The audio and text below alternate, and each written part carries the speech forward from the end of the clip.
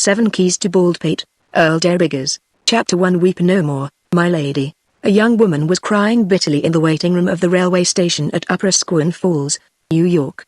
A beautiful young woman? That is exactly what Billy McGee wanted to know as, closing the waiting room door behind him, he stood staring just inside. With the features against which that frail bit of cambric was agonizingly pressed to the pleasing contour. The girl's neatly tailored corduroy suit and her flippant but charming millinery augured well. Should he step gallantly forward and inquire in sympathetic tones as to the cause of her woe? Should he carry chivalry even to the lengths of Upper Squan Falls? No, Mr. McGee decided he would not. The train that had just roared away into the dusk had not brought him from the region of skyscrapers and derby hats for deeds of knight-errantry upstate. Anyhow, the girl's tears were none of his business. A railway station was a natural place for grief, a field of many partings, upon whose floor fell often in torrents the tears of those left behind. A friend, mayhap a lover, had been whisked off into the night by the relentless 5:34 local. Why not a lover? Surely about such a dainty trim figure as this courtiers hovered as moths about a flame. Upon a tender intimate sorrow it was not the place of an unknown McGee to intrude. He put his hand gently upon the latch of the door, and yet dim and heartless and cold was the interior of that waiting room. No place, surely, for a gentleman to leave a lady sorrowful, particularly when the lady was so alluring. Oh, beyond question, she was most alluring. Mr. McGee stepped softly to the ticket window and made low-voiced inquiry of the man inside. "What's she crying about?" he asked. A thin sallow face, on the forehead of which a mop of ginger-colored hair lay listlessly, was pressed against the bars. "Thanks," said the ticket agent. "I get asked the same old questions so often, one like yours sort of breaks the monotony. Sorry I can't help you. She's a woman, and the Lord only knows why women cry. And sometimes I reckon even he must be a little puzzled. Now, my wife, I think I'll ask her," confided Mr. McGee in a hoarse whisper. "Oh, I wouldn't," advised the man behind the bars. "It's best to let him alone. They stop quicker if they ain't noticed." "But she's in trouble," argued Billy McGee. "And so'll you be, most likely," responded the cynic, "if you interfere. No, sorry. Take my advice. Shoot old Squan's Rapids in a barrel if you want to, but keep away from crying women." The heedless Billy McGee, however, was already moving across the unscrubbed floor with chivalrous intention. The girl's trim shoulders no longer heaved so unhappily. Mr. McGee, approaching, thought himself again in the college yard at dusk, with the great elm sighing overhead, and the fresh young voices of the glee club ringing out from the steps of a century-old building. What were the words they sang so many times? "Weep no more, my lady. Oh, weep no more today." He regretted that he could not make use of them. They had always seemed to him so sad and beautiful. But troubadours, he knew, went out of fashion long before railway stations came in. So his remark to the young woman was not at all melodious. "Can I do anything?" A portion of the handkerchief was removed, and an eye which, Mr. McGee noted, was of an admirable blue, peeped out at him. To the gaze of even a solitary eye, Mr. McGee's aspect was decidedly pleasing. Young Williams, who posed at the club as a wit, had once said that Billy McGee came as near to being a magazine artist's idea of the proper hero of a story as any man could, and at the same time retain the respect and affection of his fellows. Mr. McGee thought he read approval in the lone eye of blue. When the lady spoke, however, he hastily revised his opinion. "Yes," she said, "you can do something. You can go away far, far away." Mr. McGee stiffened. Thus chivalry fared in Upper Squan Falls in the year 1911. "I beg your pardon," he remarked. "You seem to be in trouble, and I thought I might possibly be of some assistance." The girl removed the entire handkerchief. The other eye proved to be the same admirable blue, a blue halfway between the shade of her corduroy suit and that of the Jackie's costume in the See the World Join the Navy poster that served as background to her woe. "I don't mean to be rude," she explained more gently, "but I'm crying, you see, and a girl simply can't look attractive when she cries. If I had only been regularly introduced to you, and all that," responded Mr. McGee, "I could make a very flattering reply. And a true one," he added to himself. For even in the faint flickering light of the station he found ample reason for rejoicing that the bit of cambric was no longer agonizingly pressed. As yet he had scarcely looked away from her eyes, but he was dimly aware that up above wisps of golden hair peeped impudently from beneath the saucy black hat. He would look at those wisps shortly, he told himself. As soon as he could look away from the eyes, which was not just yet. "My grief," said the girl, "is utterly silly and womanish. I think it would be best to leave me alone with it." Thank you for your interest. And would you mind asking the gentleman who is pressing his face so feverishly against the bars to kindly close his window? Certainly, replied Mr. Magee. He turned away. As he did so he collided with a rather excessive lady. She gave the impression of solidity and bulk. Her mouth was hard and knowing. Mr. Magee felt that she wanted to vote, and that she would say as much from time to time. The lady had a glittering eye. She put it to its time-honored use and fixed Mr. Magee with it. I was crying, Mama, the girl explained, and this gentleman inquired if he could be of any service, Mama. Mr. Magee wanted to add his tears to those of the girl. This frail and lovely damsel in distress owning as her maternal parent a heavy unnecessary person. The older woman also had yellow hair, but it was the sort that suggests the white enamel pallor of a drugstore, the soda fountain fizzing and the bottles of perfume ranged in an odorous row. Mama. Thus rolled the world along. Well, they ain't no use getting all worked up for nothing, advised the unpleasant parent. Mr. Magee was surprised that in her tone there was no hostility to him, thus belying her looks. Maybe the gentleman can direct us to a good hotel, she added, the rather stagey smile. I'm a stranger here, too, Mr. Magee replied. I'll interview the man over there in the cage. The gentleman referred to was not cheerful in his replies. There was, he said, Baldpate Inn. Oh, yes, Baldpate Inn, repeated Billy Magee with interest. Yes, that's a pretty swell place, said the ticket agent. But it ain't open now. It's a summer resort. There ain't no place open now but the commercial house. And I wouldn't recommend no human being there, especially no lady who was sad before she ever saw it, Mr. Magee explained to the incongruous family pair waiting on the bench. There's only one hotel, he said, and I'm told it's not exactly the place for anyone whose outlook on life is not rosy at the moment. I'm sorry. It will do very well, answered the girl, whatever it is. She smiled at Billy Magee. My outlook on life in Upper Squin Falls, she said, grows rosier every minute. We must find a cab. She began to gather up her traveling bags, and Mr. Magee hastened to assist. The three went out on the station platform, upon which lay a thin carpet of snowflakes. There the older woman, in a harsh rasping voice, found fault with Upper Squin Falls, its geography, its public spirit, its brand of weather. A dejected cab at the end of the platform stood mourning its lonely lot. In it Mr. Magee placed the large lady and the bags. Then, while the driver climbed to his seat, he spoke into the invisible ear of the girl. You haven't told me why you cried, he reminded her. She waved her hand toward the wayside village, the lamps of which shone sorrowfully through the snow. Upper Squin Falls, he said, isn't it reason enough? Billy Magee looked, saw a row of gloomy buildings that seemed to list as the wind blew, a blurred sign liquors and cigars, a street that staggered away into the dark like a man who had lingered too long at the emporium back of the sign. Are you doomed to stay here long? He asked. Come on, Mary, cried a deep voice from the cab. Get in and shut the door. I'm freezing. It all depends, said the girl. Thank you for being so kind and good night. The door closed with a muffled bang, the cab creaked wearily away, and Mr. Magee turned back to the dim waiting room. Well, what was she crying for? Inquired the ticket agent, when Mr. Magee stood again at his cell window. She didn't think much of your town, responded Magee. She intimated that it made her heavy of heart. It ain't much of a place, admitted the man, though it ain't the general rule with visitors to burst into tears at sight of it. Yes, Upper Squin is slow, and no mistake. It gets on my nerves sometimes. Nothing to do but work, work, work, and then lay down and wait for tomorrow.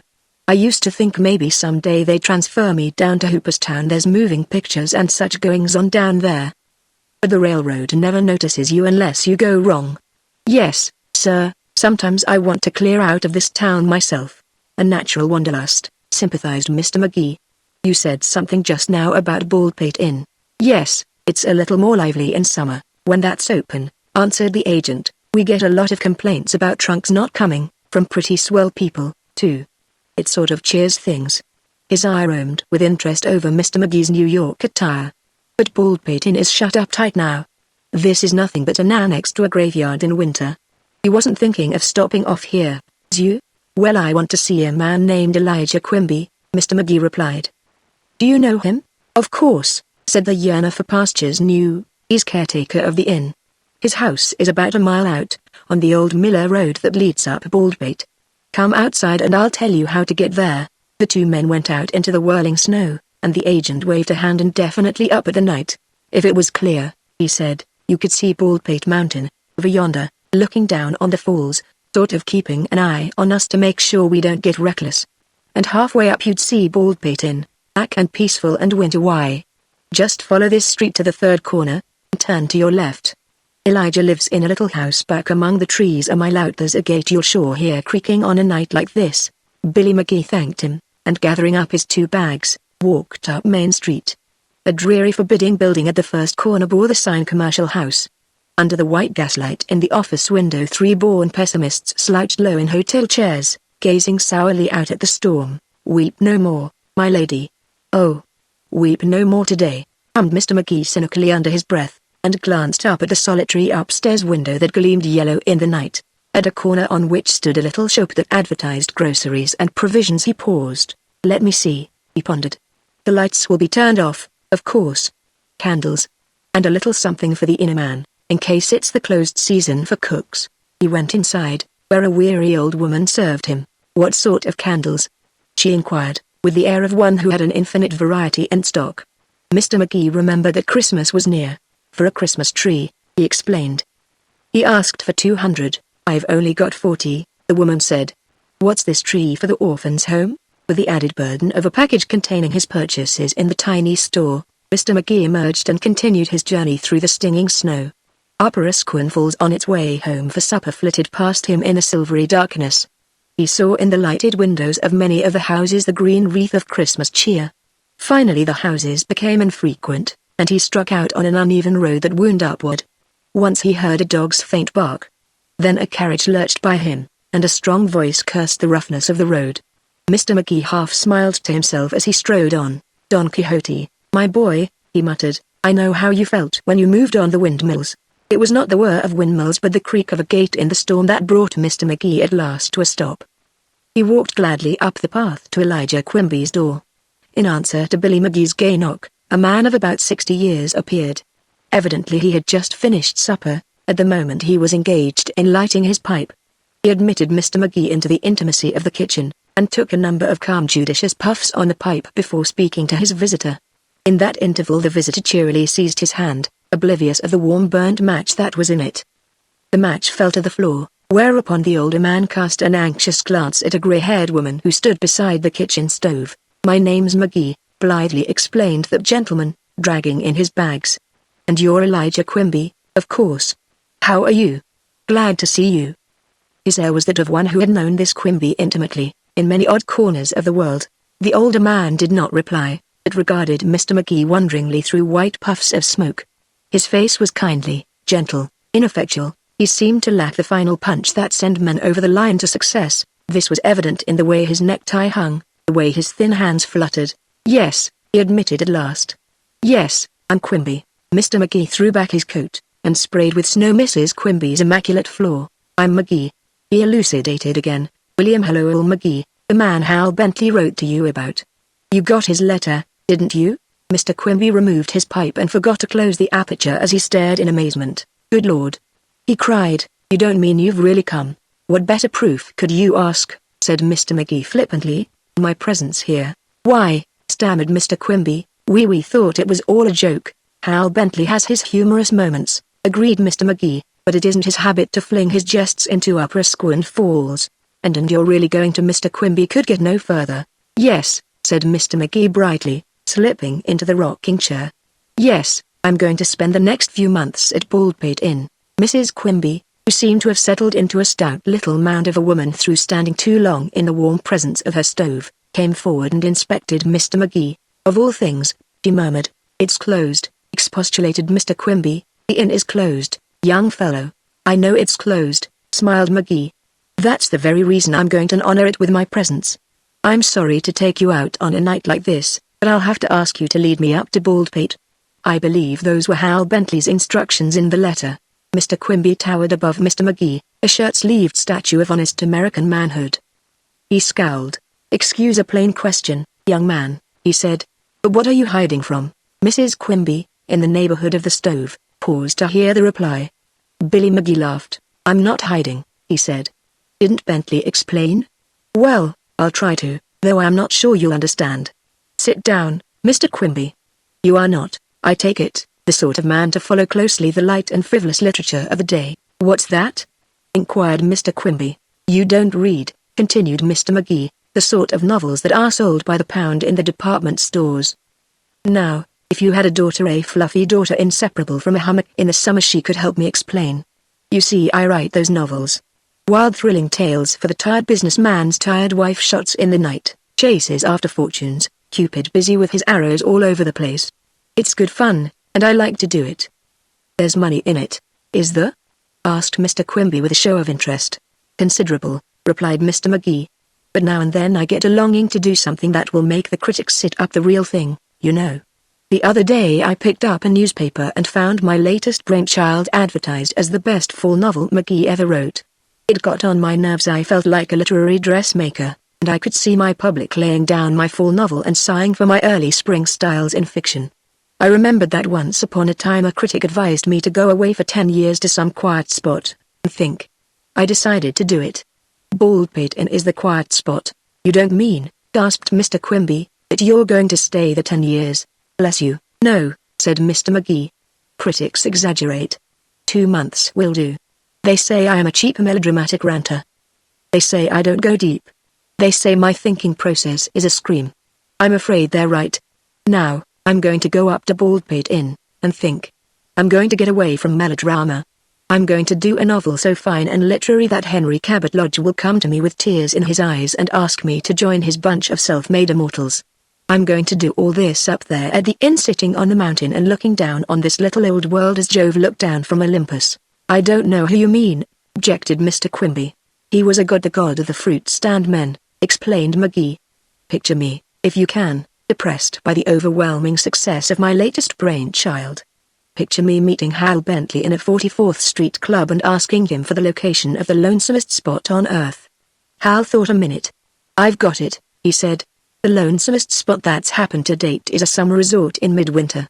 It makes Crusoe's Island look like Coney on a warm Sunday afternoon in comparison. The talk flowed on, along with other things. Hal told me his father owned Baldpate Inn, and that you were an old friend of his who would be happy for the entire winter over the chance to serve him. He happened to have a key to the place, the key to the big front door, I guess, from the weight of it, and he gave it to me. He also wrote you to look after me. So here I am. Mr. Quimby ran his fingers through his white hair. Here I am, repeated Billy McGee, fleeing from the great glitter known as Broadway to do a little rational thinking in the solitudes. It's getting late, and I suggest that we start for Baldpate Inn at once. This ain't exactly regular, Mr. Quimby protested. No, it ain't what you might call a frequent occurrence. I'm glad to do anything I can for young Mr. Bentley, but I can't help wondering what his father will say. And there's a lot of things you haven't took into consideration. There certainly is, young man, remarked Mrs. Quimby, bustling forward. How are you going to keep warm in that big barn of a place? The suite's on the 2nd floor, said Mr. McGee. Ah, I hear, equipped with fireplaces. Mr. Quimby will keep me supplied with fuel from the forest primeval, for which service he will receive $20 a week. And light? Asked Mrs. Quimby. For the present, candles. I have 40 in that package. Later, perhaps you can find me an oil lamp. Oh, everything will be provided for. Well, remarked Mr. Quimby, looking in a dazed fashion at his wife, I reckon I'll have to talk it over with Ma. The two retired to the next room, and Mr. McGee fixed his eyes on a God bless our home motto while he awaited their return. Presently they reappeared. Was you thinking of eating? Inquired Mrs. Quimby sarcastically. While you stayed up there? I certainly was, smiled Mr. McGee. For the most part one will prepare my own meals from cans and jars and such pagan sauces. But now and then you, Mrs. Quimby, are going to send me something cooked as no other woman in the county can cook it. I can see it in your eyes. In my poor way I shall try to repay you. He continued to smile into Mrs. Quimby's broad cheerful face. Mr. McGee had the type of smile that moves men to part with 10 until Saturday, and women to close their eyes and dream of Sir Launcelot. Mrs. Quimby could not long resist. She smiled back. Whereupon Billy McGee sprang to his feet. It's all fixed, he cried.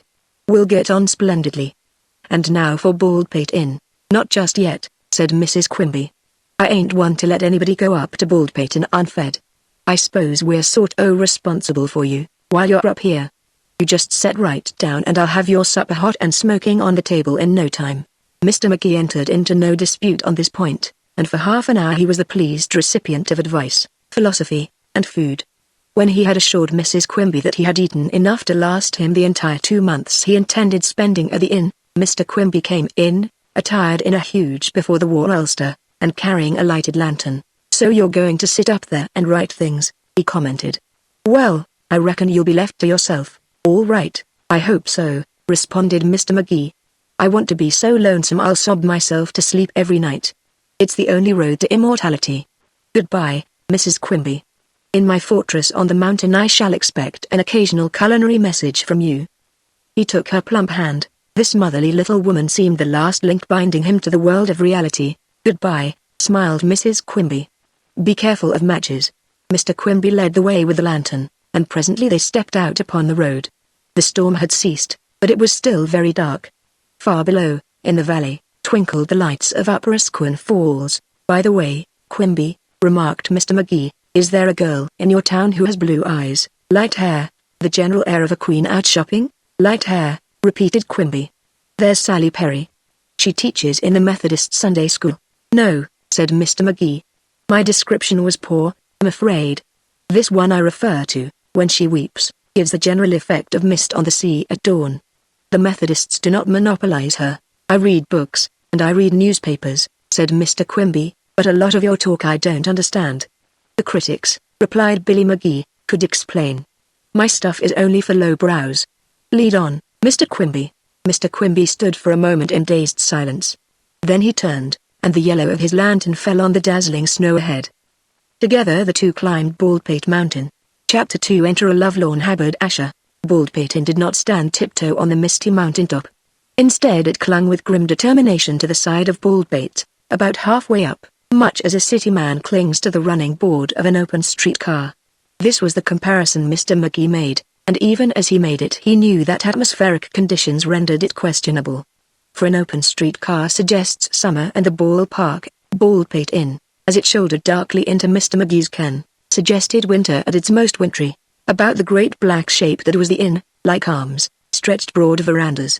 Mr. Magee remarked upon them to his companion. "Those porches and balconies and things," he said, "will come in handy in cooling the fevered brow of genius." "There ain't much fever in this locality," the practical Quimby assured him, "especially not in winter." Silenced, Mr. Magee followed the lantern of Quimby over the snow to the broad steps, and up to the great front door. The Magee produced from beneath his coat an impressive key. Mr. Quimby made as though to assist, but it was waved aside. "This is a ceremony," Mr. Magee told him. "Someday Sunday newspaper stories will be written about it." Baldpate Inn opening its doors to the great American novel. He placed the key in the lock, turned it, and the door swung open. The coldest blast of air Mr. Magee had even encountered swept out from the dark interior. He shuddered, and wrapped his coat closer. He seemed to see the white trail from Dawson City, the sled dogs straggling on with the dwindling provisions, the fat Eskimo guide begging for gumdrops by his side. "Phew," he cried, "we've discovered another pole." "It's stale air," remarked Quimby. "You mean the polar atmosphere," replied Magee. "Yes, it is pretty stale. Jack London and Dr. Cook have worked it to death." "I mean," said Quimby, "this air has been in here alone too long. It's as stale as last week's newspaper. We couldn't heat it with a million fires. We'll have to let in some warm air from outside first." "Warm air, humph," remarked Mr. Magee. "Well, live and learn." The two stood together in a great bare room. The rugs had been removed, and such furniture as remained had huddled together, as if for warmth, in the center of the floor. When they stepped forward, the sound of their shoes on the hardwood seemed the boon that should wake the dead. "This is the hotel office," explained Mr. Quimby. At the left of the door was the clerk's desk, behind it loomed a great safe, and a series of pigeonholes for the mail of the guests. Opposite the front door, a wide stairway led to a landing halfway up, where the stairs were divorced and went to the right and left in search of the floor above. Mr. Magee surveyed the stairway critically. "A great place," he remarked, "to show off the talents of your dressmaker, eh, Quimby? Can't you just see the stunning gowns coming down that stair in state, and the young men below here agitated in their bosoms?" "No, I can't," said Mr. Quimby frankly. "I can't either, to tell the truth," laughed Billy Magee. He turned up his collar. "It's like picturing a summer girl sitting on an iceberg and swinging her open-work hosiery over the edge. I don't suppose it's necessary to register. I'll go right up and select my apartments." It was upon a suite of rooms that bore the number 7 on their door that Mr. Magee's choice fell. A large parlor with a fireplace that a few blazing logs would cheer, a bedroom whose bed was destitute of all save mattress and springs, and a bathroom, comprised his kingdom. Here, too, all the furniture was piled in the center of the rooms. After Quimby had opened the windows, he began straightening the furniture about. Mr. Magee inspected his apartment.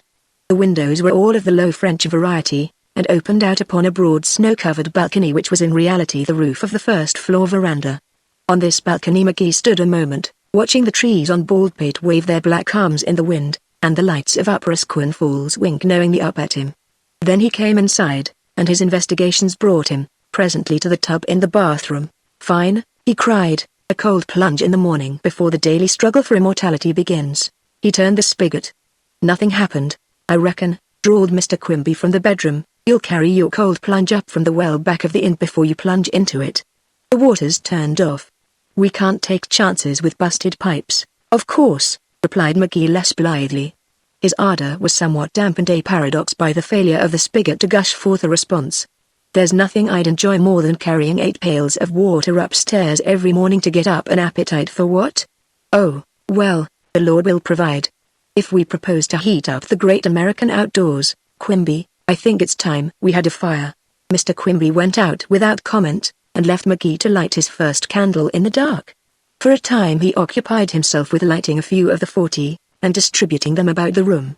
Soon Quimby came back with kindling and logs, and subsequently a noisy fire roared in the grate. Again Quimby retired, and returned with a generous armful of bedding, which he threw upon the brass bed in the inner room. Then he slowly closed and locked the windows, after which he came and looked down with good-natured contempt at Mr. Magee, who sat in a chair before the fire. "I wouldn't wander round none," he advised. "You might fall down something or something. I've been living in these parts, off and on, for 60 years and more, and nothing like this ever came under my observation before. Howsomever, I guess it's all right if Mr. Bentley says so. I'll come up in the morning and see you down to the train." "What train?" inquired Mr. Magee. "Your train back to New York City," replied Mr. Quimby. "Don't try to start back in the night. There ain't no train till morning." "Ah, Quimby," laughed Mr. Magee, "you taunt me. You think I won't stick it out. But I'll show you. I tell you, I'm hungry for solitude." "That's all right," Mr. Quimby responded. "You can't make 3 square meals a day off solitude." "I'm desperate," said Magee. "Henry Cabot Lodge must come to me, I say," tears in his eyes. "Ever see the senator that way? No? It isn't going to be an easy job. I must put it over. I must go deep into the hearts of men, up here, and write what I find. No more shots in the night. Just the adventure of soul and soul. Do you see? By the way, here's $20, your first week's pay as caretaker of a New York Quixote." "What's that?" asked Quimby. "Quixote," explained Mr. Magee, "was a Spanish lad who was a little confused in his mind, and went about the country putting up at summer resorts in midwinter." "I'd expect it of a Spaniard," Quimby said. "Be careful of that fire. I'll be up in the morning." He stowed away the bill Mr. Magee had given him. "I guess nothing will interfere with your lonesomeness. Leastways, I hope it won't. Good night." Mr. Magee bade the man good night, and listened to the thump of his boots, and the closing of the great front door. From his windows he watched the caretaker move down the road without looking back, to disappear at last in the white night. Throwing off his greatcoat, Mr. Magee noisily attacked the fire. The blaze flared red on his strong humorous mouth, in his smiling eyes. Next, in the flickering half-light of Suite 7, he distributed the contents of his traveling bags about. On the table he placed a number of new magazines and a few books. Then Mr. Magee sat down in the big leather chair before the fire, and caught his breath. Here he was at last. The wild plan he and Hal Bentley had cooked up in that 44th Street club had actually come to be. Seclusion, Magee had cried. Bermuda, Bentley had suggested. A mixture of hotel clerks, and honeymooners. The seeker for solitude had sneered. Some winter place down south, from Bentley. And a flirtation lurking in every corner. From Magee. A country town where you don't know anyone. The easiest place in the world to get acquainted. "I must be alone, man. Alone." "Baldpate Inn," Bentley had cried in his idiom. "Why, Billy Baldpate Inn at Christmas, it must be old John H. Seclusion himself." Yes, here he was. And here was the solitude he had come to find.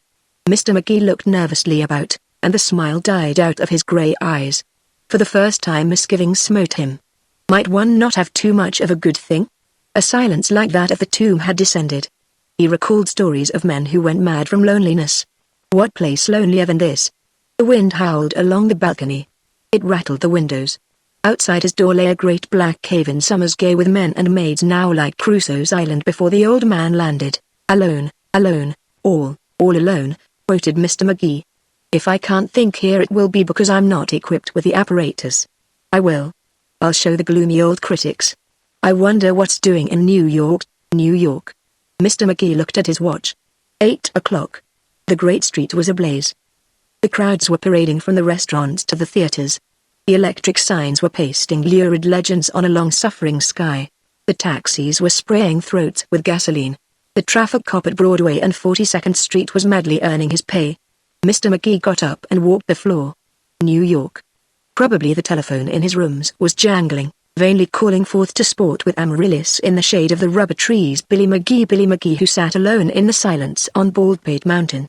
Few knew of his departure. This was the night of that stupid attempt at theatricals at the plaza, stupid in itself but gay, almost giddy, since Helen Faulkner was to be there. This was the night of the dinner to Carrie at the club. This was the night of many diverting things. Mr. McGee picked up a magazine. He wondered how they read, in the old days, by candlelight. He wondered if they would have found his own stories worth the strain on the eyes. And he also wondered if absolute solitude was quite the thing necessary to the composition of the novel that should forever silence those who sneered at his ability. Absolute solitude. Only the crackle of the fire, the roar of the wind, and the ticking of his watch bore him company. He strode to the window and looked down at the few dim lights that proclaimed the existence of Upper Falls. Somewhere, down there, was the commercial house. Somewhere the girl who had wept so bitterly in that gloomy little waiting room. She was only 3 miles away, and the thought cheered Mr. McGee. After all, he was not on a desert island. And yet he was alone, intensely, almost painfully, alone. Alone in a vast moaning house that must be his only home until he could go back to the gay city with his masterpiece. What a masterpiece! As though with a surgeon's knife it would lay bare the hearts of men. No tricks of plot, no. Mr. McGee paused. For sharply in the silence the bell of his room telephone rang out. He stood for a moment gazing in wonder, his heart beating swiftly, his eyes upon the instrument on the wall. It was a house phone. He knew that it could only be rung from the switchboard in the hall below. "I'm going mad already," he remarked, and took down the receiver. A blur of talk, an electric muttering, a click, and all was still. Mr. McGee opened the door and stepped out into the shadows. He heard a voice below. Noiselessly he crept to the landing, and gazed down into the office. A young man sat at the telephone switchboard. Mr. McGee could see in the dim light of a solitary candle that he was a person of rather hilarious raiment. The candle stood on the top of the safe, and the door of the latter swung open. Sinking down on the steps in the dark, Mr. McGee waited. "Hello," the young man was saying. "How do you work this thing, anyhow? I've tried every peg but the right one. Hello. I want long distance route on 2876 West Mr. Andy R. Will you get him for me, sister?" Another wait-a-long one ensued. The candle sputtered. The young man fidgeted in his chair. At last he spoke again. "Hello. Andy? Is that you, Andy? What's the good word?" As quiet as the tomb of Napoleon. "Shall I close up shop?" "Sure. What next?" "Oh, see here, Andy, I'd die up here. Did you ever hit a place like this in winter?" "I can't. Well, if he says so. Yes. I could do that. But no longer. I couldn't stand it long. Tell him that. Tell him everything's okay. Yes. All right. Well, good night, Andy." He turned away from the switchboard, and as he did so Mr. McGee walked calmly down the stairs toward him. With a cry the young man ran to the safe, threw a package inside, and swung shut the door. He turned the knob of the safe several times, then he faced Mr. McGee. The latter saw something glitter in his hand. "Good evening," remarked Mr. McGee pleasantly. "What are you doing here?" cried the youth wildly. "I live here," Mr. McGee assured him. "Won't you come up to my room? It's right at the head of the stairs. I have a fire, you know." Back into the young man's lean hawk-like face crept the assurance that belonged with the gay attire he wore. He dropped the revolver into his pocket, and smiled a sneering smile. "You gave me a turn," he said. "Of course you live here. Are any of the other guests about? And who won the tennis match today? You are facetious." Mr. McGee smiled too. So much the better. A lively companion is the very sort I should have ordered tonight. Come upstairs. The young man looked suspiciously about, his thin nose seemingly scenting plots. He nodded, and picked up the candle. All right, he said. But I'll have to ask you to go first. You know the way.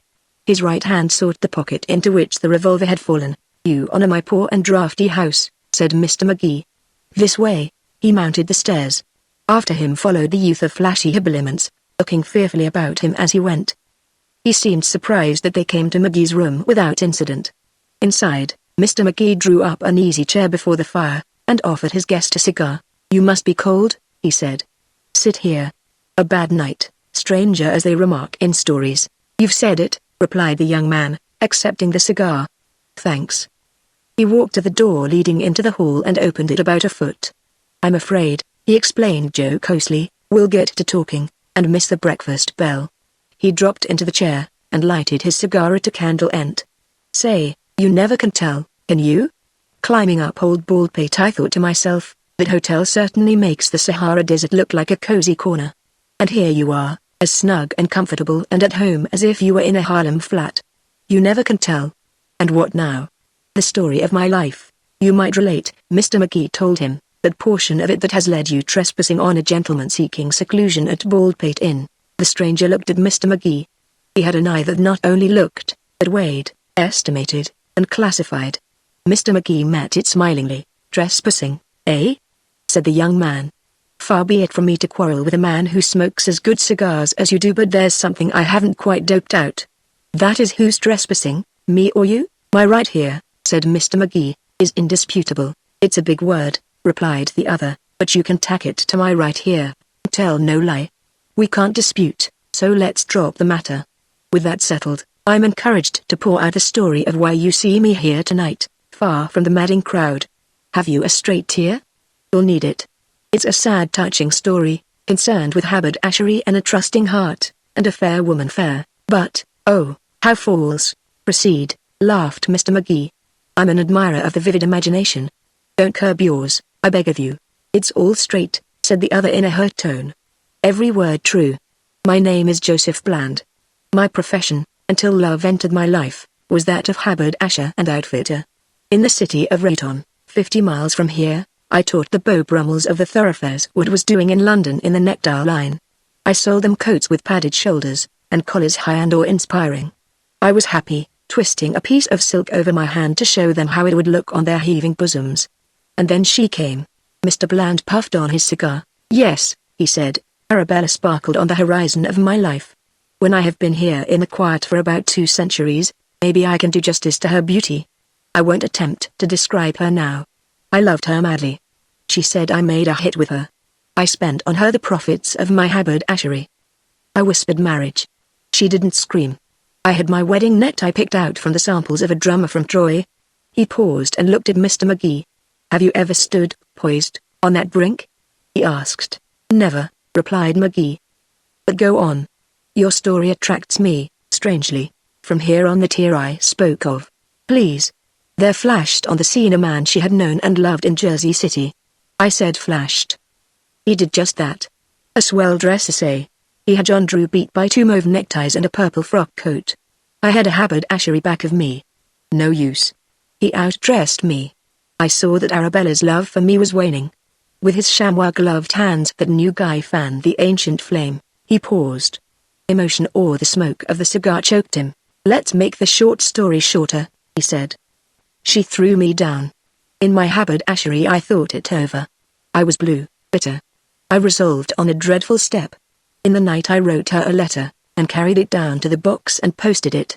Life without Arabella, said the letter, was Shakespeare with Hamlet left out. It hinted at the river, carbolic acid, revolvers. Yes, I posted it. And then, urged Mr. McGee.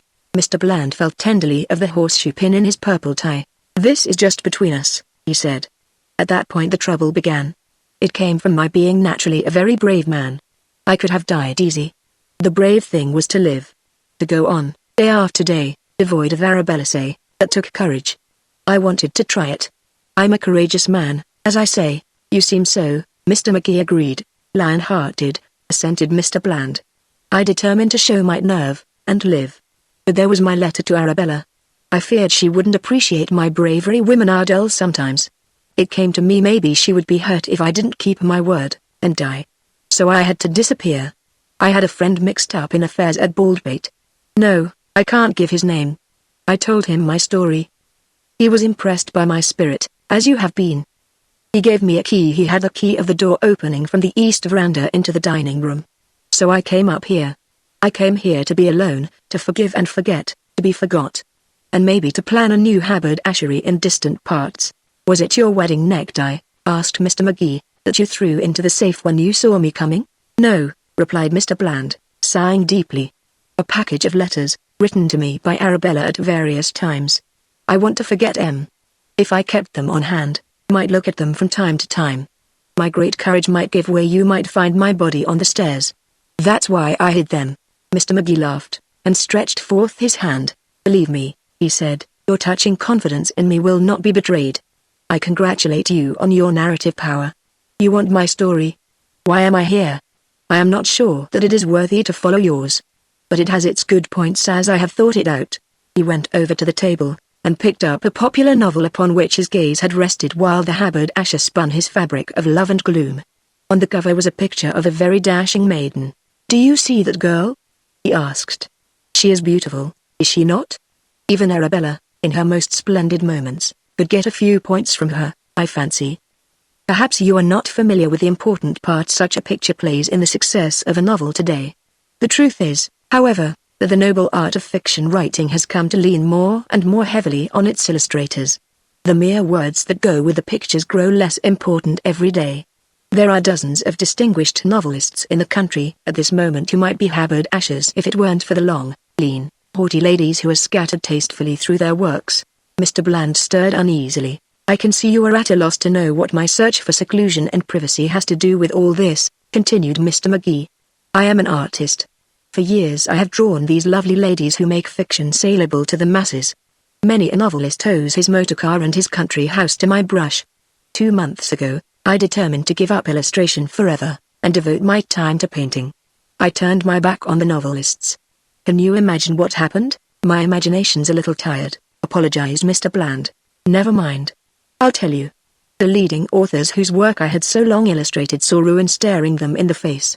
They came to me, on their knees, figuratively. They begged. They pleaded. They hid in the vestibule of my flat. I should say, my studio.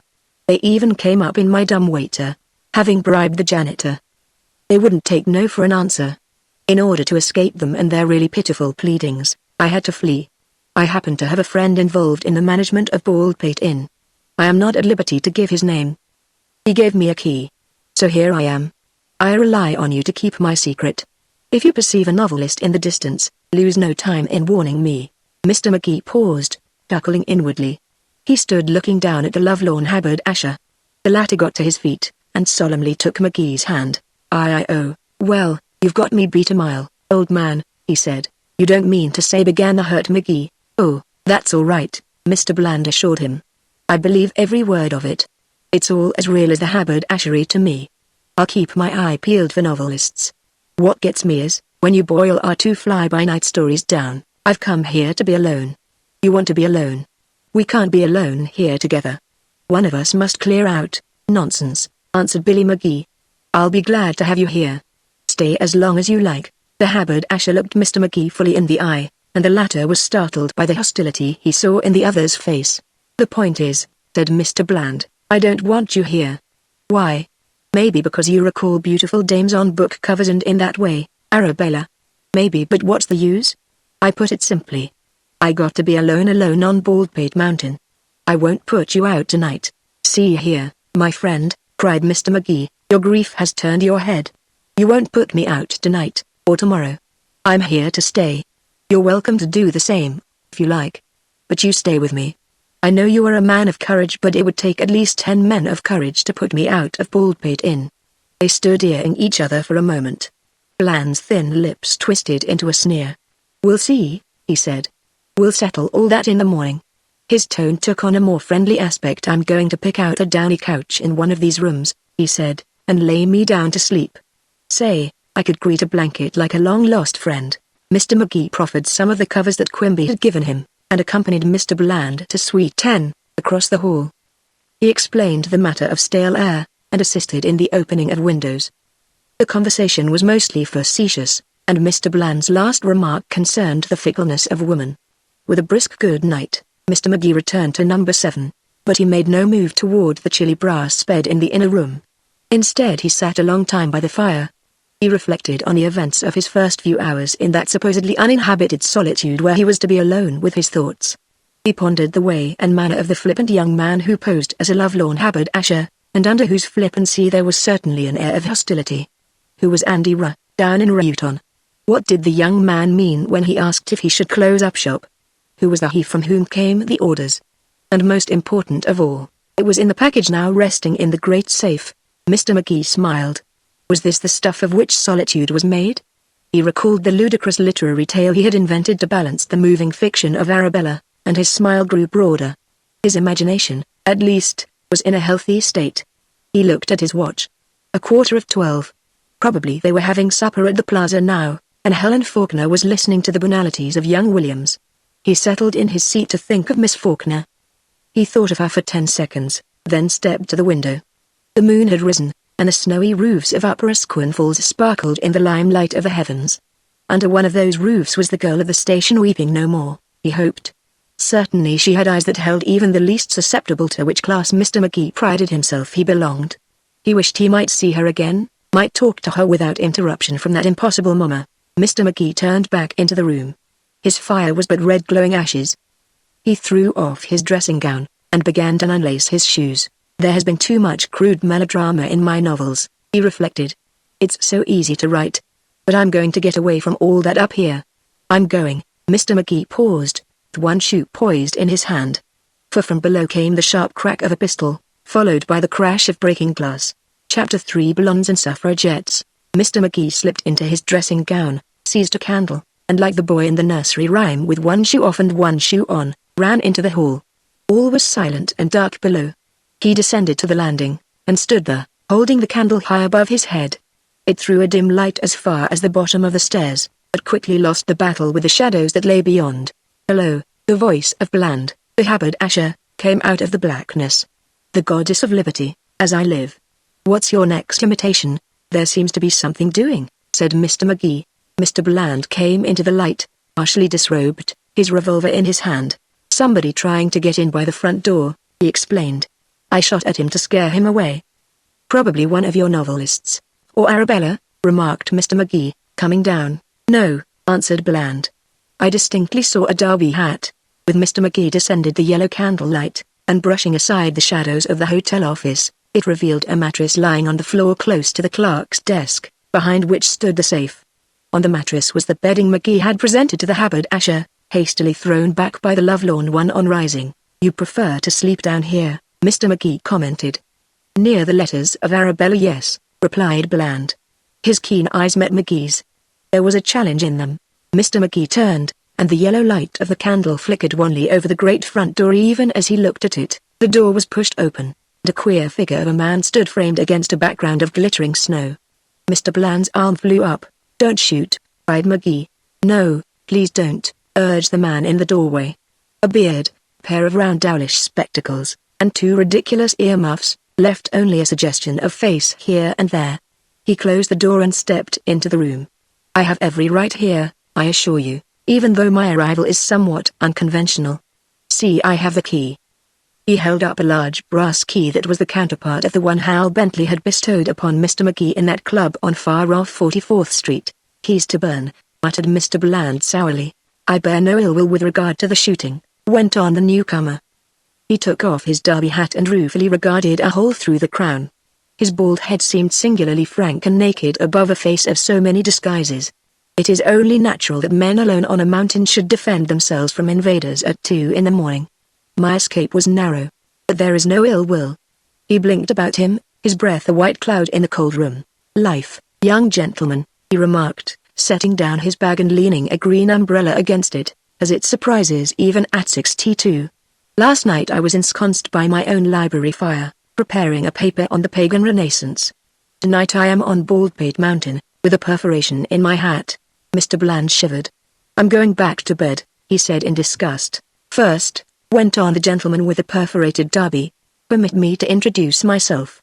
I am Professor Thaddeus Bolton, and I hold the chair of comparative literature in a big Eastern university. Mr. McGee took the mittened hand of the professor. Glad to see you, I'm sure, he said. My name is McGee. This is Mr. Bland. He is impetuous but estimable. I trust you will forgive his first salute. What's a bullet among gentlemen? It seems to me that as explanations may be lengthy and this room is very cold, we would do well to go up to my room, where there is a fire. Delighted, cried the old man. A fire. I long to see one. Let us go to your room, by all means. Mr. Bland sulkily stalked to his mattress and secured a gaily colored bed quilt, which he wound about his thin form. This is positively the last experience meeting I attend tonight, he growled. They ascended to number 7. Mr. McGee piled fresh logs on the fire. Mr. Bland saw to it that the door was not tightly closed. The professor removed, along with other impedimenta, his ear tabs, which were connected by a rubber cord. He waved them like frisky detached tears before him. An old man's weakness, he remarked. Foolish, they may seem to you. But I assure you I found them useful companions in climbing Baldpate Mountain at this hour. He sat down in the largest chair Suite 7 owned, and from its depths smiled benignly at the two young men. But I am not here to apologize for my apparel, am I? Hardly. You are saying to yourselves, why is he here? Yes, it is the question that disturbs you. What has brought this domesticated college professor scampering from the pagan Renaissance to Baldpate Inn? For answer, I must ask you to go back with me a week's time, and gaze at a picture from the rather dreary academic kaleidoscope that is my life. I am seated back of a desk on a platform in a bare yellow room. In front of me, tier on tier, sit 100 young men in various attitudes of inattention. I am trying to tell them something of the ideal poetry that marked the rebirth of the Saxon genius. They are bored. Well, gentlemen, in confidence, even the mind of a college professor has been known to wander at times from the subject in hand. And then I begin to read a poem descriptive of a woman dead 600 years and more. Gentlemen. He sat erect on the edge of his great chair. Back of the thick lenses of his spectacles he had eyes that still could flash. This is not an era of romance, he said. Our people grub in the dirt for the dollar. Their visions perish. Their souls grow stale. Yet, now and then, at most inopportune times, comes the flash that reveals to us the glories that might be. A gentleman of my acquaintance caught a glimpse of perfect happiness while he was in the midst of an effort to corner the pickle market. Another revolved the scheme of a perfect ode to the essential purity of woman in a Broadway restaurant. So, like lightning across the blackest sky, our poetic moments come. Mr. Bland wrapped his gay quilt more securely about him.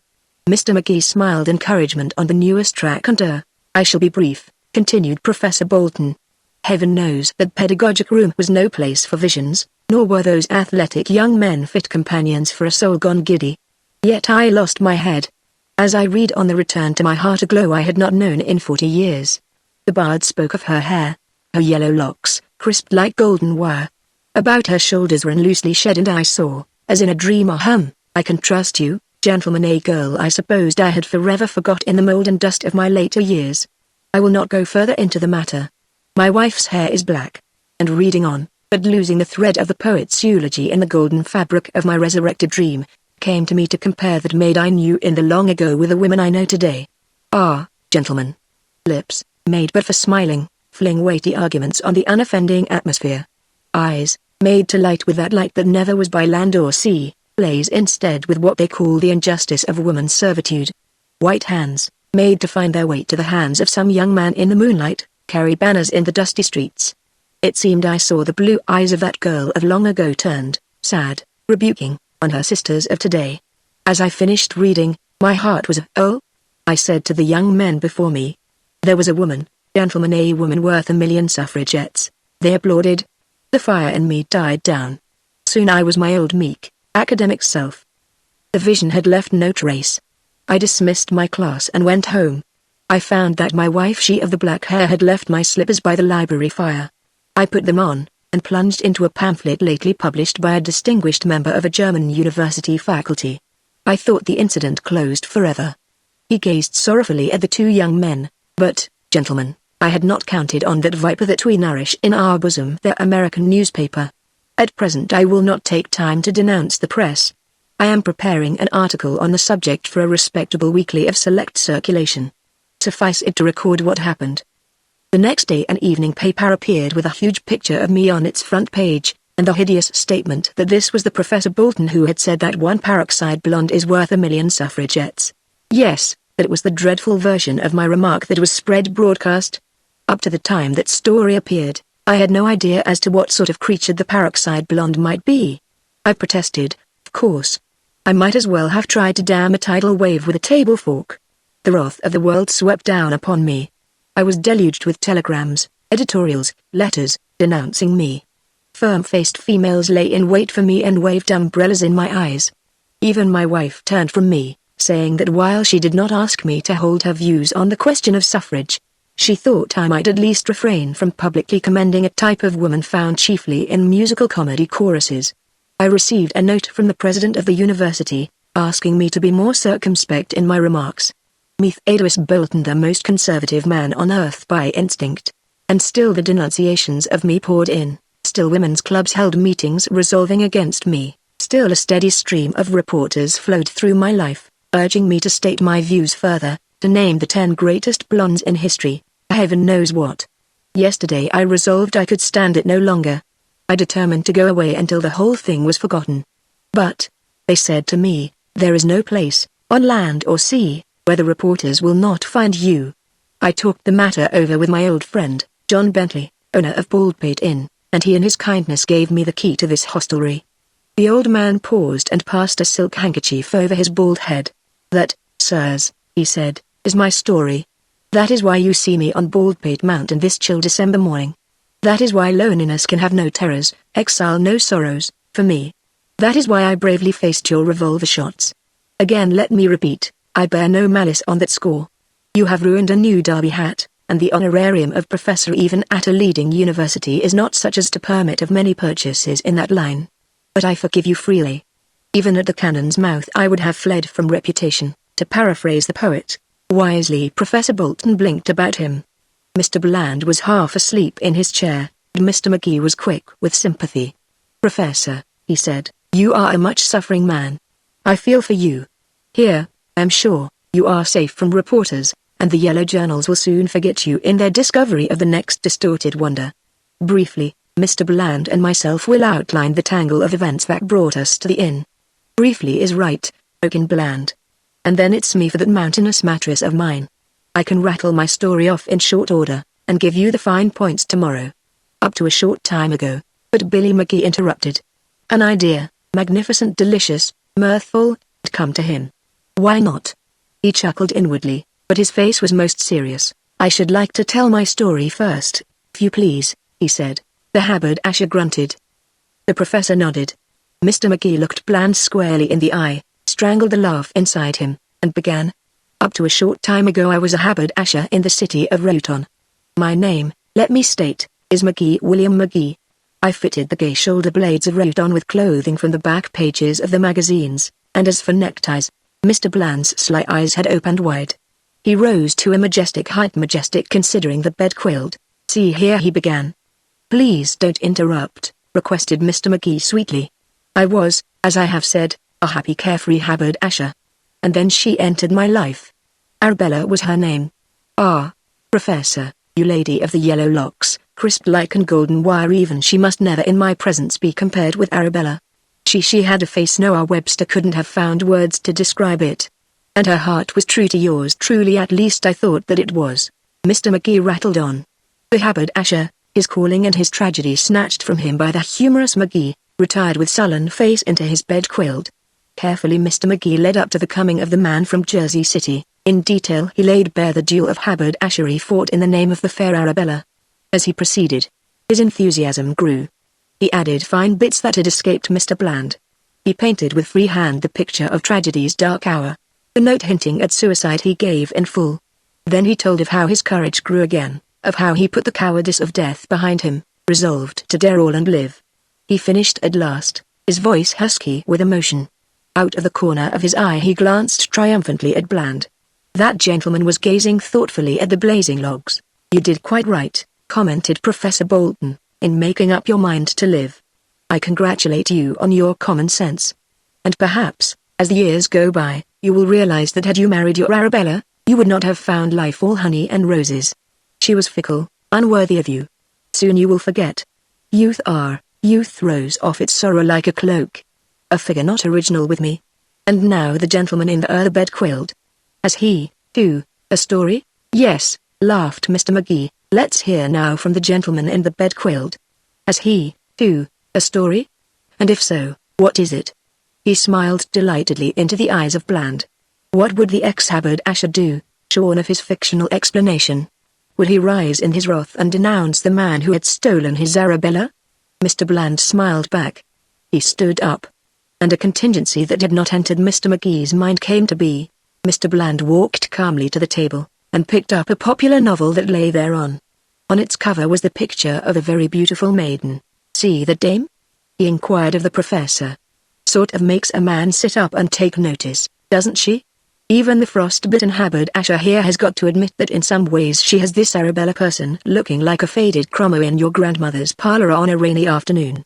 Ever get any notion, Professor, the way a picture like that boosts a novel in the busy marts of trade? No? Well, Mr. Bland continued. Mr. Magee leaned back, overjoyed, in his chair. Here was a man not to be annoyed by the mere filching of his story. Here was a man with a sense of humor, an opponent worthy his foe's best efforts. In his role of a haberdasher overcome with woe, Mr. Magee listened. I used to paint dames like that, Bland was saying to the dazed professor. He explained how his pictures had enabled many a novelist to eat up the highway in a buzz wagon. As he approached the time when the novelists besieged him, he gave full play to his imagination. One, he said, sought out his apartments in an aeroplane. Say, Professor, he finished, we're in the same boat. Both hiding from writers. A fellow that's spent his life selling neckties, well, he can't exactly appreciate our situation. There's what you might call a bond between you and me. Do you know, I felt drawn to you, just after I fired that first shot. That's why I didn't blaze away again. We're going to be great friends, I can read it in the stars. He took the older man's hand feelingly, shook it, and walked away, casting a covert glance of triumph at Mr. Magee. The face of the holder of the Crandall Chair of Comparative Literature was a study. He looked first at one young man, then at the other. Again he applied the handkerchief to his shining head. All this is very odd, he said thoughtfully. A man of 62, particularly one who has long lived in the uninspired circles surrounding a university, has not the quick wit of youth. I'm afraid I don't, but no matter. It's very odd, though. He permitted Mr. Magee to escort him into the hall, and to direct his search for a bed that should serve him through the scant remainder of the night. Overcoats and rugs were pressed into service as cover. Mr. Bland blithely assisted. If I see any newspaper reporters, he assured the professor on parting, I'll damage more than their derbies. Thank you, replied the old man heartily. You are very kind. Tomorrow we shall become better acquainted. Good night. The two young men came out and stood in the hallway. Mr. Magee spoke in a low tone. Forgive me, he said, for stealing your Arabella. Take her and welcome, said Bland. She was beginning to bore me, anyhow. And I'm not in your class as an actor. He came close to Magee. In the dim light that streamed out from number 7, the latter saw the look on his face, and knew that, underneath all, this was a very much worried young man. For God's sake, cried Bland, tell me who you are and what you're doing here. In 3 words tell me. If I did, Mr. Magee replied, you wouldn't believe me. Let such minor matters as the truth wait over till tomorrow. Well, anyhow, Bland said, his foot on the top step, we are sure of one thing: we don't trust each other. I've got one parting word for you. Don't try to come downstairs tonight. I've got a gun, and I ain't afraid to shoot. He paused. A look of fright passed over his face. For on the floor above they both heard soft footsteps, then a faint click, as though a door had been gently closed. This inn, whispered Bland, has more keys than a literary club in a prohibition town. And everyone's in use, I guess. Remember. Don't try to come downstairs. I've warned you. Or Arabella's cast-off Romeo may be found with a bullet in him yet. I shan't forget. What you say, answered Mr. Magee. Shall we look about upstairs? Bland shook his head. No, he said. Go in and go to bed. It's the downstairs that concerns me. Good night. He went swiftly down the steps, leaving Mr. Magee staring wonderingly after him. Like a wraith he merged with the shadows below. Magee turned slowly, and entered number 7. A fantastic film of frost was on the windows, The inner room was drear and chill. Partially undressing, he lay down on the brass bed and pulled the covers over him. The events of the night danced in giddy array before him as he closed his eyes. With every groan Baldpate uttered in the wind he started up, keen for a new adventure. At length his mind seemed to stand still, and there remained of all that amazing evening's pictures but one, that of a girl in a blue corduroy suit who wept only that her smile might be the more dazzling when it flashed behind the tears. With yellow locks, crisped like golden wire, murmured Mr. Magee. And so he fell asleep. Chapter 4. A professional hermit appears. Every morning at 8, when slumber's chains had bound Mr. Magee in his New York apartments, he was awakened by a pompous valet named Geoffrey whom he shared with the other young men in the building. It was Geoffrey's custom to enter, raise the curtains, and speak of the weather in a voice vibrant with feeling, as of something he had prepared himself and was anxious to have Mr. Magee try. So, when a rattling noise came to his ear on his first morning at Baldpate Inn, Mr. Magee breathed sleepily from the covers, "Good morning, Geoffrey." But no cheery voice replied in terms of sun, wind, or rain. Surprised, Mr. Magee sat up in bed. About him, the maplewood furniture of Suite 7 stood shivering in the chill of a December morning. Through the door at his left he caught sight of a white tub into which, he recalled sadly, not even a Geoffrey could coax a glittering drop. Yes, he was at Baldpate Inn. He remembered the climb with the dazed Quimby up the snowy road, the plaint of the lovelorn haberdasher, the vagaries of the professor with a penchant for blondes, the mysterious click of the door latch on the floor above. And last of all, strange that it should have been last, a girl in blue corduroy somewhat darker than her eyes, who wept amid the station's gloom. "I wonder," reflected Mr. Magee, staring at the very brassy bars at the foot of his bed, "what new variations on seclusion the day will bring forth." Again came the rattling noise that had awakened him. He looked toward the nearest window, and through an unfrosted corner of the pane he saw the eyes of the newest variation staring at him in wonder. They were dark eyes, and kindly, they spoke a desire to enter. Rising from his warm retreat, Mr. Magee took his shivering way across the uncarpeted floor and unfastened the window's catch. From the blustering balcony a plump little man stepped inside. He had a market basket on his arm. His face was a stranger to razors, his hair to shears. He reminded Mr. Magee of the celebrated doctor who came every year to the small town of his boyhood, to sell a wonderful healing herb to the crowds on the street corner. Magee dived hastily back under the covers. "Well?" he questioned. "So you're the fellow," remarked the little man in awe. He placed the basket on the floor. It appeared to be filled with bromidic groceries, such as the most subdued householder carries home. "Which fellow?" asked Mr. Magee. "The fellow Elijah Quimby told me about," explained he of the long brown locks. "The fellow that's come up to Baldpate Inn to be alone with his thoughts."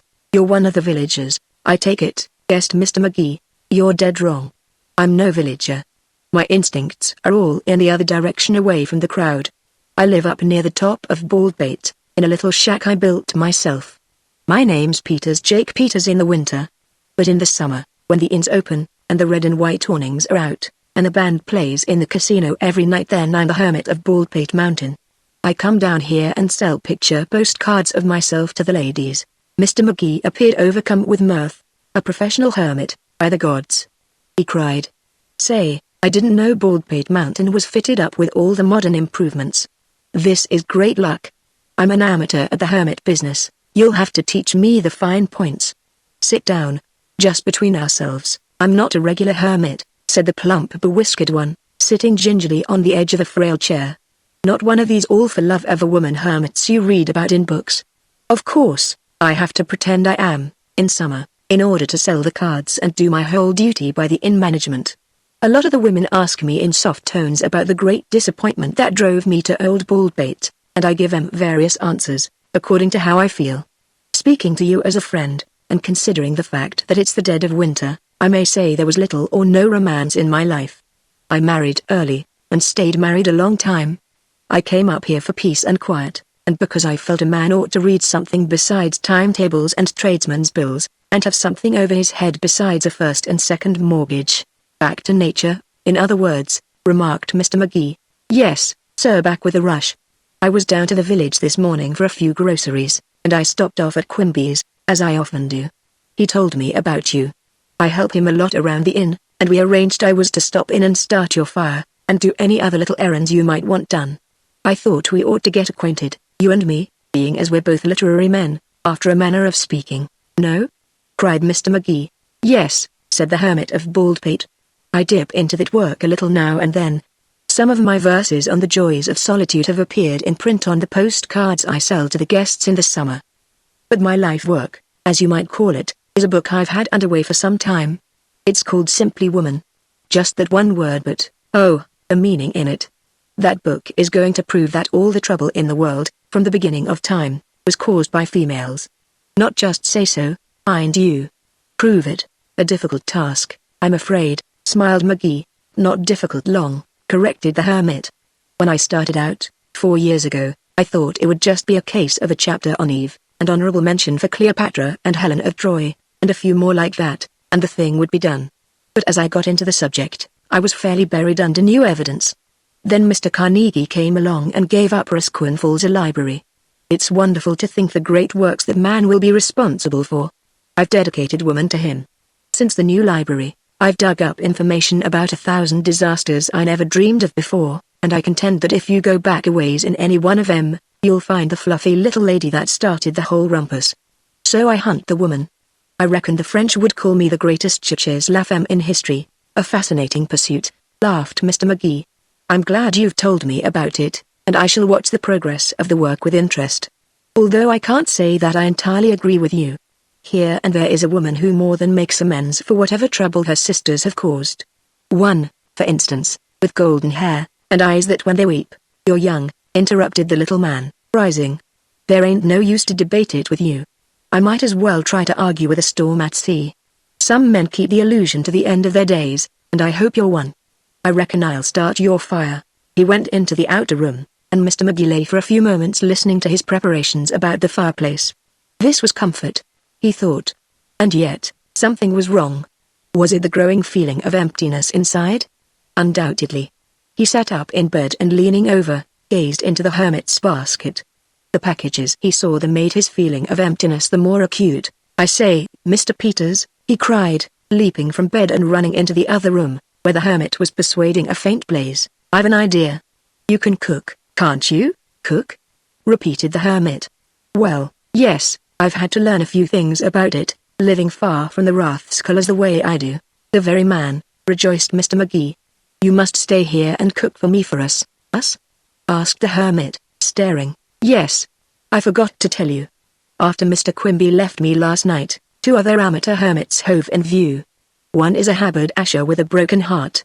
Woman, cried the triumphant Peters. Name, Arabella, laughed McGee. The other's a college professor who made an indiscreet remark about blondes. You won't mind them, I'm sure. They may be able to help you a lot with your great work. I don't know what Quimby will say, studied the hermit. I reckon he'll run 'em out. He's against this thing, afraid of fire. Quimby will come later, Mr. McGee assured him, drawing on a dressing gown. Just now the idea is a little water in yonder tub, and a nice cheerful breakfast after. It's going to pay you a lot better than selling postcards to romantic ladies, I promise you. I won't take you away from a work for which the world is panting without more than making it up to you financially. Where do you stand as a coffee maker? Wait till you taste it, said Peters reassuringly. I'll bring you up some water. He started for the door, but Mr. McGee preceded him. The haberdasher, he explained, sleeps below, and he's a nervous man. He might commit the awful error of shooting the only cook on Baldpate Mountain. Mr. McGee went out into the hall and called from the depths the figure of Bland, fully attired in his flashy garments, looking tawdry and tired in the morning light. I've been up hours, he remarked. Heard somebody knocking round the kitchen, but I ain't seen any breakfast brought in on a silver tray. My inside feels like the Mammoth Cave. Mr. McGee introduced the hermit of Baldpate. Pleased to meet you, said Bland. I guess it was you I heard in the kitchen. So you're going to cater to this select few, are you? Believe me, you can't get on the job any too soon to suit me. Out of a nearby door stepped the black-garbed figure of Professor Thodwis Bolton, and him Mr. McGee included in the presentation ceremonies. After the hermit had disappeared below, burdened with his market basket and the supplies Mr. McGee had brought the night before, the 3 amateurs at the hermit game gathered by the fire in number 7. And Mr. Bland spoke feelingly. I don't know where you plucked that cook, but believe me, you get a vote of thanks from yours truly. What is he, an advertisement for a hair restorer? He's a hermit, explained McGee, and lives in a shack near the mountaintop. Hermits and barbers aren't supposed to mix. He's also an author, and is writing a book in which he lays all the trouble of the ages at the feet of women. Please treat him with the respect all these dignified activities demand. A writer, you say, commented Professor Bolton. Let us hope it will not interfere with his cooking abilities. For even I, who am not much given to thought about material things, must admit the presence of annoying hunger within. They talked little, being men unfed, while Jake Peters started proceedings in the kitchen, and tramped upstairs with many pails of water. Mr. McGee requested warm water for shaving, whereupon he was regarded with mingled emotions by his companions. You ain't going to see any skirts up here, Mr. Bland promised him. And Mr. Peters, bringing the water from below, took occasion to point out that shaving was one of man's troubles directly attributable to woman's presence in the world. At length the hermit summoned them to breakfast, and as they descended the broad stair the heavenly odor of coffee sent a glow to their hearts. Peters had built a rousing fire in the big fireplace opposite the clerk's desk in the office, and in front of this he had placed a table which held promise of a satisfactory breakfast. As the three sat down, Mr. Bland spoke. I don't know about you, gentlemen, but I could fall on Mr. Peters' neck and call him blessed. The gentleman thus referred to served them genially.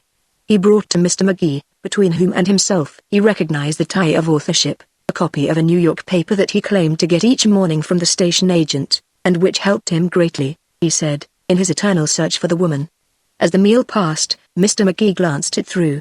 Twice he looked up from it to study keenly his queer companions at Baldpate Inn. Finally he handed it across the table to the haberdasher. The dull yellow sun of a winter morning drifted in from the white outdoors, the fire sputtered gaily in the grate. Also, Mr. Peters' failing for literature interfered in no way with his talents as cook. The three finished the repast in great good humor, and Mr. McGee handed round cigars. Gentlemen, he remarked, pushing back his chair, we find ourselves in a peculiar position. Three lone men, knowing nothing of one another, we have sought the solitude of Baldpate Inn at almost the same moment. Why? Last night, before you came, Professor Bolton, Mr. Bland gave me as his reason for being here the story of Arabella, which I afterward appropriated as a joke and gave as my own reason. I related to Mr. Bland the fiction about the artist and the besieging novelists. We swapped stories when you came. It was our merry little method of doubting each other's word. Perhaps it was bad taste. At any rate, looking at it in the morning light, I am inclined to return Mr. Bland's Arabella, and no questions asked. He is again the lovelorn haberdasher. I'm inclined to believe, implicitly, your story. That is my proposition. No doubts of one another. We are here for whatever reasons we say we are. The professor nodded gravely. Last night, went on Mr. McGee, there was some talk between Mr. Bland and myself about one of us leaving the inn. Mr. Bland demanded it. I trust he sees the matter differently this morning. I for one should be sorry to see him go. I've changed my mind, said Mr. Bland. The look on his thin face was not a pleasant one. Very good, went on Mr. McGee. I see no reason why we should not proceed on friendly terms. Mr. Peters has agreed to cook for us. He can no doubt be persuaded to attend to our other wants. For his services we shall pay him generously, in view of the circumstances. As for Quimby, I leave you to make your peace with him. I have a letter to Mr. Quimby from my old friend, John Bentley, said the professor, which I am sure will win me the caretaker's warm regard. Mr. McGee looked at Bland. I'll get Andy Ruh on the wire, said that gentleman. Quimby will listen to him, I guess. Maybe, remarked McGee carelessly. Who is Ruh? He's manager of the inn when it's open, answered Bland. He looked suspiciously at McGee. I only know him slightly, he added. Those matters you will arrange for yourselves, Mr. McGee went on. I shall be very glad of your company if you can fix it to stay. Believe it or not, I forgot, we agreed to believe. Didn't we? ? I am here to do some writing. I'm going up to my room now to do a little work. All I ask of you gentlemen is that, as a favor to me, you refrain from shooting at each other while I am gone. You see, I am trying to keep crude melodrama out of my stuff. I am sure, remarked Professor Bolton, that the use of firearms as a means of social diversion between Mr. Bland and myself is unthought of. I hope so, responded McGee. There, then, the matter rests. We are here, that is all. He hesitated, as though in doubt. Then, with a decisive motion, he drew toward him the New York paper. With his eyes on the headlines of the first page, he continued, I shall demand no further explanations.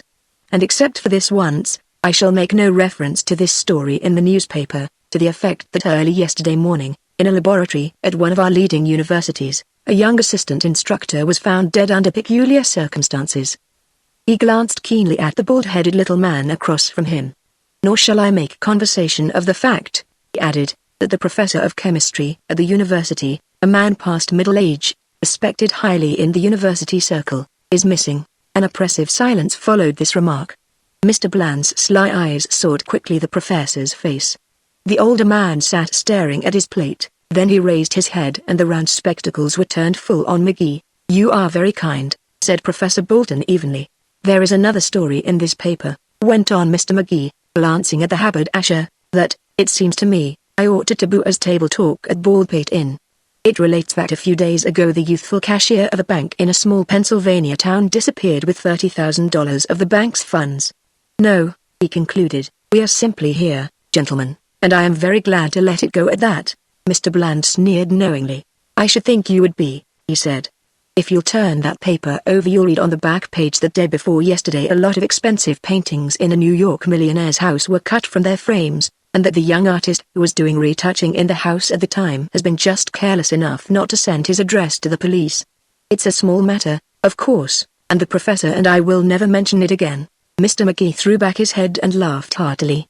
"We understand one another, it seems," he said. "I look forward to pleasant companionship where I had expected solitude. You will excuse me now, there is the work to which I referred. Ah, here's Peters," he added as the hermit entered through the dining room door at the side of the stairs. "All finished, gentlemen?" he asked, coming forward. "Now, this is solid comfort, ain't it? I reckon when you get a few days of this, you'll all become hermits, and build yourselves shacks on the mountain. Solid comfort.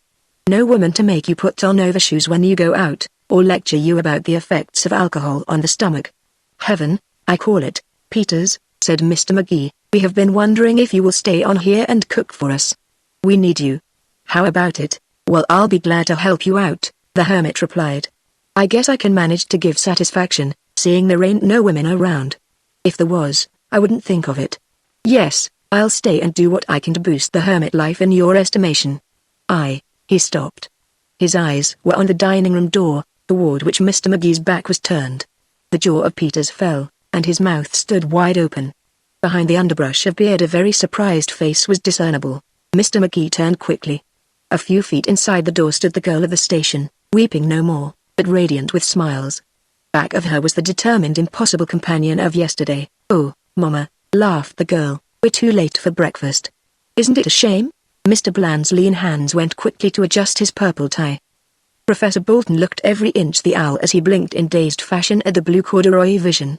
Gingerly Mr. Peters set down the plates he had taken from the table, still neglecting his open mouth. Mr. McGee rose from the table, and went forward with outstretched hand. Chapter 5 The Mayor casts a shadow before, from tears to smiles, said Mr. McGee, taking the girl's hand. "What worked the transformation?" "Not the commercial house, I know, for I passed it last evening." "No, hardly the commercial house," laughed the girl. "Rather the sunshine of a winter morning. The brisk walk up the mountain, and the sight of a hermit of Baldpate with eyes like saucers staring at a little girl who once bought his postal cards." "Then you know Mr. Peters?" inquired McGee. "Is that his name?" "You see, I never met him in private life. He was just the hermit when I knew him. I used to come to Baldpate in the summers, and send his cards back to the folks at home, and dream dreams of his love story when from my window I saw the light of his shack at night. I'm so glad to meet Mr. Peters informally." She held out her hand, but Peters, by long practice wary of women, had burdened himself with breakfast plates which prevented his clasping it. He muttered "How do you do?" and fled toward the door, narrowly averting what would have proved a serious collision with the large woman on the way. "Mr. Peters meets so few of your sex in winter," McGee apologized. "You must pardon his clumsiness. This gentleman," he indicated the professor, who arose, "is Thaddeus Bolton, a distinguished member of a certain university faculty, who has fled to Baldpate to escape the press of America. And this is Mr. Bland, who hides here from the world the scars of a broken heart. But let us not go into details." The girl smiled brightly. "And you?" she asked. "William Hallowell McGee," he returned, bowing low. "I have a neat little collection of stories accounting for my presence here, from which I shall allow you to choose later. Not to mention the real one, which is simple almost to a fault." "I am so happy to meet you all," said the girl. "We shall no doubt become very good friends. For Mama and I have also come to Baldpate Inn to stay." Mr. Bland opened wide his usually narrow eyes, and ran his hand thoughtfully over his one day's beard. Professor Bolton blinked his astonishment. Mr. McGee smiled. "I, for one, am delighted to hear it," he said. "My name," went on the girl, "is Mary Norton. May I present my mother, Mrs. Norton?" The older woman adopted what was obviously her society manner. Once again Mr. McGee felt a pang of regret that this should be the parent of a girl so charming. "I certainly am pleased to meet you all," she said in her heavy voice. "Ain't it a lovely morning after the storm? The sun's almost blinding." "Some explanation," put in Miss Norton quickly, "is due you if I am to thrust myself thus upon you.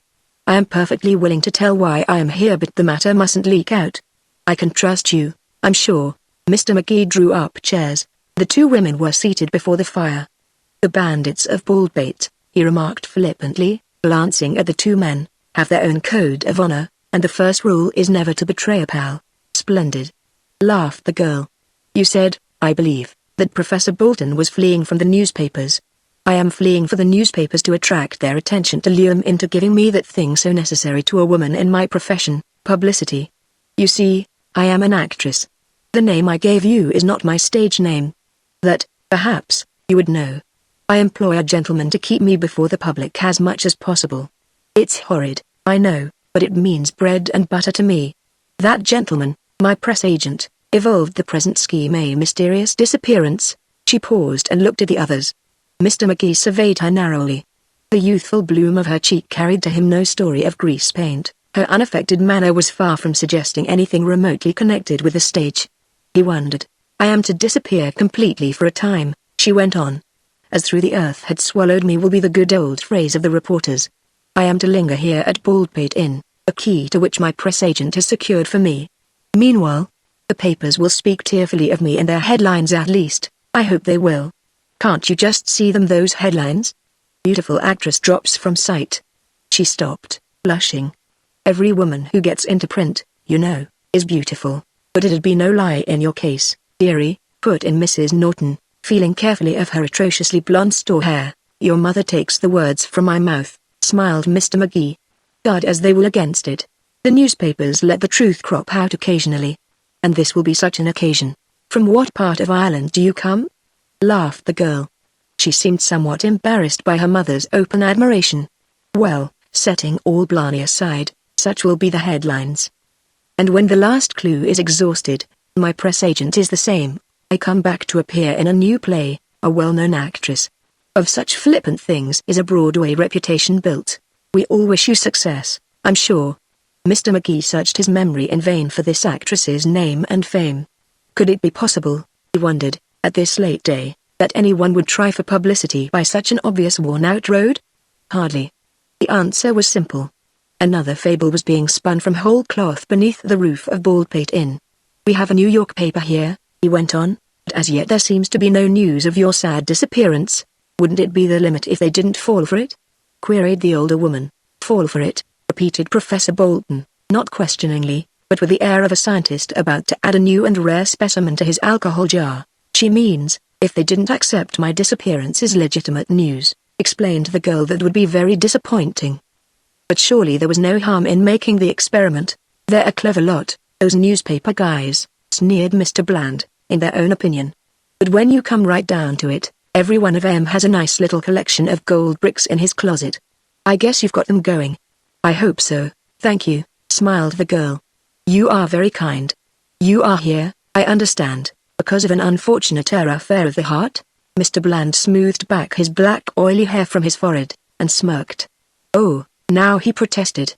"Arabella," put in Mr. McGee, "was her name. The beauties of history and mythology hobbled into oblivion at sight of her. I'm quick to forget," insisted Mr. Bland. "That does you no credit, I'm sure," replied the girl severely. "And now, Mama, I think we had better select our rooms." She paused. For Elijah Quimby had come in through the dining room door, and stood gazing at the group before the fire, his face reflecting what Mr. McGee, the novelist, would not have hesitated a moment in terming mingled emotions. "Well," drawled Mr. Quimby. He strode into the room. "Mr. McGee," he said, "that letter from Mr. Bentley asked me to let you stay at Baldpate Inn. There wasn't anything in it about your bringing parties of friends along." "These are not friends I've brought along," explained McGee. "They're simply some more amateur hermits who have strolled in from time to time. All have their individual latchkeys to the hermitage. And all, I believe, have credentials for you to examine. Mr. Quimby stared in angry wonder. Is the world crazy? He demanded. Anyone do think it was July? The way people act. The inn's closed, I tell you. It ain't running. Professor Bolton rose from his chair. So you are Quimby, he said in a soothing tone. I'm glad to meet you at last. My old friend John Bentley has spoken of you so often. I have a letter from him.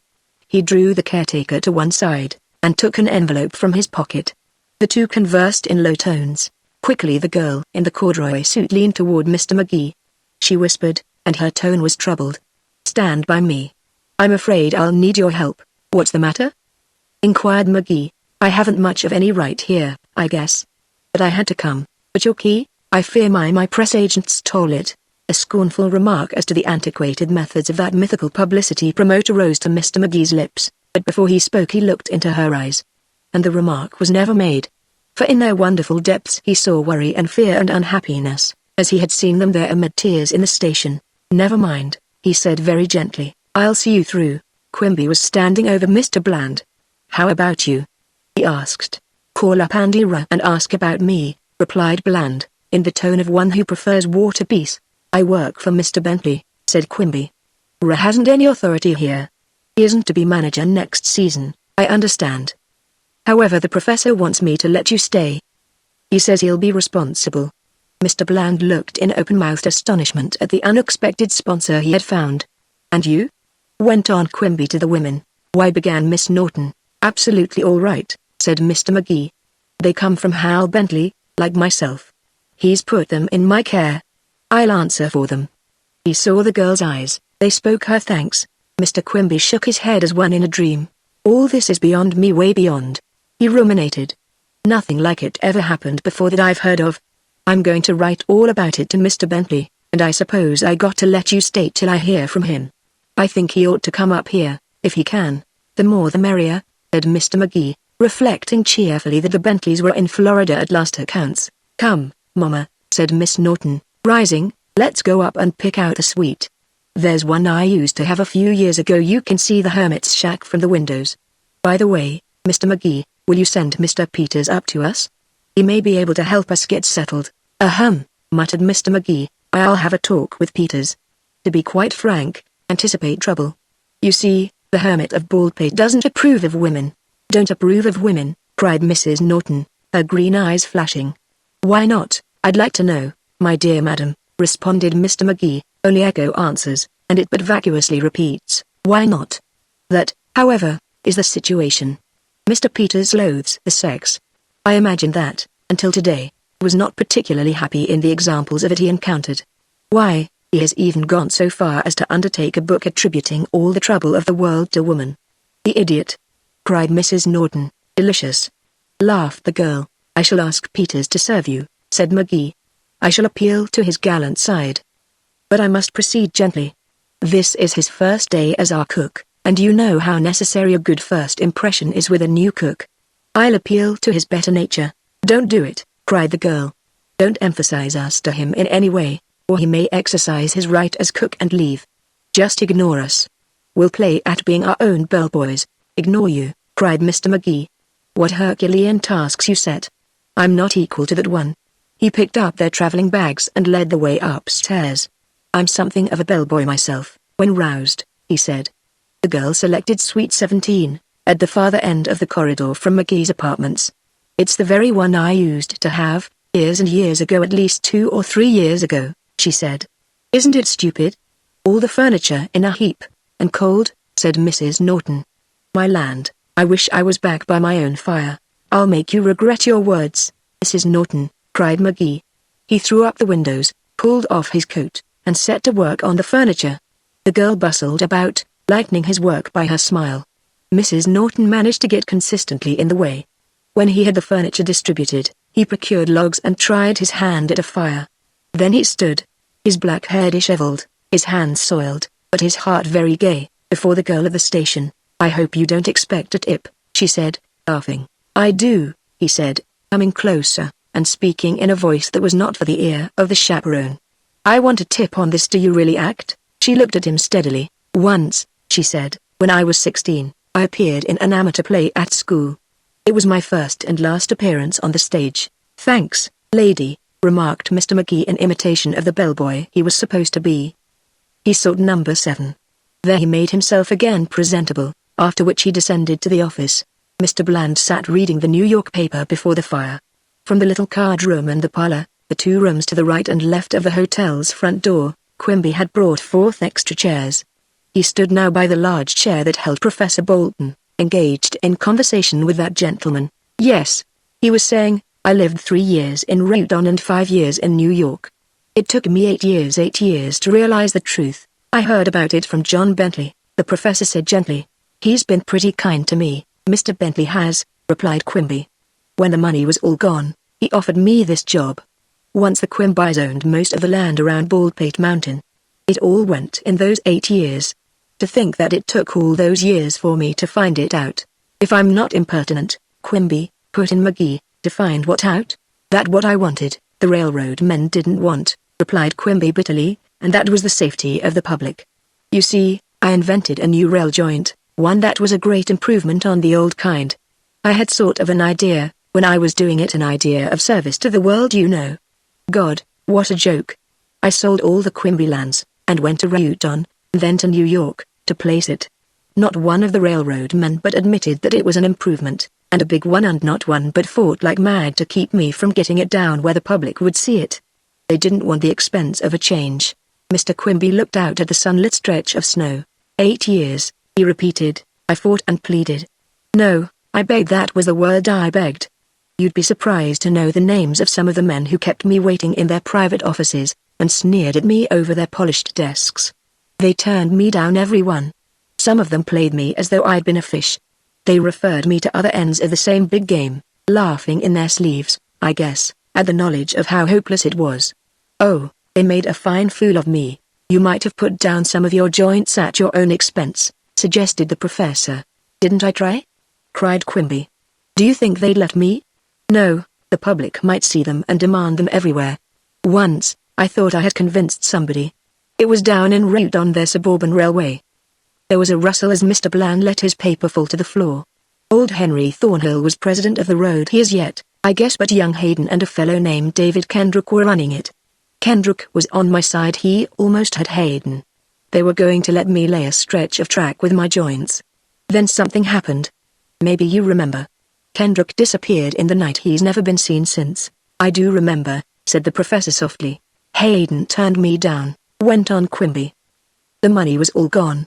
So I came back to Upper Asquith, caretaker of an inn that overlooks the property my father owned, the property I squandered for a chance to save human lives. It's all like a dream now, those 8 years. And it nearly drives me mad, sometimes, to think that it took me 8 years to find it out. I'll just straighten things around a bit. He moved away, and the men sat in silence for a time. Then the professor spoke very gently. Poor devil, to have had his dream of service and then grow old on Baldpate. The 2 joined Mr. Bland by the fire.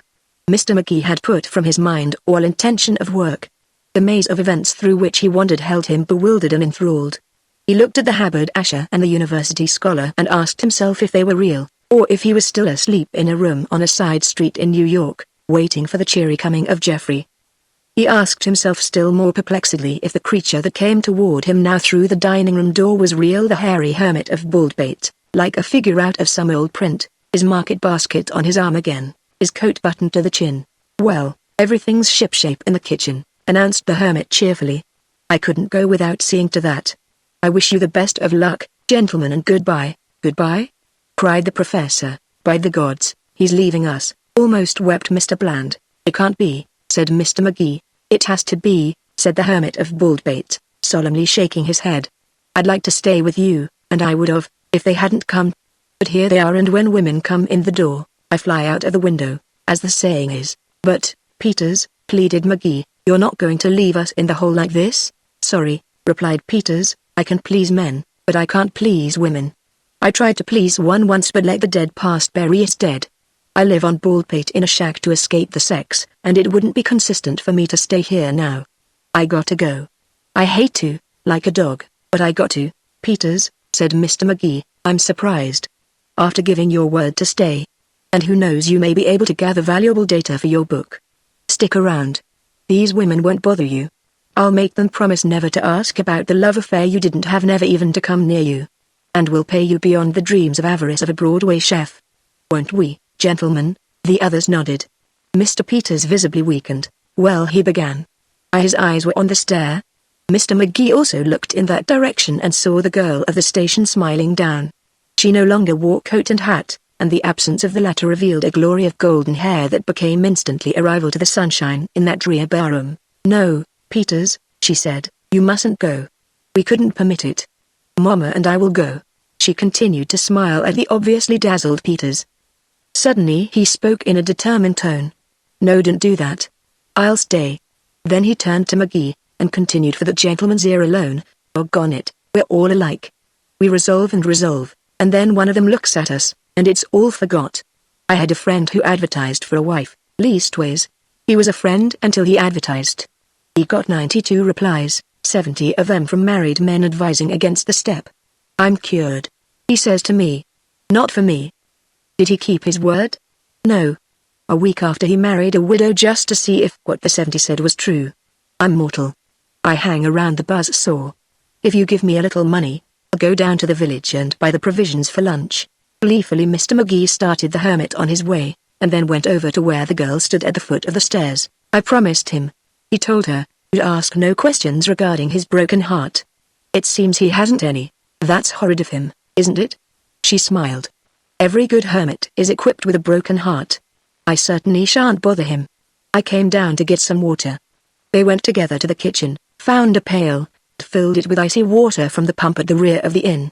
Inside once more, Mr. McGee remarked thoughtfully.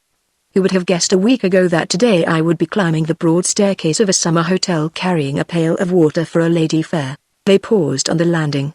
There are more things in heaven and earth, Horatio, smiled the girl, are dreamed of, even by novelists. Mr. McGee started. Had she recognized him as the McGee of light fiction? It seemed hardly likely. They read his books, but they rarely remembered his name. Her face went suddenly grave. She came closer. I can't help wondering, she said, which side you are on. Which side of what? Asked McGee. Why, of this, she answered, waving her hand toward the office below. I don't understand, objected Mr. McGee. Let's not be silly, she replied. You know what brought me here. I know what brought you. There are 3 sides, and only one is honest. I hope, so very much, that you are on that side. Upon my word, began McGee. Will it interest you to know, she continued, I saw the big mayor of Reuton in the village this morning. With him was his shadow, Lou Max. Let's see, you had the first key, Mr. Bland the second, the professor the third, and I had the fourth. The mayor has the 5th key, of course. He'll be here soon. The mayor, gasped Mr. McGee.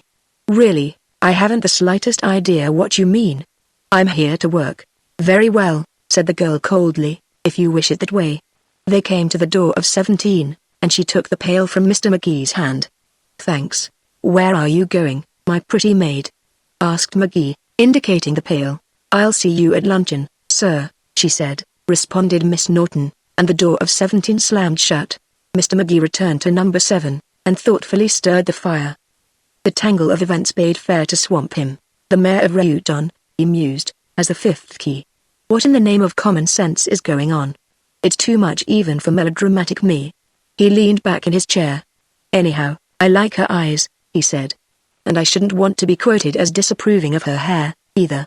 I'm on her side, whichever it may be. Chapter 6 Ghosts of the Summer Crowd. I wonder, Miss Norton smiled up into Mr. McGee's face, if you ever watched the people at a summer hotel get set on their mark for the sprint through the dining room door? No, answered McGee, but I have visited the zoo at mealtime. They tell me it is much the same. A brutal comparison, said the girl.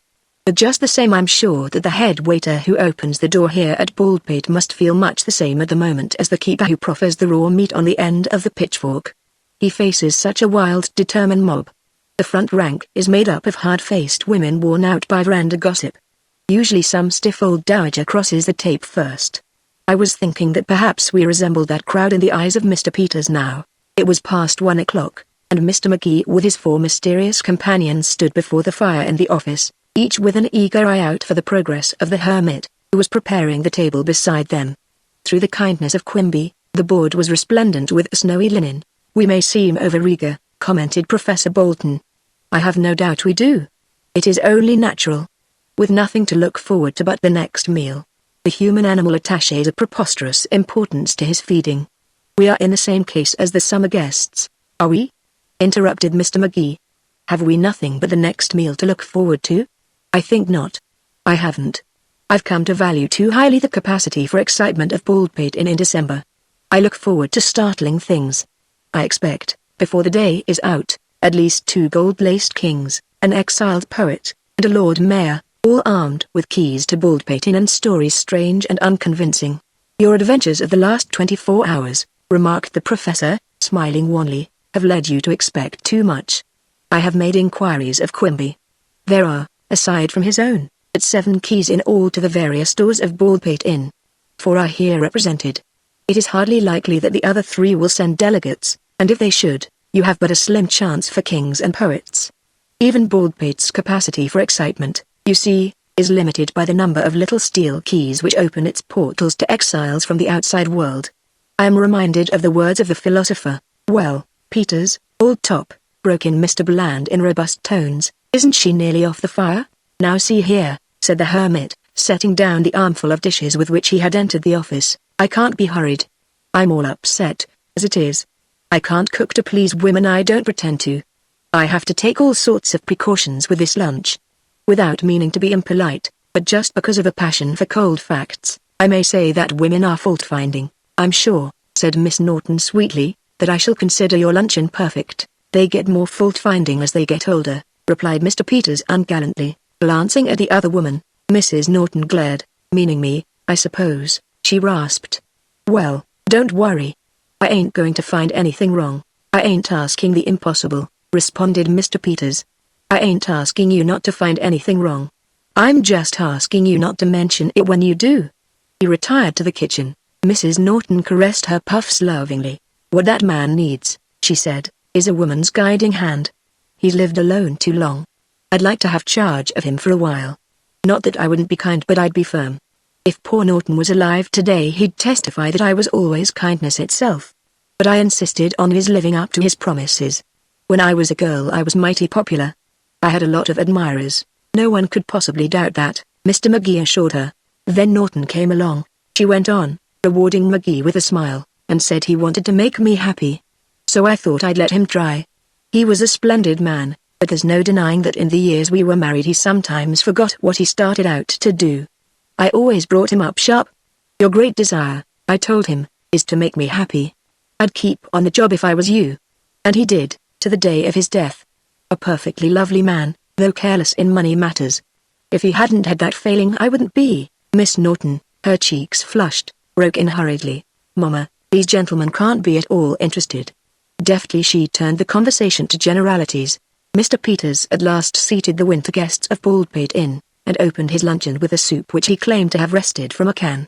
This news drew from Professor Bolton a learned discourse on the Tyndales to the hermit of today.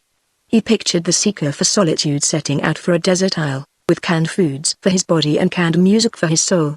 Robinson Crusoe, he said, should be rewritten with a can opener in the leading role. Mrs. Norton gave the talk a more practical turn by bringing up the Tropic of Ptomaine poisoning. While the conversation drifted on, Mr. McGee pondered in silence the weird mesh in which he had become involved. What did it all mean? What brought these people to Baldpate Christmas week? His eyes sought the great safe back of the desk, and stayed there a long time. In that safe, he was sure, lay the answer to this preposterous riddle. When his thoughts came back to the table he found Mr. Bland eyeing him narrowly. There was a troubled look on the haberdasher's lean face that could never be ascribed to the cruelty of Arabella. The luncheon over, Miss Norton and her mother prepared to ascend to their rooms. Mr. McGee maneuvered so as to meet the girl at the foot of the stairs. "Won't you come back?" he whispered softly, "and explain things to a poor hermit who is completely at sea?" "What things?" she asked. "What it all means," he whispered. "Why you wept in the station, why you invented the story of the actress, why you came here to brighten my drab exile, what this whole comedy of Baldpate Inn amounts to, anyhow. I assure you I am as innocent of understanding it as is the Tsar of Russia on his golden throne." She only looked at him with unbelieving eyes.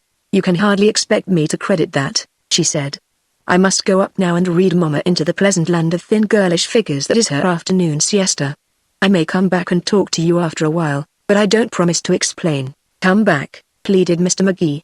That is all I ask, a tiny boon, she smiled. I grant it. She followed the generous figure of the other woman up the stair and, casting back a dazzling smile from the landing, disappeared. Mr. McGee turned to find Professor Bolton discoursing to Mr. Bland on some aspects of the pagan Renaissance. Mr. Bland's face was pained. That's great stuff, Professor, he said, and usually I'd like it. But just now I don't seem in the mood, somehow. Would you mind saving it for me till later? Certainly, sighed the professor. Mr. Bland slouched into the depths of his chair. Professor Bolton turned his disappointed face ceilingward. Laughing, Mr. McGee sought the solitude of number 7. After all, I'm here to work, he told himself. Alarms and excursions and blue eyes must not turn me from my task. Let's see what was my task. A deep heart-searching novel, a novel devoid of rabid melodrama. It becomes more difficult every minute here at Baldpate Inn. But that should only add more zest to the struggle. I devote the next 2 hours to thought. He pulled his chair up before the blazing hearth, and gazed into the red depths.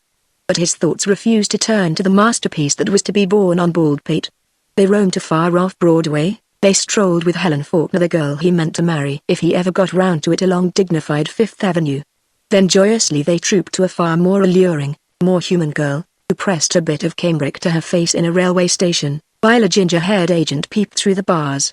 How ridiculously small that bit of cambric had been to hide so much beauty.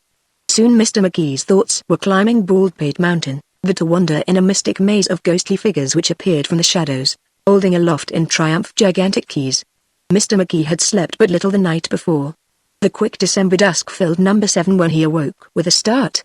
He remembered that he had asked the girl to come back to the office, berated himself to think that probably she had done so only to find that he was not there.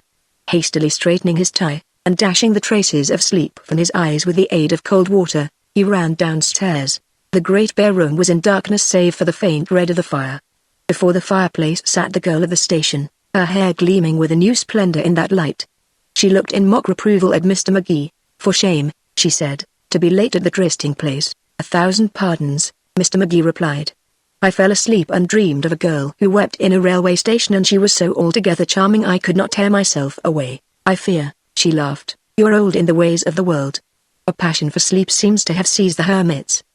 The professor has gone to his room for that purpose. And Mr. Bland, his broken heart forgot, slumbers over there.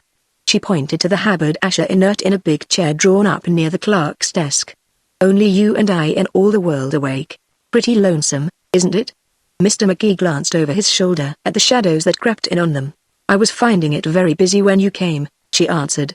You see, I have known the inn when it was gay with summer people, and as I sat here by the fire I pretended I saw the ghosts of a lot of the people I knew flitting about in the dusk. The rocking chair fleet sailed by. The what? Black flag flying, decks cleared for action. I saw the rocking chair fleet go by. She smiled faintly. We always called them that. Bitter, unkind old women who sat hour after hour on the veranda, and rocked and gossiped, gossiped and rocked. All the old women in the world seemed to gather at summer hotels. And, oh, the cruel mouths. The fleet had just thin lines of mouths. I used to look at them and wonder if anyone had ever kissed them. The girl's eyes were very large and tender in the firelight, and I saw some poor little ghost sweeping in a corner, she went on, a few that the fleet had run down and sunk in the sea of gossip. A little ghost whose mother had not been all she should have been. The fleet found it out, and rocked, and whispered, and she went away. And a few who were poor, the most terrible of sins to them, the fleet showed no mercy. And a fine proud girl, Myra Thornhill, who was engaged to a man named Kendrick, and who never dared come here again after Kendrick suddenly disappeared, because of the whispered dishonors the fleet heaped upon his head. What wicked women, said McGee. The wickedest women in the world, answered the girl. But every summer resort must have its fleet. I doubt if any other ever had its admiral, though, and that makes Baldpate supreme. Its admiral? Yes. He isn't really that, I imagine, sort of a vice, or an assistant, or whatever it is, long ago retired from the Navy. Every summer he comes here, and the place revolves about him. It's all so funny. I wonder if any other crowd attains such heights of snobbishness as that at a summer resort? It's the admiral this, and the admiral that, from the moment he enters the door. Nearly every day the manager of Baldpate has a new picture of the admiral taken, and hangs it here in the hotel. I'll show them to you when it's light. There's one over there by the desk, of the Admiral and the manager together, and the manager has thrown his arm carelessly over the Admiral's shoulder with "See how well I know him" written all over his stupid face. "Oh, what snobs they are." "And the fleet?" asked Mr. McGee. "Worships him. They fish all day for a smile from him. They keep track of his goings and comings, and when he is in the card room playing his silly old game of solitaire, they run down their victims in subdued tones so as not to disturb him." "What an interesting place," said Mr. McGee. "I must visit Baldpate next summer." Shall you be here? It's so amusing," he smiled, ignoring the question. "You'll enjoy it. And it isn't all fleet and Admiral. There's happiness, and romance, and whispering on the stairs. At night, when the lights are all blazing, and the band is playing waltzes in the casino, and somebody is giving a dinner in the grill room, and the girls flit about in the shadows looking too sweet for words, well, Baldpate Inn is a rather entrancing spot. I remember those nights very often now." Mr. McGee leaned closer. The flicker of the firelight on her delicate face, he decided, was an excellent effect. "I can well believe you do remember them," he said. "And it's no effort at all to me to picture you as one of those who flitted through the shadows too sweet for words. I can see you the heroine of whispering scenes on the stair. I can see you walking with a dazzled happy man on the mountain in the moonlight. Many men have loved you. Are you reading my palm?" she asked, laughing. "No, your face," answered Mr. McGee. "Many men have loved you, for very few men are blind. I am sorry I was not the man on the stair, or on the mountain in the moonlight. Who knows, I might have been the favored one for my single summer of joy. The autumn always came," smiled the girl. "It would never have come for me," he answered. "Won't you believe me when I say that I have no part in this strange drama that is going on at Baldpate? Won't you credit it when I say that I have no idea why you and the Professor and Mr. Bland are here, nor why the Mayor of Radon has the fifth key? Won't you tell me what it all means?" "I mustn't," she replied, shaking her head. "I can trust no one, not even you. I mustn't believe that you don't know, it's preposterous. I must say over and over, even here, simply, will you pardon me flirting, trying to learn what he can learn. I must. You can't even tell me why you wept in the station? For a simple silly reason. I was afraid. I had taken up a task too big for me, by far taken it up bravely when I was out in the sunlight of Roton. But when I saw Upper Squin Falls, and the dark came, and that dingy station swallowed me up, something gave way inside me and I felt I was going to fail. So I cried. A woman's way. If I were only permitted to help, Mr. McGee pleaded. No, I must go forward alone. I can trust no one, now. Perhaps things will change. I hope they will." "Listen," said Mr. McGee. "I am telling you the truth. Perhaps you read a novel called The Lost Limousine." He was resolved to claim its authorship, tell her of his real purpose in coming to Baldpate, and urge her to confide in him regarding the odd happenings at the inn. "Yes," said the girl before he could continue. "I did read it. And it hurt me. It was so terribly insincere. The man had talent who wrote it, but he seemed to say, it's all a great big joke. I don't believe in these people myself. I've just created them to make them dance for you. Don't be fooled, it's only a novel. I don't like that sort of thing. I want a writer really to mean all he says from the bottom of his heart." Mr. McGee bit his lip. His determination to claim the authorship of The Lost Limousine was quite gone. "I want him to make me feel with his people," the girl went on seriously. "Perhaps I can explain by telling you of something that happened to me once. It was while I was at college. There was a blind girl in my class, and one night I went to call on her. I met her in the corridor of her dormitory. Somebody had just brought her back from an evening lecture, and left her there. She unlocked her door, and we went in. It was pitch dark in the room. The first thing I thought of was a light. But she just sat down and began to talk. She had forgot to light the gas." The girl paused, her eyes very wide, and it seemed to Mr. McGee that she shivered slightly. "Can you imagine it?" she asked. "She chatted on quite cheerfully as I remember it. And I stumbled round and fell into a chair, cold and trembly and sick with the awful horror of blindness, for the first time in my life. I thought I had imagined before what it was to be blind just by shutting my eyes for a second. But as I sat there in the blackness, and listened to that girl chatter, and realized that it had never occurred to her to light a lamp, then for the first time I knew. Again she stopped, and Mr. McGee, looking at her, felt what he had never experienced before, a thrill at a woman's near presence. "That's what I ask of a writer," she said, "that he make me feel for his people as I felt for that girl that night. Am I asking too much?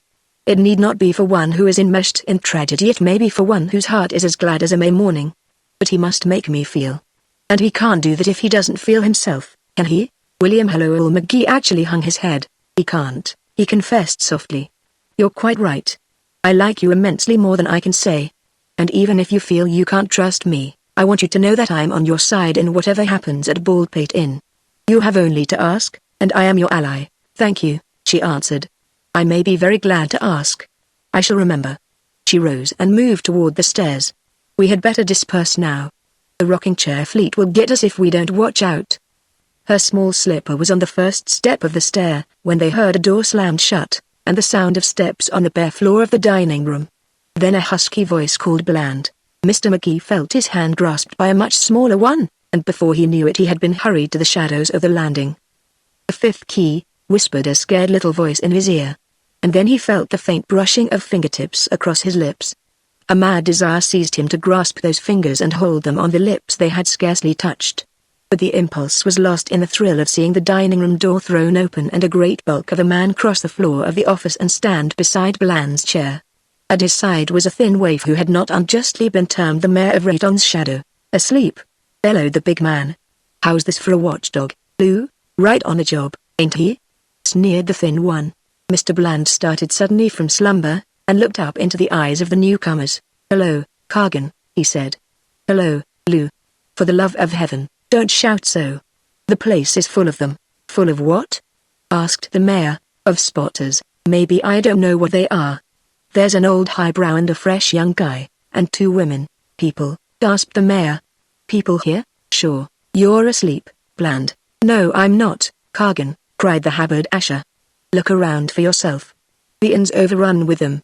Cargan leaned weakly against a chair. Well, what do you know about that? He said.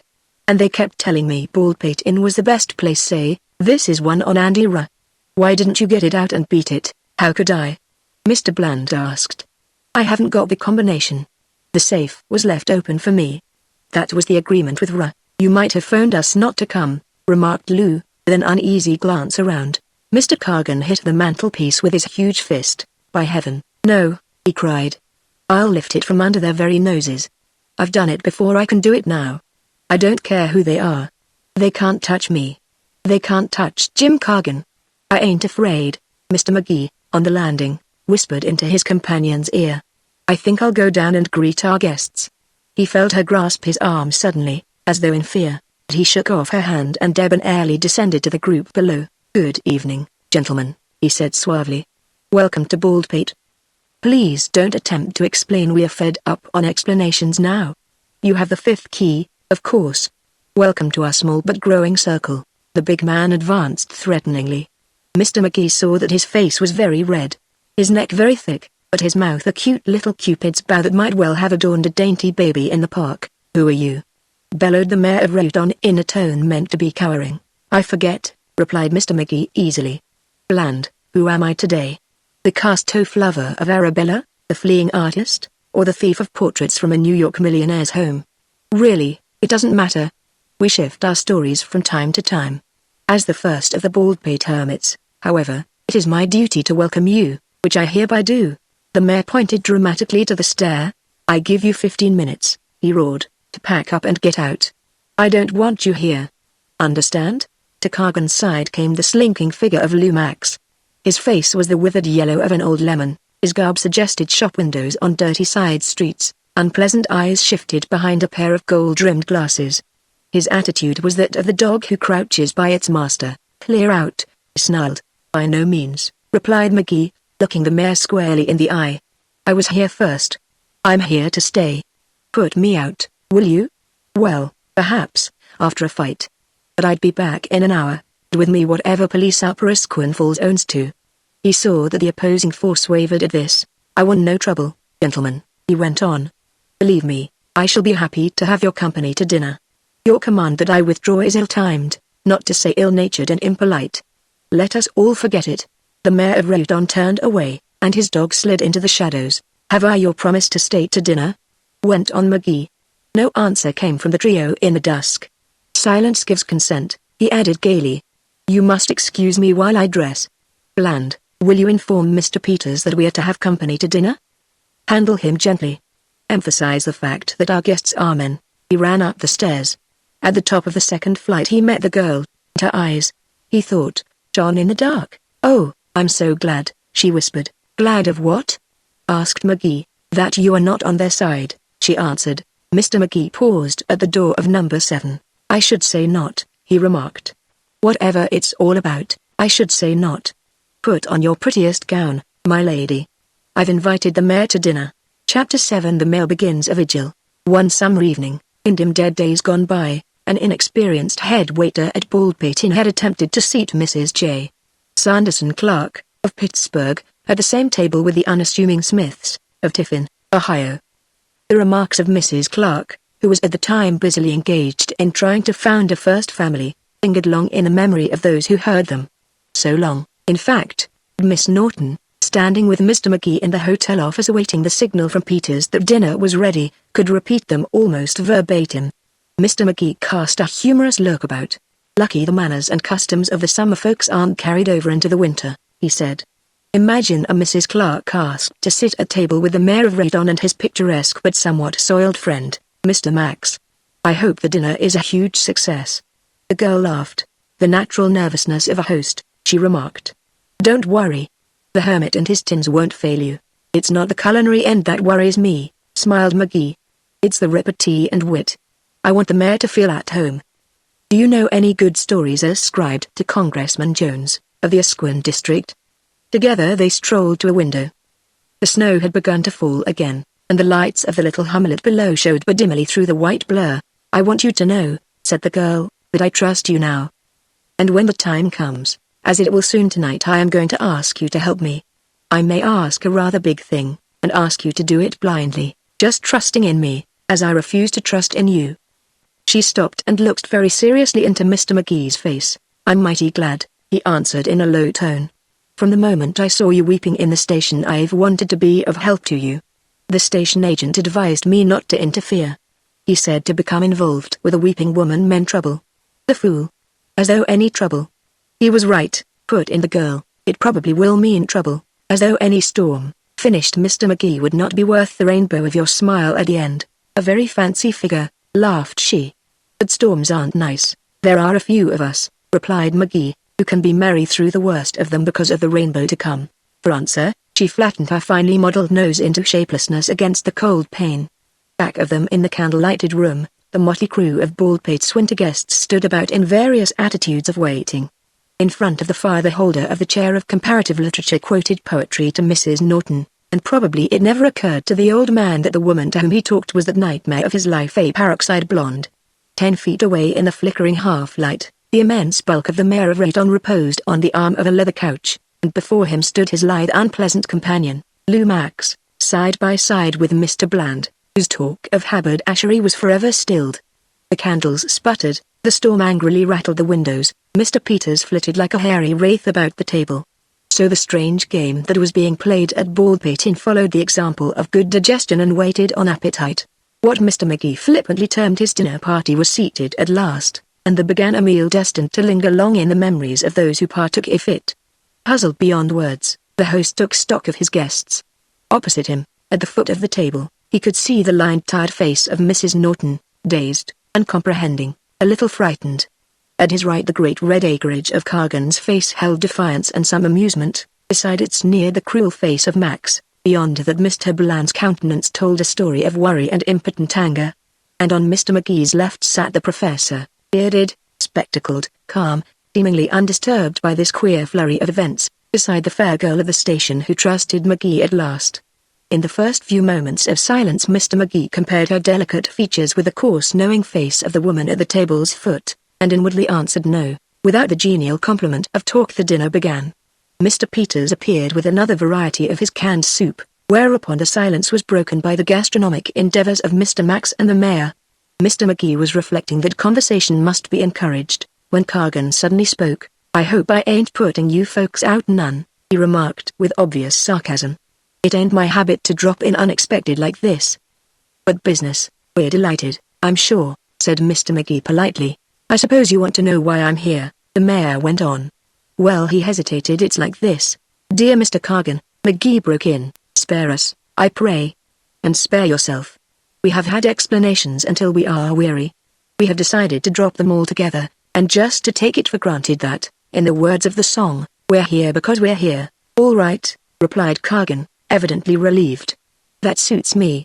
I'm tired explaining. Anyhow, there's a bunch of reformers rose up lately in Rayton. Maybe you've heard about 'em. A lovely bunch. A white necktie and a half portion of brains apiece. They say they're going to do for me at the next election. Mr. Max laughed harshly from the vicinity of his soup. They wrote the first joke book, and people, he said. Well, went on Kagan, there ain't nobody so insignificant and piffling that people won't listen to 'em when they attack a man in public life. So I've had to reply to this comic opera bunch, and as I say, I'm about wore out explaining. I've had to explain that I never stole the town I used to live in Indiana, and that I didn't stick up my father with a knife. It gets monotonous. So I'm much obliged to you for passing the explanations up. We won't bother you long, me and Lou. I got a little business here, and then we'll mosey along. We'll clear out about 9 o'clock. No, protested McGee. So soon? We must make it pleasant for you while you stay. I always hate hosts who talk about their servants. I have a friend who bores me to death because he has a Jap butler he believes was at Markton. But I think I am justified in calling your attention to ours, Mr. Peters, the hermit of Baldpate Mountain. Cooking is merely his avocation. He is writing a book, that guy, remarked Kagan, incredulous. What do you know about that? Asked Mr. Bland. It certainly will get a lot of hot advertising if it ever appears. It's meant to prove that all the trouble in the world has been caused by women. The mayor considered. He's off his nutty fellow, he announced. It ain't women that cause all of the trouble, thank you, Mr. Kagan, said Miss Norton, smiling. Anybody'd know it to look at you, miss, replied the mayor in his most gallant manner. Then he added hastily, and you, ma'am, with a nod in the other woman's direction. I don't know as I got the evidence in my face, responded Mrs. Norton easily, but women don't make no trouble. I know that. I think the man's crazy, myself, and I tell him so if he wasn't the cook. She paused, for Peters had entered the room. There was silence while he changed the courses. It's getting so now you can't say the things to a cook you can to a king, she finished, after the hermit had retired. Ahem, Mr. Kagan, put in Professor Bolton, you give it as your opinion that woman is no troublemaker, and I must admit that I agree with your premise in general, although occasionally she may cause a slight annoyance. Undeniably, there is a lot of trouble in the world. To whose efforts do you ascribe it? The mayor ran his thick fingers through his hair. I got you, he said, and I got your answer, too. Who makes the trouble? Who's made it from the beginning of time? The reformers, Doc. Yes, sir. Who was the first reformer? The snake in the Garden of Eden. This hermit guy probably has that affair laid down at woman's door. Not much. Everything was running all right around the garden, and then the snake came along. It's a 20-to-1 shot. He'd just finished a series of articles on the shame of Eden for a magazine. What do you mean? He says to the woman, are letting well enough alone? Things are all wrong here. The present administration is running everything into the ground. I can tell you a few things that will open your eyes. What's that? What you don't know won't hurt you. The old cry, he says, the old cry against which progressives got to fight, he says. Wake up. You need a change here. Try this nice red apple, and you'll see things the way I do. And the woman fell for it. You know what happened. An original point of view, said the dazed professor. Yes, Doc, went on Mr. Kagan, evidently on a favorite topic. It's the reformers that have caused all the trouble, from that snake down. Things are running smooth, folks all prosperous and satisfied, then they come along in their gumshoes and white neckties. And they knock away at the existing order until the public begins to believe them and gives them a chance to run things. What's the result? The world's in a worse tangle than ever before. You feel deeply on the subject, Mr. Kagan, remarked McGee. I ought to, the mayor replied. I ain't no writer, but if I was, I'd turn out a book that would drive this whiskered hermit's argument to the wall. Woman bar. The only way women make trouble is by falling for the reform gag. Mr. Peters here interrupted with a dessert, and through that course Mr. Kagan elaborated on his theory.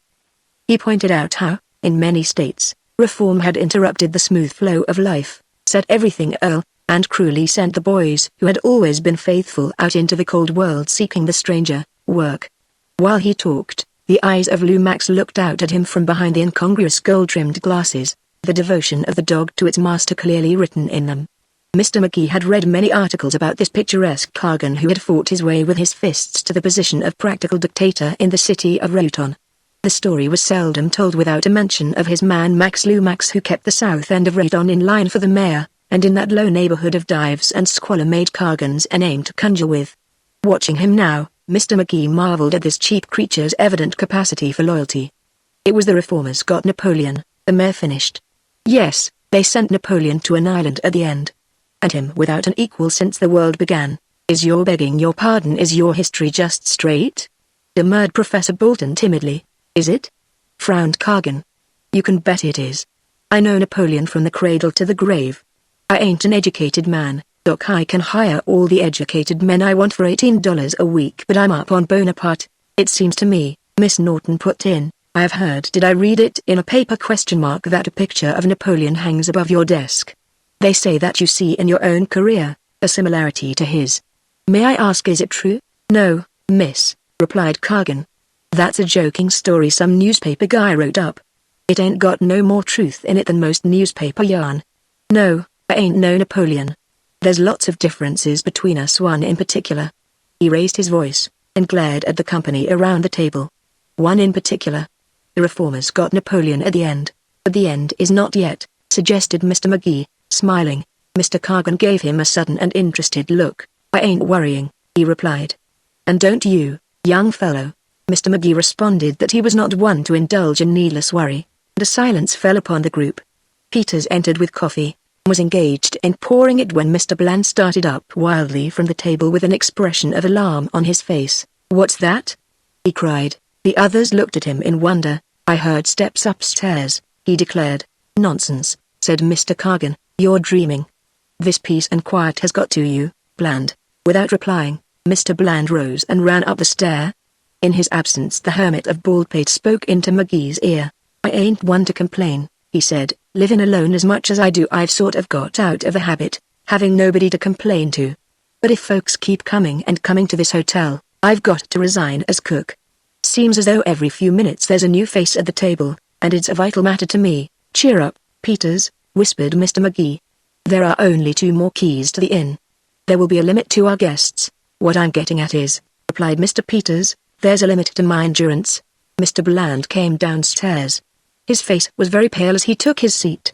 In reply to Cargan's question he remarked that he must have been mistaken. It was the wind, I guess, he said. The mayor made facetious comment on Mr. Bland's skittishness, and Mr. Max also indulged in a jibe or two. These the haberdasher met with a wan smile. So the dinner came to an end, and the guests of Baldpate sat about while Mr. Peters removed all traces of it from the table. Mr. McGee sought to talk to Miss Norton, but found her nervous and distrait. Has Mr. Bland frightened you? He asked. She shook her head. I have other things to think of, she replied. Mr. Peters shortly bade the company goodbye for the night, with the warmly expressed hope in Mr. McGee's ear that there would be no further additions to the circle in the near future. When he had started off through the snow for his shack, Mr. Cargan took out his watch. You've been pretty kind to us poor wanderers already, he said. I got one more favor to ask. I come up here to see Mr. Bland. We got some business to transact, and we'd consider it a great kindness if you was to leave us alone here in the office. Mr. McGee hesitated. He saw the girl nod her head slightly, and move toward the stairs. Certainly, if you wish, he said. I hope you won't go without saying goodbye, Mr. Cargan. That all depends, replied the mayor. I've enjoyed knowing you, one and all. Good night. The women, the professor and Mr. McGee moved up the broad stairway. On the landing Mr. McGee heard the voice of Mrs. Norton, somewhere in the darkness ahead. I'm worried, dearie, real worried. Hush, came the girl's voice. Mr. McGee will meet again soon. Mr. McGee seized the professor's arm, and together they stood in the shadows. I don't like the looks of things, came Bland's hoarse complaint from below. What time is it? 7:30. Cargan answered. A good half hour yet. There was somebody on the second floor when I went up, Bland continued. I saw him run into one of the rooms and lock the door. I've got charge now, the mayor assured him. Don't you worry, there's something doing. This seemed to be Max's voice. The sure is, laughed Cargan. But what do I care? I own young Drayton. I put him where he is. I ain't afraid. Let them gumshoe round as much as they want to. They can't touch me. Maybe not, said Bland. But Baldpate ain't the grand idea it looked at first, is it? "It's a hell of an idea," answered Cargan. "There wasn't any need of all this folderol. I told Hayden so." "Does that phone ring?" "No, it'll just flash a light when they want us," Bland told him. Mr. McGee and Professor Bolton continued softly up the stairs, and in answer to the former's invitation, the old man entered number 7 and took a chair by the fire. "It is an amazing tangle," he remarked, "in which we are involved. I have no idea what your place is in the scheme of things up here. But I assume you grasp what is going on. If I do not, I am not so keen of wit as I once was. If you think," answered Mr. McGee, proffering a cigar, "that I am in on this little game of who's who, then you are vastly mistaken. As a matter of fact, I'm as much in the dark as you are." The professor smiled. "Indeed," he said in a tone that showed his unbelief. Indeed. He was deep in a discussion of the meters of the poet Chaucer when there came a knock at the door, and Mr. Lomax's unpleasant head was thrust inside. "I've been assigned," he said, "to sit up here in the hall and keep an eye out for the ghost Bland heard tramping about. And being of a sociable nature, I'd like to sit in your doorway, if you don't mind." "By all means," replied McGee. "Here's a chair. Do you smoke?" "Thanks." Mr. Max placed the chair sidewise in the doorway of number 7, and sat down. From his place he commanded a view of Mr. McGee's apartments and to the head of the stairs. With his yellow teeth he viciously bit the end from the cigar. "Don't let me interrupt the conversation, gentlemen," he pleaded. "We were speaking," said the professor calmly, "of the versification of Chaucer. Mr. McGee."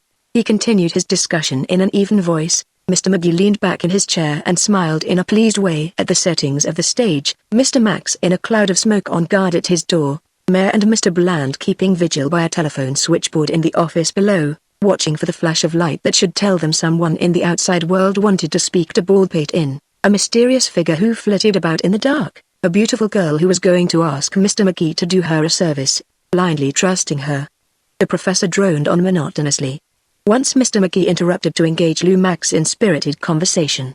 For, through the squares of light outside the windows, he had seen the girl of the station pass hurriedly down a balcony, the snowflakes falling white on her yellow hair.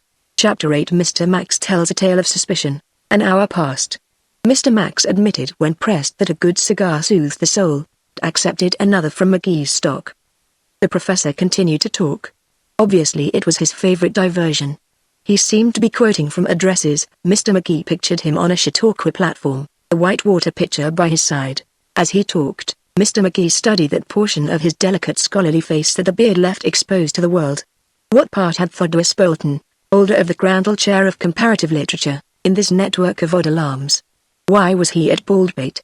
And why was he so little moved by the rapid changes in the makeup of the in-colony, changes that left Mr. McGee gasping? He took them as calmly as he would take his grapefruit at the breakfast table.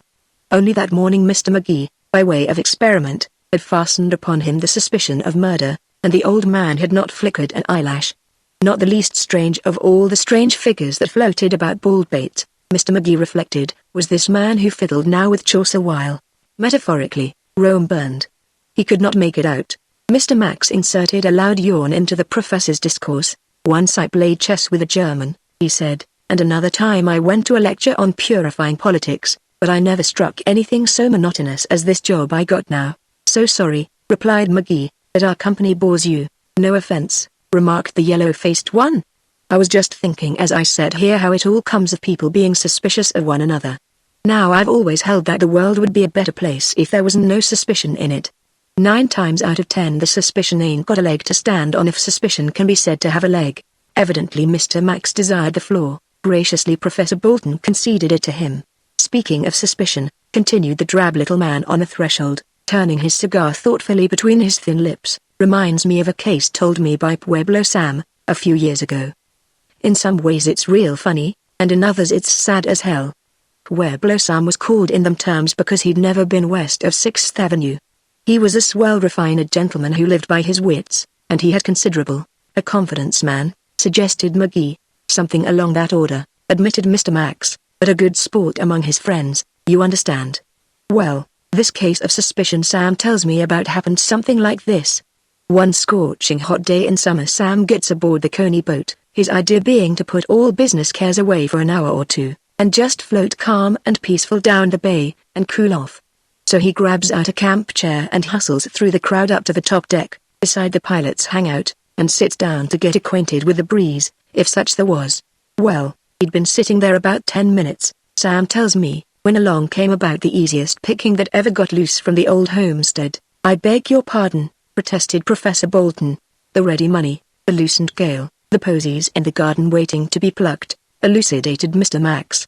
"This guy," Sam says, "was such a perfect troop he just naturally looked past him to see if there was a trail of wisps of hay on the floor."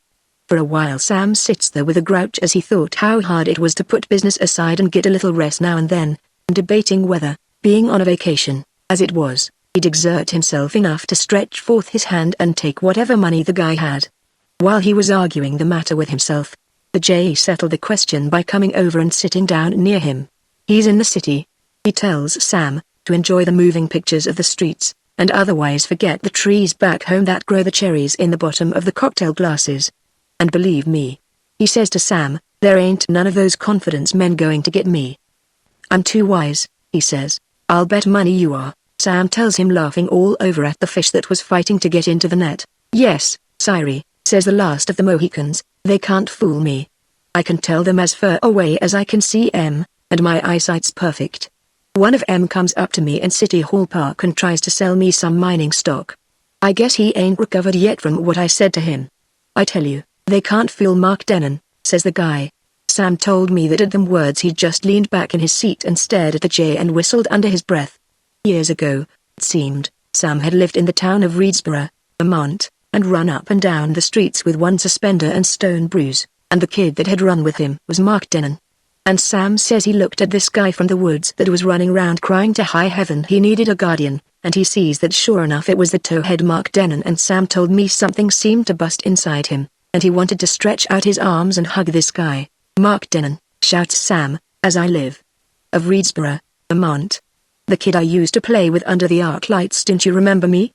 But Sam says the guy just looked him straight in the eye and shut his jaw, and says, "I suppose you'll be asking after my brother George next? You ain't got any brother George, you idiot," laughs Sam. He told me he was thinking how he'd treat his old friend Mark to a dinner that would go down in history in Reedsboro.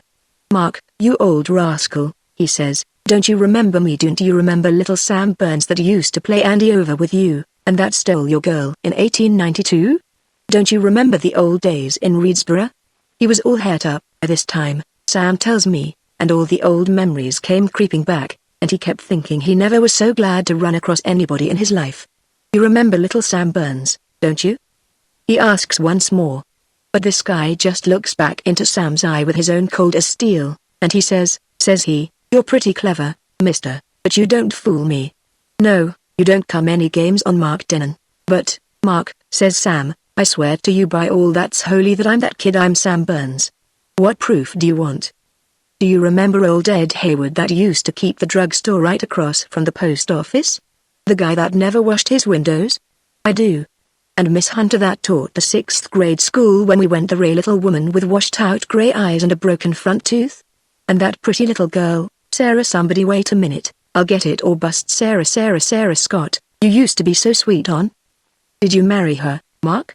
And old Leif Perkins, who used to be on hand whenever there was any repairs being made anywhere, rheumatism and a cane and a high squeaky voice that he used to exercise giving orders about things that wasn't any of his business.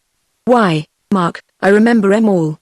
"Good Lord, man," says Sam, "do you want any more proof?"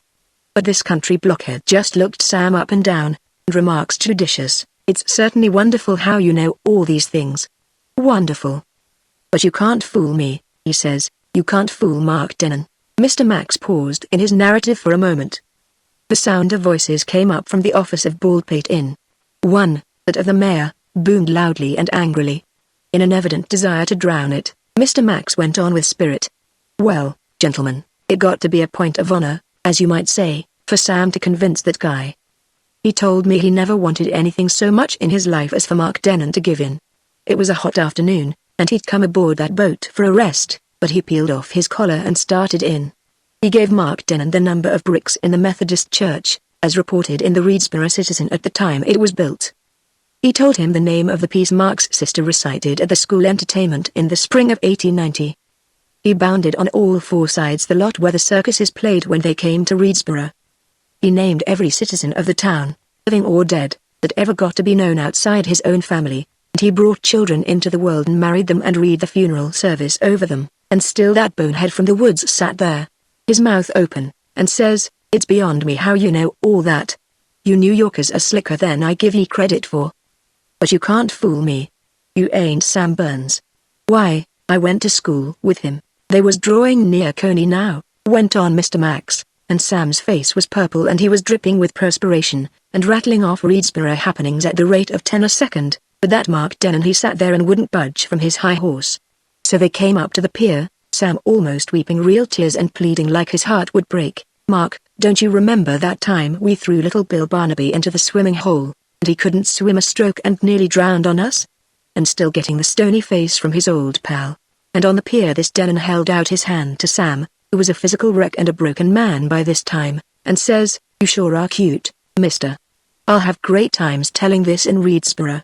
Once you met one too smart for ye, eh? Much obliged for your company, anyhow." And he went away and left Sam leaning against the railing, with no faith in human nature no more. "I hope somebody got to him," says Sam to me, "and got to him good. He's the kind that if you work right you can sell stock in a company for starting roof gardens on the tops of the pyramids in Egypt. I trimmed him myself," says Sam to me, "but I hadn't the heart." Mr. Max finished, and again from below came the sound of voices raised in anger. "An interesting story, Mr. Max," commented Professor Bolton. "I shall treasure it, told with a remarkable feeling for detail," added Mr. McGee. "In fact, it seems to me that only one of the two participants in it could remember all the fine points so well.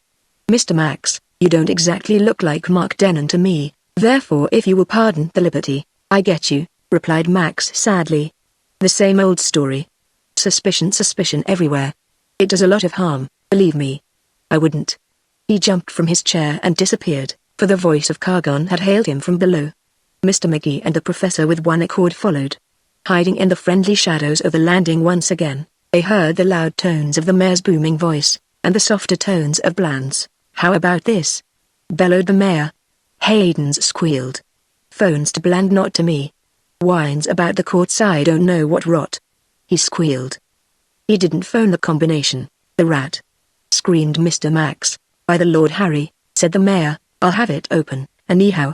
I've earned what's in there, fair and I've earned it. I'm going to have it, Max." "See here, Cargan," put in Mr. Bland. "Keep out of the way, you," cried Cargan.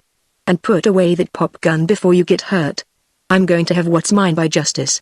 That safe comes open tonight. Max, get your satchel." Mr. McGee and the professor turned and ascended to the second floor. In front of number 7 they paused and looked into each other's eyes. Professor Bolton shrugged his shoulders. "I'm going to bed," he said, "and I advise you to do the same." "Yes," replied Mr. McGee, but had no idea what he had said. As for the old man's advice, he had no intention of taking it. Melodrama, the thing he had come to Baldpate in to forget forever, raged through that home of solitude. Men spoke of guns, and swore, and threatened. What was it all about? And what part could he play in it all? He entered number 7, paused in amazement. Outside one of his windows Miss Norton stood, rapping on the glass for him to open. When he stood facing her at last, the window no longer between, he saw that her face was very pale and that her chin trembled as it had in the station. "What is it?" cried McGee. "I mustn't come in," she answered. "Listen. You said you wanted to help me. You can do so now. I'll explain everything later. This is all I need tell you just at present. Downstairs in the safe there's a package containing $200,000.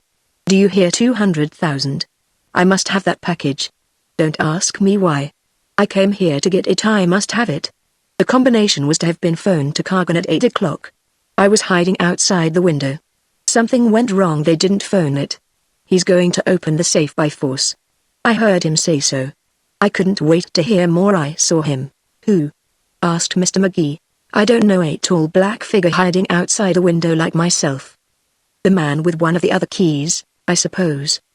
"The man Mr. Bland heard walking about tonight. I saw him and I was terribly frightened. It's all right when you know who the other fellow is, but when it's all so creepy I was afraid. So I ran here." "The thing to do," approved Mr. McGee. "Don't worry. I'll get the money for you. I'll get it if I have to slay the city administration of Radon in its tracks. You trust me?" asked the girl, with a little catch in her voice. The snow lay white on her hair, Even in the shadows her eyes suggested June skies. "Without knowing who I am, or why I must have this money, you'll get it for me." "Some people," said Mr. McGee, "meet all their lives long at pink little teas, and never know one another, while others just smile at each other across a station waiting room." "That's enough. I'm so glad," whispered the girl. "I never dreamed I'd meet anyone like you up here. Please, oh, please, be very careful. Neither Cargan nor Max is armed. Bland is. I should never forgive myself if you were hurt."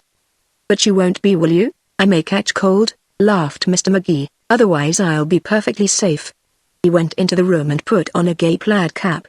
"Makes me look like Sherlock Holmes," he smiled at the girl framed in the window. When he turned to his door to lock it, he discovered that the key was gone and that it had been locked on the outside. "Oh, very well," he said flippantly. He buttoned his coat to the chin, blew out the candles in number 7, and joined the girl on a balcony. "Go to your room," he said gently. "Your worries are over.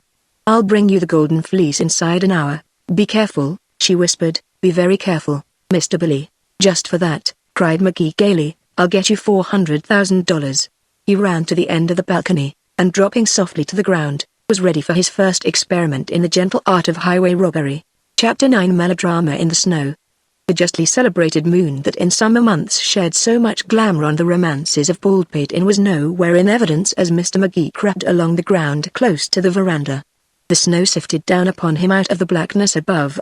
3 feet ahead the world seemed to end. "A corking night," he muttered humorously, "for my debut in the hold-up business." He swung up over the rail onto the veranda, and walked softly along it until he came to a window opening into the office. Cautiously he peered in. The vast lonely room was lighted by a single candle. At the foot of the broad stair he could discern a great bulk, seated on the lowest step, which he correctly took to be the mayor of Rayton. Back of the desk, on which stood the candle, Mr. Max's head and shoulders were visible. He was working industriously in the immediate vicinity of the safe door. Occasionally he consulted the small traveling bag that stood on the desk. Many other professions had claimed Mr. Max before his advent into Rayton politics. Evidently he was putting into operation the training acquired in one of them. Mr. Bland was nowhere in sight. Shivering with cold and excitement, Mr. McGee leaned against the side of Baldpate Inn and waited. Mr. Max worked eagerly, turning frequently to his bag as a physician might turn to his medicine case. No word was spoken in the office. Minutes passed. The bulk at the foot of the stairs surged restlessly. Mr. Max's operations were mostly hidden by the desk at which, in summer, timid old ladies inquired for their mail. Having time to think, Mr. McGee pictured the horror of those ladies could they come up to the desk at Baldpate now. Suddenly Mr. Max ran out into the center of the office. Almost on the instant there was a white puff of smoke and a roar. The inn seemed about to roll down the mountain after all those years of sticking tight. The mayor looked apprehensively up the stair behind him. Mr. Max ran to the open safe door and came back before the desk with a package in his hand. After examining it hastily, Mr. Cargan placed the loot in his pocket. The greedy eyes of Max followed it for a second, then he ran over and gathered up his tools. Now they were ready to depart. The mayor lifted the candle from the desk. Its light fell on a big chair by the fire, and Mr. McGee saw in that chair the figure of Mr. Bland, bound and gagged. Mr. Cargan and his companion paused, and appeared to address triumphant and jesting comment in Mr. Bland's direction. Then they buttoned their coats and, holding aloft the candle, disappeared through the dining room door. "I must have that package." Standing on the balcony of Baldpate Inn, her yellow hair white with snow, her eyes shining even in shadow, thus had the lady of this weird drama spoken to Mr. McGee. And gladly he had undertaken the quest. Now, he knew. The moment had come to act. Max he could quickly dispose of, he felt. Cargan would require time and attention. He hurried round to the front door of the inn, and taking the big key from his pocket, unlocked it as a means of retreat where the men he was about to attack could not follow. Already he heard their muffled steps in the distance. Crossing the veranda, he dropped down into the snow by the side of the great stone steps that led to Baldpate Inn's chief entrance. He heard Cargan and Max on the veranda just above his head. They were speaking of trains to Rayton. In great good humor, evidently, they started down the steps. Mr. McGee crouched, resolved that he would spring the moment they reached the ground. They were on the last step now. Suddenly from the other side of the steps a black figure rose, a fist shot out, and Mr. Max went spinning like a whirling dervish down a snowy path, to land in a heap 5 feet away. The next instant the Mayor of Reuton and the black figure were locked in terrific conflict. Mr. McGee, astounded by this turn of affairs, could only stand and stare through the dark. For 15 seconds, muttering, slipping, grappling, the two figures waltzed grotesquely about in the falling snow. Then the mayor's feet slid from under him on the treacherous white carpet, and the two went down together. As Mr. McGee swooped down upon them, he saw the hand of the stranger find the mayor's pocket, and draw from it the package that had been placed there in the office a few moments before. Unfortunately for the demands of the drama in which he had become involved, Mr. McGee had never been an athlete at the university. But he was a young man of average strength and agility, and he had the advantage of landing most unexpectedly on his antagonist. Before the gentleman realized what had happened, McGee had wrenched the package from his hand, thrown him back on the prostrate form of the highest official of Reuton, and fled up the steps. Quickly the stranger regained his feet and started in pursuit, but he arrived at the great front door of Baldpate just in time to hear the lock click inside. Safe for the moment behind a locked door, Mr. McGee paused to get his breath. The glory of battle filled his soul. It was not until long afterward that he realized the battle had been a mere scuffle in the dark. He felt his cheeks burn with excitement like a sweet girl graduates the cheeks of a man who had always prided himself he was the unmoved cynic in any situation. With no thought for Mr. Bland, bound in his uneasy chair, Mr. McGee hurried up the broad staircase of Baldpate. Now came the most gorgeous scene of all. A fair-haired lady, a knight she had sent forth to battle, the knight returned. "You asked me to bring you this, my lady." Business or surprise and joy on the lady's part, business also, perhaps, of adoration for the knight. At the right of the stairs lay 17 and the lady, at the left a supposedly uninhabited land. As Mr. McGee reached the second floor, blithely picturing the scene in which he was to play so satisfactory a part, he paused. For halfway down the corridor to the left an open door threw a faint light into the hall, and in that light stood a woman he had never seen before. In this order came Mr. McGee's impressions of her: fur-coated, tall, dark, handsome, with the haughty manner of one engaging a chauffeur. "I beg your pardon," she said, "but are you by any chance Mr. McGee?" The knight leaned weakly against the wall and tried to think. I am," he managed to say. "I'm so glad I found you," replied the girl. It seemed to the dazed McGee that her dark eyes were not overly happy. "I cannot ask you in, I'm afraid. I do not know the custom on such an occasion. Does anybody? I am alone with my maid. Hal Bentley, when I wrote to him for a key to this place, told me of your being here, and said that I was to put myself under your protection." Mr. McGee arranged a bow, most of which was lost in the dark. "Delighted, I'm sure," he murmured. "I shall try not to impose on you," she went on. "The whole affair is so unusual as to be almost absurd. But Mr. Bentley said that you were very kind. He said I might trust you. I am in great trouble. I have come here to get something and I haven't the least idea how to proceed. I came because I must have it, so much depends on it." Prophetically Mr. McGee clutched in his pocket the package for which he had done battle. "I may be too late." The girl's eyes grew wide. "That would be terribly unfortunate. I do not wish you to be injured serving me." She lowered her voice. "But if there is any way in which you can help me in this difficulty, I can never be grateful enough. Downstairs in the safe there is, I believe, a package containing a large sum of money." Mr. McGee's hand closed convulsively in his pocket. "If there is any way possible," said the girl, "I must obtain that package. I give you my word I have as much right to it as anyone who will appear at the inn. The honor and happiness of one who is very dear to me is involved. I ask you, made bold as I am by my desperation and Hal Bentley's assurances, to aid me if you find you can."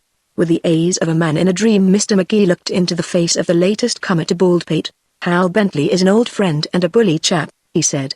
"It will be a great pleasure to serve a friend of his." He paused, congratulating himself that these were words, idle words. "When did you arrive, may I ask?" "I believe you were having dinner when I came," she answered. "Mr. Bentley gave me a key to the kitchen door, and we found a back stairway. There seemed to be a company below. I wanted to see only you, I repeat," said Mr. McGee. "I shall be happy to help you, if I can." His word to another lady, he reflected, is binding. "I suggest that there is no harm in waiting until morning." "But I am afraid it was tonight," she began. "I understand," McGee replied. "The plans went wrong. You may safely let your worries rest until tomorrow." He was on the point of adding something about relying on him, but remembered in time which girl he was addressing. "Is there anything I can do to make you more comfortable?" The girl drew the fur coat closer about her shoulders. She suggested to McGee a sheltered luxurious life. He could see her regaling young men with tea before a fireplace in a beautiful room, insipid tea in thimble-like cups. "You are very kind," she said. "I hardly expected to be here the night through. It is rather cold, but I am sure we have rugs and coats enough." Mr. McGee's duty was clear. "I'll build you a fire," he announced. The girl seemed distressed at the thought. "No, I couldn't let you," she said. "I am sure it isn't necessary. I will say good night now." "Good night. If there is anything I can do, I shall tell you," she finished, smiling. "I believe I forgot to give you my name. I am Myra Thornhill, of Rowton. Until tomorrow." She went in and closed the door. Mr. McGee sat limply down on the cold stair. All the glory was gone from the scene he had pictured a moment ago. He had the money, yes, the money procured in valiant battle, but at the moment he bore the prize to his lady. Another appeared from the dark to claim it. What should he do? He got up and started for number 17. The girl who waited there was very charming and attractive, but what did he know about her? What did she want with his money? He paused. This other girl came from Hal Bentley, a friend of friends. And she claimed to have every right to this precious package. What were her exact words? Why not wait until morning? Perhaps, in the cold grey dawn, he would see more clearly his way through this preposterous tangle. Anyhow, it would be dangerous to give in to any woman's keeping just then a package so earnestly sought by desperate men. Yes, he would wait until morning. That was the only reasonable course. Reasonable? That was the word he used. A night prating of the reasonable. Mr. McGee unlocked the door of number 7 and entered. Lighting his candles and prodding the fire, he composed a note to the waiting girl in 17. "Everything all right? Sleep peacefully. I am on the job. Will see you tomorrow. Mr. Billy." Slipping this message under her door, the ex-knight hurried away to avoid an interview, and sat down in his chair before the fire. "I must think," he muttered. "I must get this thing straight." For an hour he pondered, threshing out as best he could this mysterious game in which he played a leading part unequipped with a book of rules. He went back to the very beginning, even to the station at Upper Squin Falls, where the undeniable charm of the first of these girls had won him completely. He reviewed the arrival of Bland and his babble of haberdashery, of Professor Bolton and his weird tale of peroxide blondes and suffragettes, of Miss Norton and her impossible mother, of Cargan, hater of reformers, and Lumax, foe of suspicion. He thought of the figure in the dark at the foot of the steps that had fought so savagely for the package, now in his own pocket, of the girl who had pleaded so convincingly on the balcony for his help, of the colder, more sophisticated woman who came with Hal Bentley's authority to ask of him the same favor. Myra Thornhill? He had heard the name, surely. But where? Mr. McGee's thoughts went back to New York. He wondered what they would say if they could see him now, whirling about in a queer romance not of his own writing, he who had come to Baldpate in to get away from mere romancing and look into men's hearts, a philosopher. He laughed out loud. Tomorrow is another day, he reflected. I'll solve this whole thing then. They can't go or playing without me. I've got the ball. He took the package from his pocket. Its seals had already been broken. Untying the strings, he began carefully to unwrap the paper, the thick yellow banking manila, and then the oiled inner wrapping. So finally he opened up the solid mass of what? He looked closer. Crisp, beautiful, $1,000 bills. Phew. He had never seen a bill of this size before. And here were 200 of them. He wrapped the package up once more, and prepared for bed. Just as he was about to retire, he remembered Mr. Bland, bound and gagged below. He went into the hall with the idea of releasing the unlucky haberdasher, but from the office rose the voices of the mayor, Max, and Bland himself. Peace, evidently, been declared between them. Mr. McGee returned to number 7, locked all the windows, placed the much-sought package beneath his pillow, and after a half-hour of puzzling and tossing, fell asleep. It was still quite dark when he awoke with a start. In the blackness he could make out a figure standing by the side of his bed. He put his hand quickly beneath his pillow. The package was still there. "What do you want?" he asked, sitting up in bed. For answer, the intruder sprang through the door and disappeared in the darkness of the outer room. Mr. McGee followed. One of his windows slammed back and forth in the wind. Slipping on a dressing gown and lighting a candle, he made an investigation. The glass above the lock had been broken. Outside, in the snow on the balcony, were recent footprints. Sleepily Mr. McGee procured the precious package and put it in the pocket of his gown. Then drawing on his shoes, he added a greatcoat to his equipment, took a candle, and went out onto the balcony. The storm had increased. The snow flurried and blasted. The windows at Baldpate Inn rattled wildly all about. It was difficult to keep the candle burning in that wind. Mr. Magee followed the footprints along the east side of the inn to the corner, then along the more sheltered rear, and finally to the west side. On the west was a rather unlovely annex to the main building, which increasing patronage has made necessary. It was connected with the inn by a covered passageway from the second-floor balcony. At the entrance to this passageway the footprints stopped. Entering the dark passageway, Mr. Magee made his way to the door of the annex. He tried it. It was locked. But as he turned away, he heard voices on the other side. Mr. Magee had barely enough time to extinguish his candle and slip into the shadows of the corner. The door of the annex opened. A man stepped out into the passageway. He stood there. The light from a candle held by someone in the doorway whom Mr. Magee could not see fell full upon his face, the bespectacled wise face of Professor Thaddeus Bolton. "Better luck next time," said the professor. "Keep an eye on him," said the voice from inside. "If he tries to leave the inn there'll be a big row. We must be in on it and win, I imagine," said Professor Bolton, smiling his academic smile, "that the inmates of Baldpate will make tomorrow a rather interesting day for him." "It will be an interesting day for everyone," answered the voice. "If I should manage to secure a package, by any chance," the professor went on, "I shall undoubtedly need your help in getting away with it. Let us arrange a signal. Should a window of my room be open at any time tomorrow, you will know the money is in my hands." "Very good," replied the other. "Good night and good luck." "The same to you," answered Professor Bolton. The door was closed, and the old man moved off down the passageway. After him crept Mr. Magee. He followed the professor to the east balcony, and saw him pause at the open window of number 7. There the old man looked slyly about, as though in doubt. He peered into the room, and one foot was across the sill when Mr. Magee came up and touched him on the arm. Professor Bolton leapt in evident fright out upon the balcony. It's a wonderful night," he said. "I was out for a little walk on the balcony, enjoying it. Seeing your open window, I was afraid." "The night you speak so highly of," replied Mr. Magee, "is at your left. You have lost your way. Good night, Professor." He stepped inside and closed the window. Then he pulled down the curtains in both rooms of his suite, and spent some time exploring. Finally he paused before the fireplace, and with the aid of a knife unloosed a brick. Under this he placed the package of money, removing the traces of his act as best he could. "Now," he said, standing up, "I'm a regular hermit with a buried treasure, as per all hermit specifications. Tomorrow I'm going to hand my treasure to somebody. It's too much for a man who came up here to escape the excitement and melodrama of the world." He looked at his watch. It was past 3 o'clock. Entering the inner room, for the second time that night he sought to sleep. "They can't play without me. I've got the ball," he repeated with a smile. And, safe in this thought, he closed his eyes, and slumbered. Chapter 10. The cold grey dawn. The gayest night must have a morning after. Mr. Magee awakened to find Suite 7 wrapped again in its favorite poor atmosphere.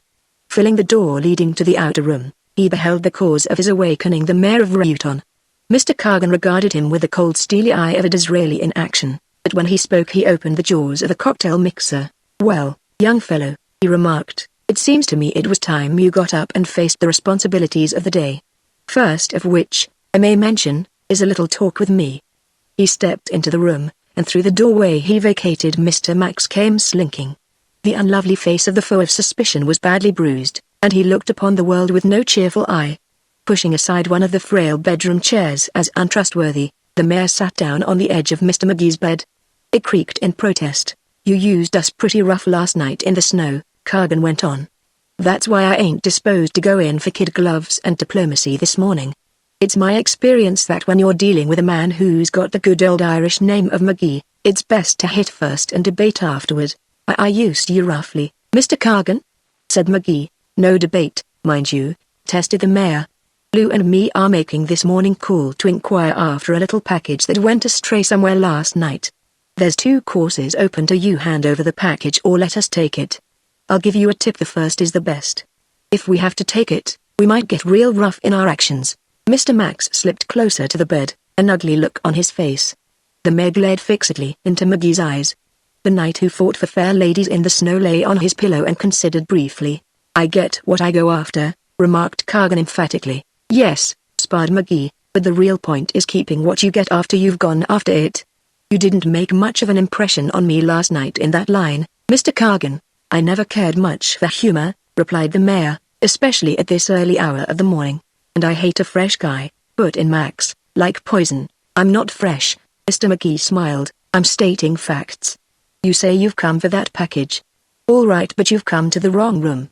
"I haven't got it." "The hell you haven't," roared the mayor. "Lou, look about a bit." "Look about all you like," agreed McGee. "You won't find it. Mr. Cargan, I admit that I laid for you last night. I saw you open the safe according to the latest approved methods, and I saw you come forth with a package of money. But I wasn't rough with you. I might have been, to be frank, but somebody beat me to it." "Who?" "The man with the seventh key, I suppose. The man Bland heard walking about last night when we were at dinner. Don't tell me you didn't see him in that mix-up at the foot of the steps?" "Well, I did think there was another guy," the mayor answered, "but Lou said I was crazy. Lou does you an injustice.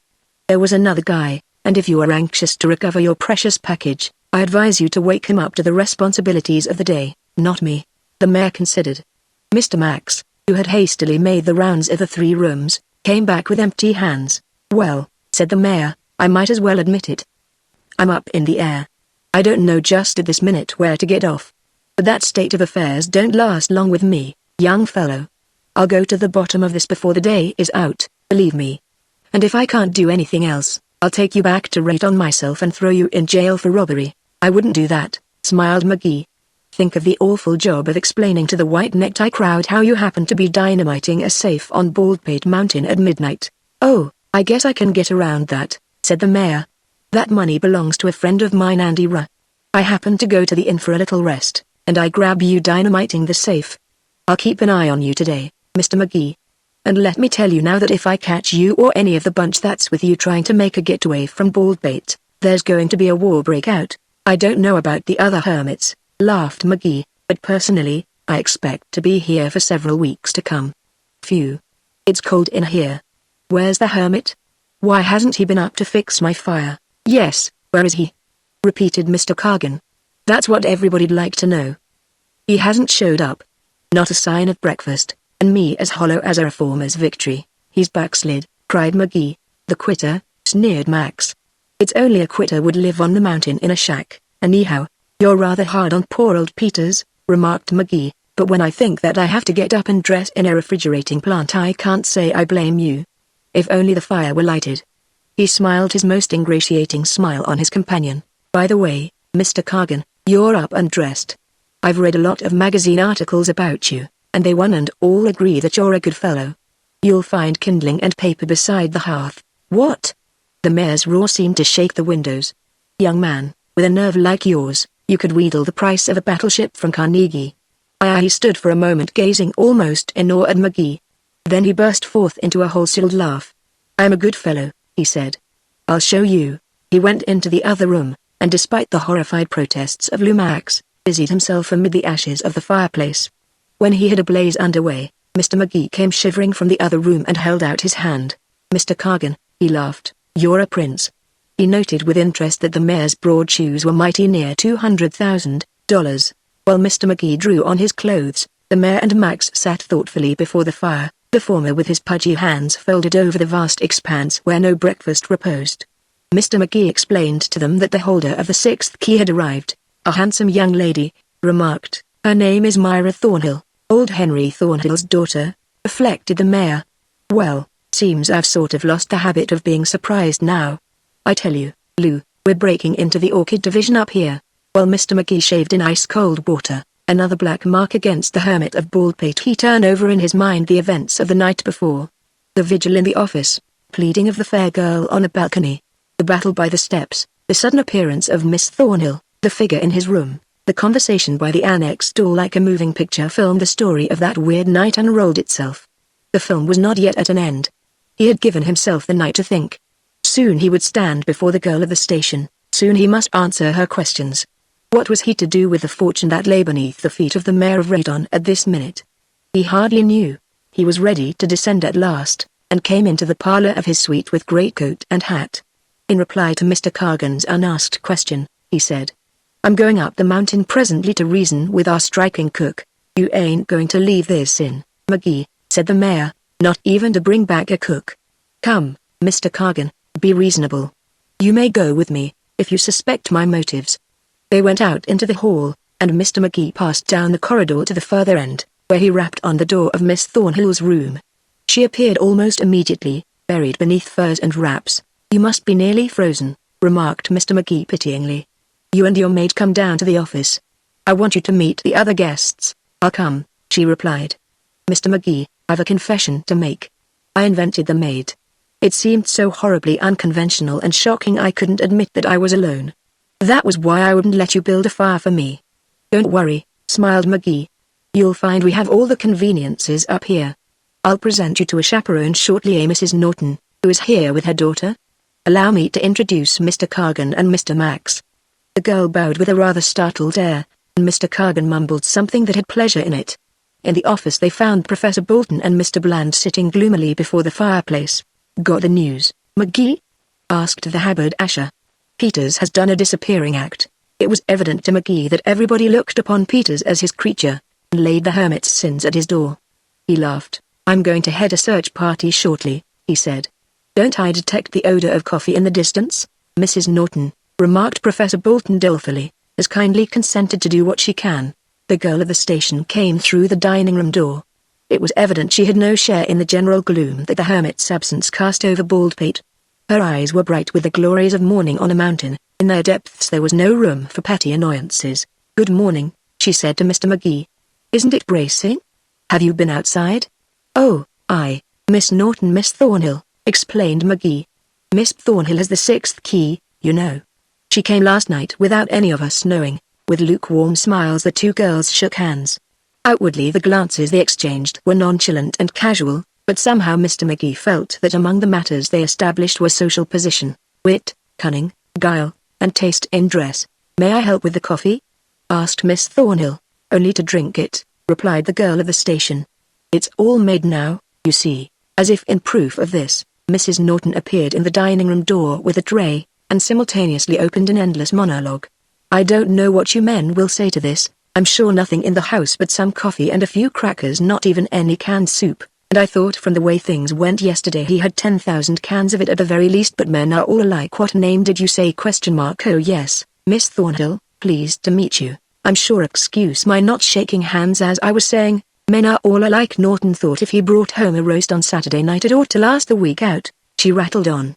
Unheeding her flow of talk, the hermits of Baldpate swallowed the coffee she offered. When the rather unsatisfactory substitute for breakfast was consumed, Mr. Magee rose briskly. "Now," he said, "I'm going to run up to the hermit's shack and reason with him as best I can. I shall paint in touching colors our sad plight. If the man has an atom of decency, a walk on the mountain in the morning," said Miss Thornhill quickly. "Splendid." "Wonderful," put in Miss Norton. "I, for one, can't resist. Even though I haven't been invited, I'm going along." She smiled sweetly. She had beaten the other girl by the breadth of a hair, and she knew it. New glories shone in her eyes. "Good for you," said Magee. The evil hour of explanations was at hand, surely.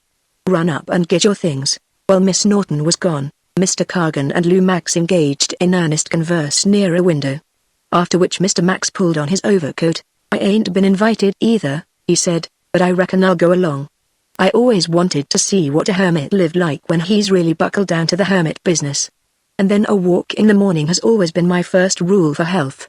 You don't mind, do you?" "Who am I," asked Magee, "that I should stand between you and health? Come along, by all means." With the blue corduroy suit again complete, and the saucy hat perched on her blonde head, Miss Norton ran down the stairs and received the news that Mr. Max also was enthralled by the possibilities of a walk up Baldpate. The three went out through the front door, and found under the snow a hint of the path that led to the shack of the postcard merchant. "Will you go ahead?" asked Magee of Max. "Sorry," grinned Max, "but I guess I'll bring up the rear." "Suspicion," said Mr. Magee, shaking his head, "has caused a lot of trouble in the world. Remember the cruelty practiced on Pueblo Sam?" "I do," replied Mr. Max, "and it nearly breaks my heart. But there's a little matter I forgot to mention last night. Suspicion is all right in its place." "Where's that?" asked Mr. Magee. Mr. Max tapped his narrow chest. "Here," he said. So the three began the climb, Mr. Magee and the girl ahead, Mr. Max leering at their heels. The snow still fell, and the picture of the world was painted in grays and whites. At some points along the way to the hermit's abode it had drifted deep, at others the footpath was swept almost bare by the wind. For a time Mr. Max kept so close that the conversation of the two in the lead was necessarily of the commonplaces of the wind and sky and mountain. Covertly Mr. McGee glanced at the girl striding along by his side. The red flamed in her cheeks, her long lashes were flecked with the white of the snow, her face was such a one as middle-aged men dream of while their fat wives read the evening papers, beauty hints at their side. Far beyond the ordinary woman was she desirable and pleasing. Mr. McGee told himself he had been a fool. For he who had fought so valiantly for her heart's desire at the foot of the steps had faltered when the time came to hand her the prize. Why? What place had caution in the wild scheme of the night before? None, surely. And yet he, dolt, idiot, coward, had in the moment of triumph turned cautious. Full confession, he decided, was the only way out. Mr. Max was panting along quite 10 feet behind. Over her shoulder the girl noted this. She turned her questioning eyes on McGee. He felt that his moment had come. "I don't know how to begin," muttered the novelist whose puppet's speeches had always been so apartment. "Last night you sent me on a sort of quest for the Golden Fleece. I didn't know who had been fleeced, or what the idea was. But I fared forth, as they say. I got it for you." The eyes of the girl glowed happily. She was beaming. "I'm so glad," she said. "But why didn't you give it to me last night? It would have meant so much if you had." "That," replied Mr. McGee, "is what I'm coming to very reluctantly. Did you note any spirit of caution in the fellow who set forth on your quest, and dropped over the balcony rail? You did not." "I waited on the porch and saw Max tap the safe. I saw him and Cargan come out. I waited for them. Just as I was about to jump on them, somebody, the man with the 7th key, I guess, did it for me. There was a scuffle. I joined it. I emerged with the package everybody seems so interested in." "Yes," said the girl breathlessly. "And then, I started to bring it to you," went on McGee, glancing over his shoulder at Max. "I was all aglow with romance, and battle, and all that sort of thing. I pictured the thrill of handing you the thing you had asked. I ran upstairs. At the head of the stairs I saw her. The light died in her eyes. Reproach entered there. Yes," continued McGee, "your knight-errant lost his nerve. He ceased to run on schedule. She, too, asked me for that package of money, and you gave it to her," said the girl scornfully. "Oh, no," answered McGee quickly. "Not so bad as that. I simply sat down on the steps and thought. I got cautious. I decided to wait until today. I did wait." He paused. The girl strode on, looking straight ahead. Mr. McGee thought of adding that he had felt it might be dangerous to place a package so voraciously desired in her frail hands. He decided he'd better not, on second thought. "I know," he said, "what you think. I'm a fine specimen of a man to send on a hunt like that. A weak-kneed mollycoddle who passes into a state of coma at the crucial moment. But I'm going to give you the package yet." The girl turned her head. Mr. McGee saw that her eyes were misty with tears. "You're playing with me," she said brokenly. "I might have known. And I trusted you. You're in the game with the others and I thought you weren't. I staked my whole chance of success on you. Now you're making sport of me. You never intended to give me that money. You don't intend to now." "On my word," cried McGee, "I do intend to give it to you. The minute we get back to the inn. I have it safe in my room." "Give it to her," said the girl bitterly. "Why don't you give it to her?" "Oh, the perversity of women. It's you I want to give it to," replied McGee warmly. "I don't know what was the matter with me last night. I was a fool. You don't believe in me." I know her face was cold and expressionless. "And I wanted to believe in you so much," she said. "Why did you want to?" cried McGee. "Why?" She plodded on through the snow. "You must believe," he pleaded. "I don't know what all this is about, on my word of honor. But I want to give you that money, and I will the minute we get back to the inn. Will you believe then? Will you?" "I hate you," said the girl simply. She should not have said that. As far back as he could remember, such opposition had stirred Mr. McGee to wild deeds. He opened his mouth and words flowed forth. What were the words? "I love you. I love you. Ever since that moment in the station I have loved you. I love you." Faintly he heard himself saying it over and over. By the gods. He was proposing. Inanely, in words of one syllable, as the butcher's boy might have told his love to the second kitchen maid. "I love you," he continued. Idiot. Often Mr. McGee had thought of the moment when he would tell his love to a woman. It was a moment of dim lights, music perhaps in the distance, two souls caught up in the magic of the moonlit night, a pretty graceful speech from him, a sweet gracious surrender from the girl. And this instead, "I love you." In heaven's name, was he never going to stop saying it? I want you to believe. Bright morning on the mountain, a girl in an angry mood at his side, a seedy chaperone on his trail, an erring cook ahead. Good Lord. He recalled that a fellow novelist, whose love scenes were regarded as models by young people suffering the tender passion, had once confessed that he proposed to his wife on a streetcar, and was accepted just as the conductor handed him his transfers. Mr. McGee had been scornful. He could never be scornful again. By a tremendous effort he avoided repeating his childish refrain. The girl deliberately stopped. There was never less of sweet gracious surrender in a suffragette hurling a stone through a shopkeeper's window. She eyed Mr. McGee pityingly, and they stood until Mr. Max caught up with them. So that's the hermit's shack, said Max, indicating the little wooden hut at which they had arrived. A funny place for a guy to bury himself. I should think he'd get to longing for the white lights and the tabled hoats with red wine. A very unromantic speech, reproved the girl. You should be deeply thrilled at the thought of penetrating the secrets of the hermitage. I am. Are you, Mr. McGee? She smiled up at McGee, and he was in that state where he thought that in the blue depths of her eyes he saw the sunny slopes of the islands of the blessed. He caught himself in time. He would not be idiot enough to babble it again. He pulled himself together. I'm going to make you believe in me, he said, with a touch of his old jauntiness. Mr. Max was knocking with characteristic loudness at the hermit's door. Chapter 11 A Falsehood Under the Palms. Make me a willow cabin at your gate, quoted Mr. McGee, looking at the hermit's shack with interest. Replied Miss Norton. Thus beautiful sentiments frequently fare, even at the hands of the most beautiful. Mr. McGee abandoned his project of completing the speech. The door of the hermit's abode opened before Mr. Max's masterful knock, and the bearded little man appeared on the threshold. He was clad in a purple dressing gown that suggested some woman had picked it. Surely no man could have fallen victim to that riot of color. Come in, said the hermit, in a tone so colorless it called added attention to the gown. Miss, you have the chair. You'll have to be contented with that soapbox Davenport, gentlemen. Well? He stood facing them in the middle of his hermitage. With curious eyes they examined its architecture. Ex-sultans had built it of poles and clay and a reliable brand of roofing. In the largest room, where they sat, were chairs, a table, and a bookshelf hammered together from stray boards, furniture midway between that in a hut on a desert island, that of a home made happy from the back pages of a woman's magazine. On the wall were various posters that defined the hermit's taste in art as inflammatory, bold, arresting. Through one door at the rear they caught a glimpse of a tiny kitchen, through another the white covering of a hall-room cot could be seen. Well? Repeated Mr. Peters. I suppose you're a delegation, so to speak? A cold unfeeling word, objected Mr. McGee. We have come to plead, began Miss Norton, turning her eyes at their full candle power on the hermit's bearded face. I beg pardon, miss, interrupted Mr. Peters, but it ain't any use. I've thought it all out in the night watches, as the poet says. I came up here to be alone. I can't be a hermit and a cook, too. I can't and be true to myself. No, you'll have to accept my resignation, to take effect at once. He sat down on an uncertain chair and regarded them sorrowfully. His long well-shaped fingers clutched the cord of the purple gown. It isn't as though we were asking you to give up the hermit business for good, argued McGee.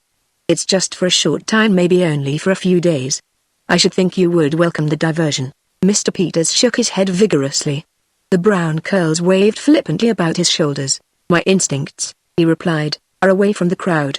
I explained that to you when we first met, Mr. McGee. Any man, commented Mr. Max, ought to be able to strangle his instincts for a good salary, payable in advance. You come here, said the hermit with annoyance, and you bring with you the sentiments of the outside world, the world I have forsworn. Don't do it. I ask you. I don't get you, reflected Mr. Max. No, pal, I don't quite grab this hermit game. It ain't human nature, I say. Way up here miles from the little brass rail and the sporting extra, and other things that make life worth living. It's beyond me. I'm not asking your approval, replied the hermit. All I ask is to be let alone. Let me speak, said Miss Norton. Mr. Peters and I have been friends, you might say, 3 years. It was 3 years ago my old eyes first fell upon him, selling his postcards at the inn. He was to me then the true romance, the man to whom the world means nothing without a certain woman at his side. That is what he has meant to all the girls who came to Baldpate. He isn't going to shatter my ideal of him. He isn't going to refuse a lady in distress. You will come for just a little while, won't you, Mr. Peters? But Peters shook his head again. I dislike women as a sex, he said. but I've always been gentle and easy with isolated examples of them. It ain't my style to turn them down. This is asking too much. I'm sorry. But I got to be true to my oath. I got to be a hermit, maybe, sneered Mr. Max. He's got good reason for being a hermit. Maybe there's brass buttons and blue uniforms mixed up in it. You come from the great world of suspicion, answered the hermit, turning reproving eyes upon him. Your talk is natural, it goes with the life you lead. But it isn't true. And Mr. Max is the last who should insinuate, rebuked Mr. McGee. Why, only last night he denounced suspicion, and bemoaned the fact that there is so much of it in the world. Well, he might, replied the hermit. Suspicion is the keynote of modern life, especially in New York. He drew the purple dressing gown closer about his plump form. I remember the last time I was in the big town, seeing a crowd of men in the grill room of the Hoffman House. One of them, long, lean, like a Neil, stooped down and whispered in the ear of a little fellow with a diamond horseshoe desecrating his haberdashery, and pointing to another man nearby. No, I won't, says the man with the diamonds. I don't introduce nobody to nobody. Let every man play his own game, I say. That's New York. That's the essence of the town. I introduce nobody to nobody. It seems odd, remarked Mr. McGee, to hear you speak of the time you walked on pavements. I haven't always been on Baldpate Mountain, replied the hermit. Once I, too, paid taxes and wore a derby hat and sat in barber's chairs. Yes, I sat in 'em in many towns, in many corners of this little round globe. But that's all over now. The three visitors gazed at Mr. Peters with a new interest. New York, said Mr. Max softly, as a better man might have spoken the name of the girl he loved. It's a great little Christmas tree. The candles are always burning and the tinsel presents always look good to me. The hermit's eyes strayed far away down the mountain and beyond. New York, said he, and his tone was that in which Max had said the words. A great little Christmas tree it is, with fine presents for the reaching. Sometimes, at night here, I see it as it was 4 years ago. I see the candles lit on the Great White Way. I hear the elevated roar, and the newsboys shout, and Diamond Jim Brady applauding at a musical comedy's first night. New York. Mr. Max rose pompously and pointed a yellow finger at the hermit of Baldpate Mountain. I got you, he cried in triumph. I'm wise. You want to go back? A half-hearted smile crossed the visible portion of the hermit's face. I guess I'm about the poorest liar in the world, he said. I never got away with but one lie in my life, and that was only for a little while. It was a masterpiece while it lasted, too. But it was my only hit as a liar. Usually I fail, as I have failed now. I lied when I said I couldn't cook for you because I had to be true to my hermit's oath. That isn't the reason. I'm afraid. Afraid? Echoed Mr. McGee. Scared, said Mr. Peters, of temptation. Your seventh son of a seventh son friend here has read my palmo. K. I want to go back. Not in the summer, when the inn blazes like Broadway every evening, and I can sit here and listen to the latest comic opera tunes come drifting up from the casino, and go down and mingle with the muslin brigade any time I want, and see the sympathetic look in their eyes as they buy my postals. It ain't then I want to go back. It's when fall comes, and the trees on the mountain are bare, and Quimby locks up the inn, and there's only the wind and me on the mountain, then I get the fever. I haven't the postcard trade to think of, so I think of Ellen, and New York. She's my wife. New York, it's my town. That's why I can't come among you to cook. It'd be leading me into temptation greater than I could stand. I'd hear your talk, and like as not when you went away I'd shave off this beard, and burn a manuscript of Woman, and go down into the marts of trade. Last night I walked the floor till 2. I can't stand such temptation. Mr. Peters' auditors regarded him in silence. He rose and moved toward the kitchen door. Now you understand how it is, he said. Perhaps you will go and leave me to my baking. 1 minute, objected Mr. McGee. You spoke of one lie, your masterpiece. We must hear about that. Yes, spin the yarn, pal, requested Mr. Max. Well, said the hermit reluctantly, if you're quite comfortable it ain't very short. Please, beamed Miss Norton. With a sigh the hermit of Baldpate Mountain sank upon a most unsocial seat and drew his purple splendor close. It was like this, he began. 5 years ago I worked for a fruit company, and business sent me sliding along the edges of strange seas and picture book lands. I met little brown men, and listened to the soft swish of the banana growing, and had an orchestra seat at a revolution or two. Don't look for a magazine story about overthrown tyrants, or anything like that. It's just a quiet little lie I'm speaking of, told on a quiet little afternoon, by the sands of a sea as blue as Baldpate. It must have been this morning when I didn't show up with breakfast, sitting on those yellow sands the afternoon I speak of, wearing carpet slippers made for me by loving, so to speak, hands. I saw Alexander McMahon come along. He was tall and straight and young and free, and I envied him, for even in those days my figure would never have done in a clothing advertisement, owing to the heritage of too many tabled hats about the middle. Well, McMahon sat at my side, and little by little, with the sea washing sad like nearby, I got from him the story of his exile, and why. I don't need to tell you it was woman had sent him off for the equator. This one's name was Marie, I think, and she worked at a lunch counter in Kansas City. From the young man's bill of fare description of her, I gathered that she had cheeks like peaches and cream, but a heart like a lunch counter donut, which is hard. She cast you off? I asked. She threw me down, said he. Well, it seems he'd bought a ticket for that loud-colored country where I met him, and come down there to forget. I could buy the ticket, he said, as soon as I learned how to pronounce the name of this town. But I can't forget. I've tried. It's hopeless. And he sat there looking like a man whose best friend has died, owing him money. I won't go into his emotions. Mr. Bland, up at the inn, is suffering them at the present moment, I'm told. They're unimportant, I'll hurry on to the lie. I simply say he was sorrowful, and it seemed to me a crime, what with the sun so bright, and the sea so blue, and the world so full of a number of things. Yes, it certainly was a crime, and I decided he had to be cheered up at any cost. How? I thought a while, gazing up at the sky, and then it came to me the lie, the great glorious lie, and I told it. The hermit looked in defiance round the listening circle. You're chock full of sorrow now, I said to McMahon. But it won't last long. He shook his head. Nonsense, I told him. Look at me. Do you see me doing a heart-bowed-down act under the palms? Do you find anything but joy in my face?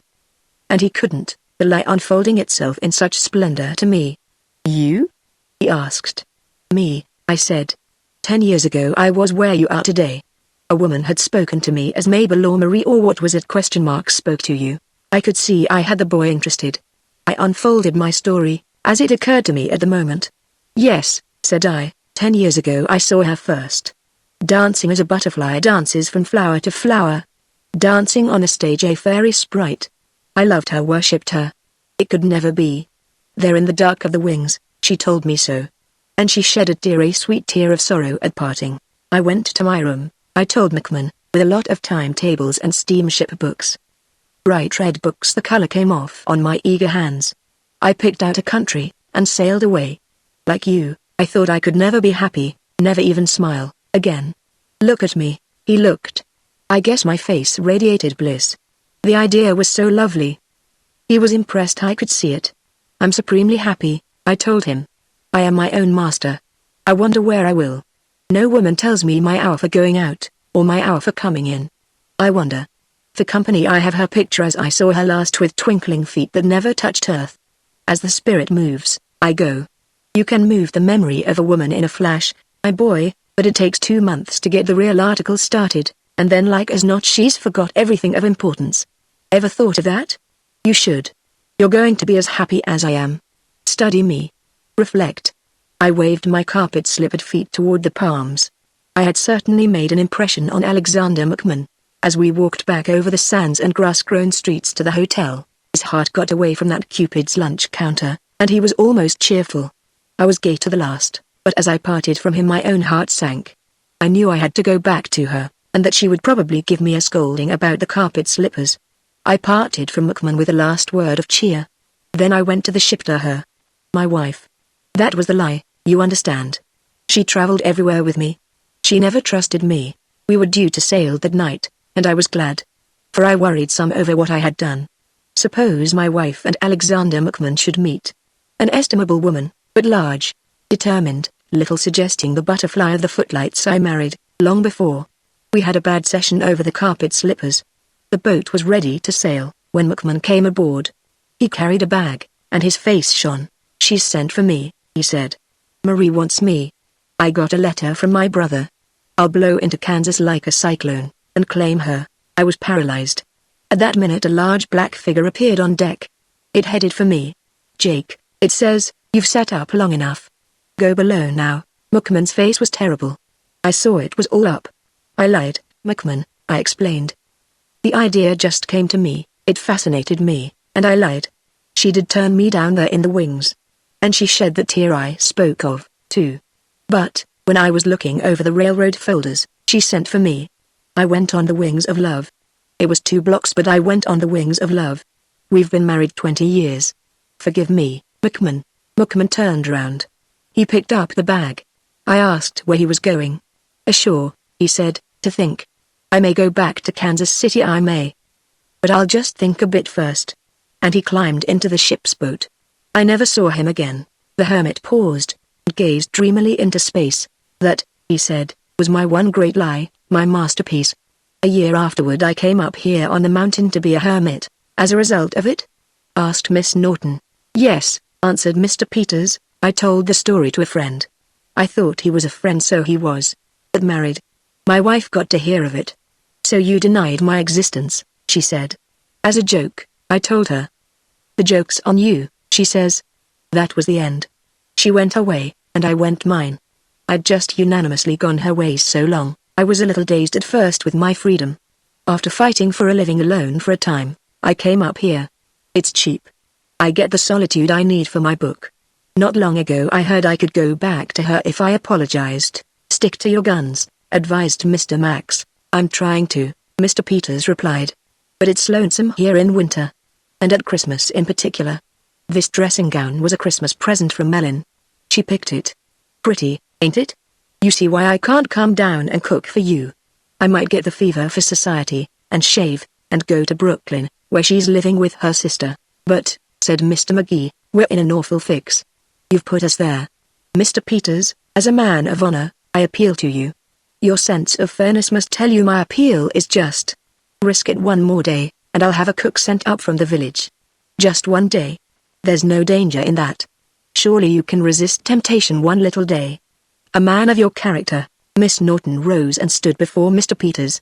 She fixed him with her eyes into which no man could gaze and go his way unmoved. Just one tiny day, she pleaded. Mr. Peters sighed. He rose. I'm a fool, he said. I can't help it. I'll take chances on another day. Though nobody knows where it'll lead. Brooklyn, maybe, whispered Lou Max to McGee in mock horror. The hermit donned his coat, attended to a few household duties, and led the delegation outside. Dolefully he locked the door of his shack. The 4 started down the mountain, back to Baldpate with our cook, said Mr. McGee into the girl's ear. I know now how Caesar felt when he rode through Rome with his ex-foes festooned about his chariot wheels. Mr. Max again chose the rear, triumphantly escorting Mr. Peters. As Mr. McGee and the girl swung into the lead, the former was moved to recur to the topic he had handled so amateurishly a short time before. I'll make you believe in me yet, he said. She did not turn her head. The moment we reach the inn, he went on, I shall come to you, the package of money in my hand. Then you'll believe I want to help you. Tell me you'll believe then. Very likely I shall, answered the girl without interest. If you really do intend to give me that money, no one must know about it. No one shall know, answered, but you and me. They walked on in silence. Then shyly the girl turned her head. Oh, most assuredly, she was desirable. Clumsy as had been his declaration, Mr. McGee resolved to stick to it through eternity. I'm sorry I spoke as I did, she said. Will you forgive me? Forgive you? He cried. Why, and now, she interrupted, let us talk of other things. Of ships, and shoes, and sealing wax. All the topics in the world, he replied, can lead to but one with me. Ships? Asked the girl. For honeymoons, he suggested. Shoes? In some circles of society, I believe they are flung at bridal parties. And sealing wax? On the license, isn't it? He queried. I'll not try you on cabbage and kings, laughed the girl. Please, oh, please, don't fail me. You won't, will you? Her face was serious. You see, it means so very much to me. Fail you? Cried McGee. I'd hardly do that now. In 10 minutes that package will be in your hands along with my fate, my lady. I shall be so relieved. She turned her face away. There was a faint flush in the cheek toward Mr. McGee. And happy, she whispered under her breath. They were then at the great front door of Baldpate Inn. Chapter 12. Woe in number 7. Inside, before the office fire, Miss Thornhill read a magazine in the indolent fashion so much affected at Baldpate Inn during the heated term, while the mayor of Redon chatted amiably with the ponderously coy Mrs. Norton. Into this circle burst the envoys to the hermitage, flushed, energetic, snowflaked. Hail to the chef who in triumph advances!" cried Mr. McGee. He pointed to the door, through which Mr. Max was leading the captured Mr. Peters. "You got him?" "I do," rasped Mrs. Norton. "Without the use of anesthetics," answered McGee. "Everybody ready for one of Mr. Peters' inimitable lunches?" "Put me down at the head of the list," contributed the mayor. Myra Thornhill laid down her magazine, and fixed her great black eyes upon the radiant girl in corduroy. "And was the walk in the morning air," she asked, "all you expected?" "All, and much more," laughed Miss Norton, mischievously regarding the man who had babbled to her of love on the mountain. "By the way, enjoy Mr. Peters while you can. He's back for just one day. Eat, drink, and be merry, for tomorrow the cook leaves, as the fellow says," supplemented Mr. Max, removing his overcoat. "How about a quick lunch, Peters?" inquired McGee. "Out of what, I'd like to know," put in Mrs. Norton. "Not a thing in the house to eat." "Just like a man. You didn't look in the right place, Mom," replied Mr. Peters with relish. "I got supplies for a couple of days in the kitchen." "Well, what's the sense in hiding 'em?" the large lady inquired. "It ain't hiding, it's system," explained Mr. Peters. "Something women don't understand." He came close to Mr. McGee, and whispered low, "You didn't warn me there was another of 'em." "The last, on my word of honor," McGee told him. "The last," sneered Mr. Peters. "There isn't any last up here." And with a sidelong glance at the new even his Mountain Eden, he turned away to the kitchen. "Now," whispered McGee to Miss Norton, "I'll get you that package. I'll prove that it was for you I fought and bled the mayor of Rowton. Watch for our chance. When I see you again I'll have it in my pocket. You mustn't fail me," she replied. "It means so much." Mr. McGee started for the stairs. Between him and them loomed suddenly the great bulk of Mr. Cargan. His hard menacing eyes looked full into McGee's. "I want to speak to you, young fellow," he remarked. "I'm flattered," said McGee, "that you find my company so enchanting. In 10 minutes I'll be ready for another interview." "You're ready now," answered the mayor, "even if you don't know it." His tone was that of one correcting a child. He took Mr. McGee's arm in a grip which recalled to that gentleman a fact the muckraking stories always dwelt on, how this Cargan had, in the old days, put away his man in many shady corners of a great city. "Come over here," said Cargan. He led the way to a window. Over his shoulder McGee noted the troubled eyes of Miss Norton following. "Sit down. I've been trying to dope you out, and I think I've got you. I've seen your kind before. Every few months one of 'em breezes into Rowton, spends a whole day talking to a few rats I've had to exterminate from politics, and then flies back to New York with a 10-page story of my vicious career all ready for the linotypers. Yes, sir, I got you. You write sweet things for the magazines, think so?" inquired McGee. "Know it," returned the mayor heartily. "So you're out after old Jim Cargan's scalp again, are you? I thought that now, seeing stories on the corruption of the courts is so plentiful, you'd let the shame of the city halls alone for a while. But well, I guess I'm what you guys call good copy. Big, brutal, uneducated, picturesque. You see, I read them stories myself. How long will the American public stand being ruled by a man like this, when it might be authorizing pretty boys with kid gloves to get next to the good things? That's the dope, ain't it? The old dope of the reform gang, the ballyhoo of the bunch that can't let the existing order stand? Don't worry, I ain't going to get started on that again. But I want to talk to you serious like a father. There was a young fellow like you once. Like me? Exactly. He was out working on long hours and short pay for the reform gang, and he happened to get hold of something that a man I knew, a man high up in public office, wanted, and wanted bad. The young fellow was going to get $200 for the article he was writing. My friend offered him $20,000 to call it off. What did the young fellow do? Wrote the article, of course, said McGee. Now, reproved Cargan. That remark don't fit in with the estimate I've made of you. I think you're a smart boy. Don't disappoint me. This young fellow I speak of, he was smart, all right. He thought the matter over. He knew the reform bunch, through and through. All glory and no pay, serving them.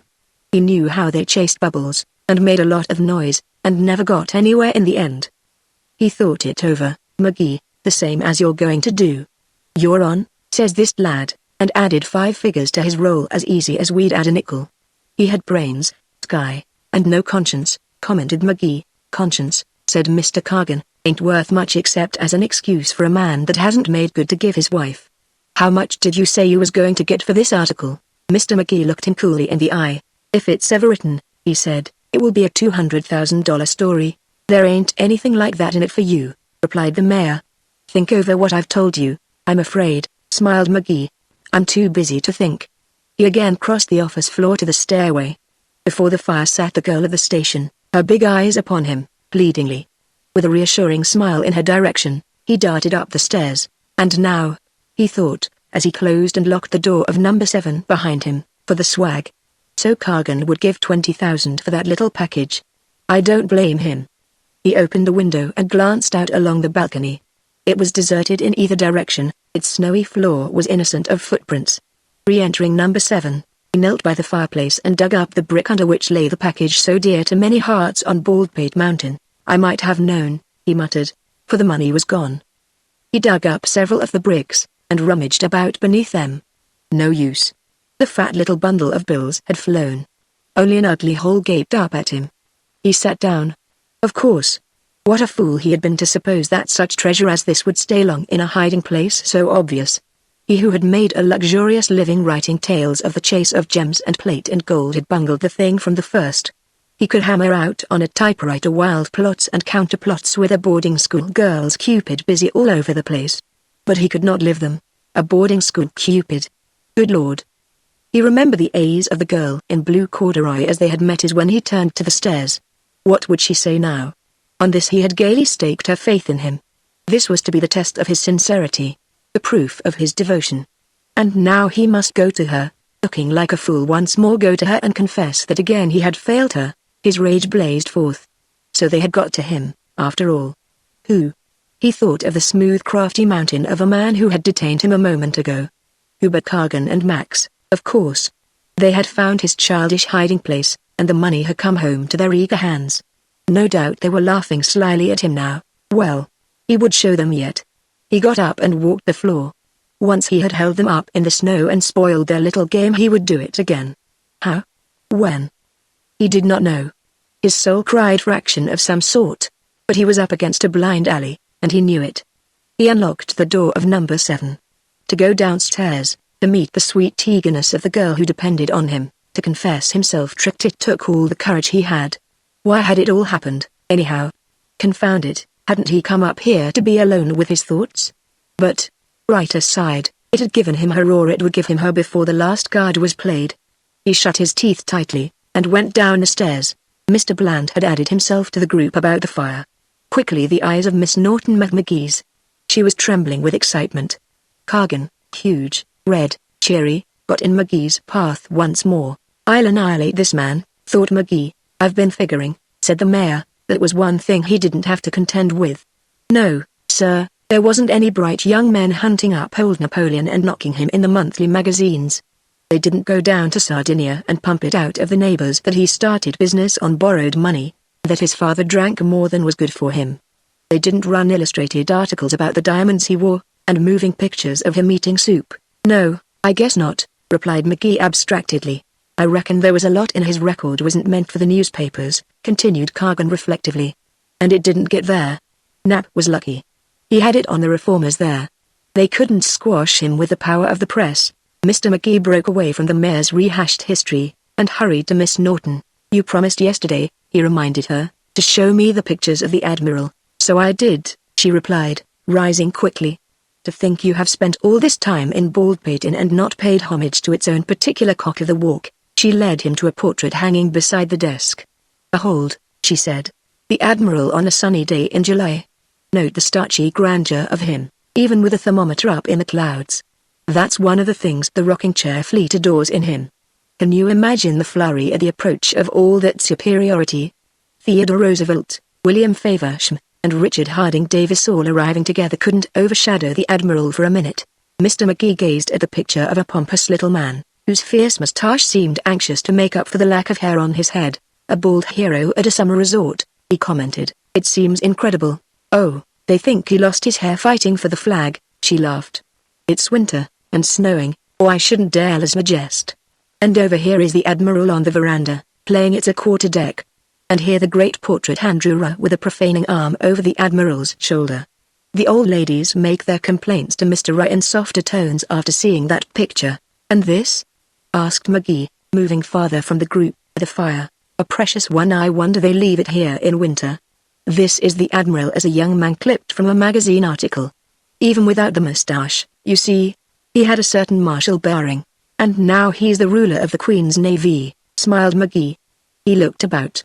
Is it possible to see the room where the Admiral plays his famous game? Step softly, she answered. In here. There stands the very table. They went into the small card room at the right of the entrance to the office, and Mr. McGee quietly closed the door behind them. The time had come. He felt his heart sink. Well? Said the girl, with an eagerness she could not conceal. Mr. McGee groped for words. And found his old friends of the mountain. I love you, he cried desperately. You must believe I want to help you. It looks rather the other way now, I'll admit. I want you to have that money. I don't know who you are, nor what this all means, but I want you to have it. I went upstairs determined to give it to you, really. The word was at least 50 degrees below the temperature of the card room. Yes, really.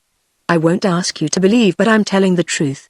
I went to the place where I had fatuously hid the money under a brick of my fireplace. It was gone. How terribly unfortunate. Yes, isn't it? Mr. McGee rejoiced that she took so calm a view of it. They searched the room, of course. And they found the money. They're on top now. But I'm going, he stopped. For he had seen her face. She taking a calm view of it? No, indeed. Billy McGee saw that she was furiously, wildly angry. He remembered always having written it down that beautiful women were even more beautiful in anger. How, he wondered, had he fallen into the terror? Please do not bore me, she said through her teeth, with any further recital of what you are going to do. You seem to have a fatal facility in that line. Your record of accomplishment is pathetically weak. And oh, what a fool I've been.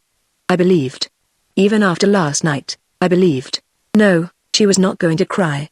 Hers was no mood for tears. What said the librettist? There is beauty in the roaring of the gale, the tiger one a lashing of his tail. Such was the beauty of a woman in anger. And nothing to get enthusiastic about, thought Mr. McGee. I know, he said helplessly, you're terribly disappointed. And I don't blame you. But you will find out that you've done me an injustice. I'm going. One thing, said she, smiling a smile that could have cut glass, you are going to do. I know that you won't fail this time, because I shall personally see you through with it. You're going to stop making a fool of me. Tell me, pleaded Billy McGee. Tell me who you are, what this is all about. Can't you see I'm working in the dark? You must. She threw open the card room door. An English officer, she remarked loudly, stepping out into the other room, taught the Admiral the game. At least, so he said. It added so much romance to it in the eyes of the rocking chair fleet. Can't you see India, the hot sun, the Kipling local color ray, silent, stand, handsome man eternally playing solitaire on the porch of the barracks? As the barracks porch, roused, humiliated, baffled, Mr. McGee felt his cheeks burn. We shall see what we shall see, he muttered. Why coin the inevitable into a bromide, she asked. Mr. McGee joined the group at the fire. Never before in his life had he been so determined on anything as he was now that the package of money should return to his keeping. But how? How trace through this maze of humans the present holder of that precious bundle of collateral? He looked at Mr. Max, sneering his lemon-colored sneer at the mayor's side, at the mayor himself, nonchalant as the Admiral being photographed, at Bland, author of the Arabella fiction, sprawling at ease before the fire, at the tawdry Mrs. Norton, and at Myra Thornhill, who had by her pleading the night before made him ridiculous. Who of these had the money now? Who but Cargan and Max, their faces serene, their eyes eagerly on the preparations for lunch, their plans for leaving Baldpate in no doubt already made. And then Mr. McGee saw coming down the stairs another figure, one he had forgot, Professor Thodwis Bolton, he of the mysterious dialogue by the annex door. On the professor's forehead was a surprising red scratch, and his eyes, no longer hidden by the double convex lenses, stood revealed a washed-out grey in the light of noon. A most unfortunate accident, explained the old man. Most distressing. I have broken my glasses. I am almost blind without them. How did it happen, Doc? Asked Mr. Cargan easily. I came into unexpected juxtaposition with an open door, returned Professor Bolton. Stupid of me, but I'm always doing it. Really, the agility displayed by doors in getting in my path is surprising. You and Mr. Max can sympathize with each other, said McGee. I thought for a moment your injuries might have been received in the same cause. Don't worry, Doc, Mr. Bland soothed him. We'll all keep a weather eye out for reporters that want to connect you up with the peroxide blondes. The professor turned his ineffectual gaze on the haberdasher, and there was a startlingly ironic smile on his face. I know, Mr. Bland, he said, that my safety is your dearest wish. The hermit of Baldpate announced that lunch was ready, and with the others Mr. McGee took his place at the table. Food for thought was also his. The spectacles of Professor Thaddeus Bolton were broken. Somewhere in the scheme of things those smashed lenses must fit. But where? Chapter 13 The Exquisite Mr. Hayden. It was past 3 o'clock. The early twilight crept up the mountain, and the shadows began to lengthen in the great bare office of Baldpate Inn. In the red flicker of firelight Mr. McGee sat and pondered. The interval since luncheon had passed lazily. He was no nearer to guessing which of Baldpate Inn's winter guests hugged close the precious package. Exasperated, angry, he waited for he knew not what, restless all the while to act, but having not the glimmer of an inspiration as to what his course ought to be. He heard the rustle of skirts on the stair landing, and looked up. Down the broad stairway, so well designed to serve as a show window for the sartorial triumphs of Baldpate's gay summer people, came the tall handsome girl who had the night before set all his plans awry. In the swift-moving atmosphere of the inn she had hitherto been to Mr. McGee but a puppet of the shadows, a figure more fictitious than real. Now for the first time he looked upon her as a flesh-and-blood girl, noted the red in her olive cheeks, the fire in her dark eyes, and realized that her interest in that package of money might be something more than another queer quirk in the tangle of events. She smiled a friendly smile at McGee, and took the chair he offered. One small slipper beat a discreet tattoo on the polished floor of Baldpate's office. Again she suggested to Billy McGee a house of wealth and warmth and luxury, a house where Arnold Bennett and the post-impressionists are often discussed, a house the head of which becomes purple and apoplectic at the mention of Colonel Roosevelt's name. "Last night, Mr. McGee," she said, "I told you frankly why I had come to Baldpate Inn. You were good enough to say that you would help me if you could. The time has come when you can, I think." "Yes," answered McGee. His heart sank. "What now?" "I must confess that I spied this morning," she went on. "It was rude of me, perhaps. But I think almost anything is excusable under the circumstances, don't you? I witnessed a scene in the hall above Mr. McGee. I know who has the $200,000, you know?" cried McGee. His heart gave a great bound. At last. And then he stopped. "I'm afraid I must ask you not to tell me," he added sadly. The girl looked at him in wonder. She was of a type common in McGee's world, delicate, finely reared, sensitive. True, in her pride and haughtiness she suggested the snow-capped heights of the eternal hills. But at sight of those feminine heights Billy McGee had always been one to seize his alpenstock in a more determined grip, and climb. Witness his attentions to the superb Helen Faulkner. He had a moment of faltering. Here was a girl who at least did not doubt him, who ascribed to him the virtues of a gentleman, who was glad to trust in him. Should he transfer his allegiance? No, he could hardly do that now. "You ask me not to tell you," repeated the girl slowly. "That demands an explanation," replied Billy McGee. "I want you to understand, to be certain, that I would delight to help you if I could. But the fact is that before you came I gave my word to secure package you speak of for another woman. I cannot break my promise to her." "I see," she answered. Her tone was cool. "I'm very sorry," McGee went on. "But as a matter of fact, I seem to be of very little service to anyone. Just now I would give a great deal to have the information you were about to give me. But since I could not use it helping you, you will readily see that I must not listen." I'm sorry, too," replied the girl. "Thank you very much for telling me. Now I must go forward alone." She smiled unhappily. "I'm afraid you must," answered Billy McGee. On the stairs appeared the slim figure of the other girl. Her great eyes were wistful, her face was pale. She came toward them through the red firelight. Mr. McGee saw what a fool he had been to waver in his allegiance even for a moment. For he loved her, wanted her, surely. The snow-capped heights are inspiring, but far more companionable is the brook that sparkles in the valley. "It's rather dull, isn't it?" asked Miss Norton of the Thornhill girl. By the side of the taller woman she seemed slight, almost childish. "Have you seen the pictures of the Admiral, Miss Thornhill?" "Looking at them is our one diversion. I do not care to see them, thank you," Myra Thornhill replied, moving toward the stairs. "He is a very dear friend of my father." She passed up and out of sight. Miss Norton turned away from the fire, and Mr. McGee rose hastily to follow. He stood close behind her, gazing down at her golden hair shimmering in the dark. "I've just been thinking," he said lightly, "what an absolutely ridiculous figure I must be in your eyes, buzzing round and round like a bee in a bottle, and getting nowhere at all. Listen, no one has left the inn. While they stay, there's hope. Am I not to have one more chance, a chance to prove to you how much I care? She turned, and even in the dusk he saw that her eyes were wet. Oh, I don't know, she whispered. I'm not angry anymore. I'm just at sea. I don't know what to think, what to do. Why try any longer? I think I'll go away and give up. You mustn't do that, urged Maggie. They came back into the firelight. Miss Thornhill has just informed me that she knows who has the package. Indeed, said the girl calmly, but her face had flushed. I didn't let her tell me, of course. Why not? Oh, how maddening women could be. Why not? Maggie's tone was hurt. Because I couldn't use her information in getting the money for you. You are still going to get the money for me? Maddening certainly, as a rough-edged collar, of Maggie began, but caught himself. No. He would prate no more of going to.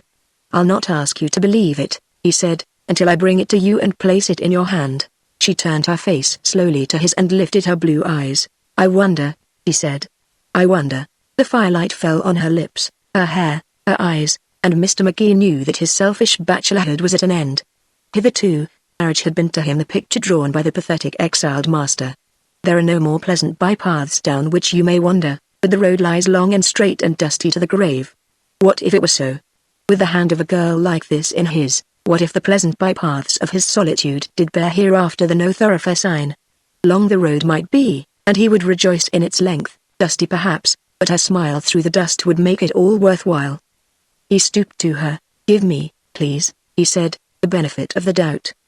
It was a poor speech compared to what was in his heart, but Billy Magee was rapidly learning that most of the pretty speeches went with puppets who could not feel. Bland and Max came in from a brisk walk on the veranda. The mayor of Reuton, who had been dozing near the desk, stirred. Great air up here, remarked Mr. Max, rubbing his hands before the fire. Ought to be pumped down into the region of the white lights. It sure would stir things up. It would put out the lights at 10 p.m., answered Mr. Magee, and inculcate other wholesome habits of living disastrous to the restaurant impresarios. Miss Norton rose and ascended the stairs. Still the protesting Magee was at her heels. At the head of the stair she turned. You shall have your final chance, she said. The mayor, Max and Bland are alone in the office. I don't approve of eavesdropping at Baldpate in the summer. It has spoiled a lot of perfectly adorable engagements. But in winter it's different. Whether you really want to help me or not I'm sure I don't know, but if you do, the conversation below now might prove of interest. I'm sure it would, Magee replied. Well, I have a scheme. Listen. Baldpate Inn is located in a temperance county. That doesn't mean that people don't drink here. It simply means that there's a lot of mystery and romance connected with the drinking. Sometimes those who follow the god of chance in the card room late at night grow thirsty. Now it happens that there is a trapdoor in the floor of the card room, up which drinks are frequently passed from the cellar. Isn't that exciting? A hotel clerk who became human once in my presence told me all about it. If you went into the cellar and hunted about, you might find that door and climb up into the card room. A bully idea, agreed Mr. Magee. I'll hurry down there this minute. I'm more grateful than you can guess for this chance. And this time, but you'll see. He found the back stairs, and descended. In the kitchen the hermit got in his path. Mr. Magee, he pleaded, I consider that, in a way, I work for you here. I've got something important to tell you. Just a minute. Sorry, answered Magee. But I can't possibly stop now. In an hour I'll talk to you. Show me the cellar door, and don't mention where I've gone. There's a good fellow. Mr. Peters protested that his need of talk was urgent, but to no avail. Magee hurried to the cellar, and with the aid of a box of matches found a ladder leading to a door cut in the floor above. He climbed through dust and cobwebs, unfastened the catch, and pushed cautiously upward. In another minute he was standing in the chill little card room. Softly he opened the card room door about half an inch, and put his ear to it. The three men were grouped very close at hand, and he heard Mr. Bland speaking in low tones. I'm talking to you boys as a friend. The show is over. There ain't no use hanging round for the concert. There won't be none. Go home and get some clean collars and a square meal. If you think I'm going to be shook off by any fairy story like that, said the mayor of Rayton, you're a child with all a child's touching faith. All right, replied Mr. Bland. I thought I'd pass you the tip, that's all. It ain't nothing to me what you do. But it's all over, and you've lost out. I'm sorry you have, but I take Hayden's orders. Damn Hayden, snarled the mayor. It was his idea to make a 3-act play out of this thing. He's responsible for this silly trip to Baldpate. This audience we've been acting for, he let us in for them. I know, said Bland. But you can't deny that Baldpate Inn looked like the ideal spot at first. Secluded, off the beaten path, you know, and all that. Yes, sneered the mayor, as secluded as a Sunday school the Sunday before Christmas. Well, you could have guessed it. Went on Mr. Bland. As I say, I don't care what you do. I just passed you the tip. I've got that nice little package of the long green. I've got it where you'll never find it. Yes, sir, it's returned to the loving hands of little Joe Bland, that brought it here first. It ain't going to roam no more. So what's the use of your sticking around? How did you get hold of it? Inquired Mr. Lomax. I had my eye on this little professor person, explained Mr. Bland. This morning when McGee went up the mountain I trailed the highbrow to McGee's room. When I busted in, unannounced by the butler, he was making his getaway. I don't like to talk about what followed. He's an old man, and I sure didn't mean to break his glasses, or scratch his dome of thought. There's ideas in that dome go back to the time of Anthony J. Chaucer. But he's always talking about that literature chair of his. Why couldn't he stay at home and sit in it? Anyhow, I got the bundle all right, all right. I wonder what the little fossil wants with it. The doc's glasses was broke, said Max, evidently to the mayor of Rowton. Came Cargan's voice. Bland, how much do you make working for this nice kind gentleman, Mr. Hayden? Oh, about 2,000 a year, pickings, replied Bland. Yes. Went on Mr. Cargan. I ain't no Charles Dana Gibson with words. My talk's a little rough and sketchy, I guess. But here's the outline, plain as I can make it. 2,000 a year from Hayden. 20,000 in 2 seconds if you hand that package to me. No, objected Bland. I've been honest after a fashion. I can't quite stand for that. I'm working for Hayden. Don't be a fool, sneered Max. Of course, said the mayor, I appreciate your scruples. Having had a few in my day myself, though you'd never think so to read the Star. But look at it sensible. The money belongs to me. If you was to hand it over you'd be just doing plain justice. What right has Hayden on his side? I did what was agreed. Do I get my pay? No. Who are you to defeat the ends of justice this way? That's how you ought to look at it. You give me what's my due and you put 20,000 in your pocket by an honest act. Hayden comes. He asks for the bundle. You point to the dynamited safe. You did your best. No, said Bland, but his tone was less firm. I can't go back on Hayden. No, it wouldn't. 20,000, repeated Cargan. 10 years' salary the way you're going ahead at present. A lot of money for a young man. If I was you I wouldn't hesitate a minute. Think. What's Hayden ever done for you? He'll throw you down someday, the way he's thrown me. I don't know, wavered Bland. Mr. McGee, in the card room, knew that Hayden's emissary was tottering on the brink. You could set up in business, whined Mr. Max. Why, if I'd had that much money at your age, I'd be a millionaire today. You get the package, suggested the mayor, take 20,000 out, and slip the rest to me. No questions asked. I guess there ain't nobody mixed up in this affair. We'll go up on the housetops and shout about it when we get back to Rowton. Well, began Bland. He was lost. Suddenly the quiet of Baldpate Mountain was assailed by a loud pounding at the inn door, and a voice crying, Bland. Let me in. There's Hayden now, cried Mr. Bland. It ain't too late, came the mayor's voice. You can do it yet. It ain't too late. Do what? Cried Bland in a firm tone. You can't bribe me, Cargan. He raised his voice. Go round to the east door, Mr. Hayden. Then he added, to Cargan, that's my answer. I'm going to let him in. Let him in, bellowed the mayor. Let the hound in. I guess I've got something to say to Mr. Hayden. There came to McGee's ears the sound of opening doors, and of returning footsteps. How do you do, Cargan, said a voice new to Baldpate. Cut the society howdy-dos, replied the mayor hotly. There's a little score to be settled between me and you, Hayden. I ain't quite wise to your orchid-in-the-buttonhole ways. I don't quite follow them. I ain't been bred in the club you hang around. They blackballed me when I tried to get in. You know that. I'm a rough, rude man. I don't understand your system. When I give my word, I keep it. Has that gone out of style up on the avenue, where you live? There are conditions, began Hayden. The hell there are, roared Cargan. A man's word's his word, and he keeps it to me, or I know the reason why. You can't come down to the city hall with any new deal like this. I was to have 200,000. Why didn't I get it? Because, replied Hayden smoothly, A little favor you would to grant me in return is to be made useless by the courts. Can I help that? The mayor demanded. Was there anything about that in the agreement? I did my work. I want my pay. I'll have it, Mr. Hayden. Hayden's voice was cool and even as he spoke to Bland. Got the money, Joe? Yes, Bland answered. Where? Well, we'd better wait, hadn't we? Bland's voice was shaky. No. We'll take it and get out, answered Hayden. I want to see you do it, cried Cargan. If you think I've come up here on a pleasure trip, I got a chart and a pointer all ready for your next lesson. And let me put you wise, this knobby little idea of yours about Baldpate Inn is the worst ever. The place is as full of people as if the regular summer rates was being charged. The devil it is, cried Hayden. His voice betrayed a startled annoyance. It hasn't worried me none, went on the mayor. They can't touch me. I own the prosecutor, and you know it. But it ain't going to do you any good on the avenue if you're seen here with me. Is it, Mr. Hayden? The more reason, replied Hayden, for getting the money and leaving at once. I'm not afraid of you, Cargan. I'm armed, I ain't, sneered the mayor. But no exquisite from your set with his little air gun never scared me. You try to get away from here with that bundle and you'll find yourself all tangled up in the worst scrap that ever happened. Where's the money, Joe? Asked Hayden. You won't wait, Bland begged.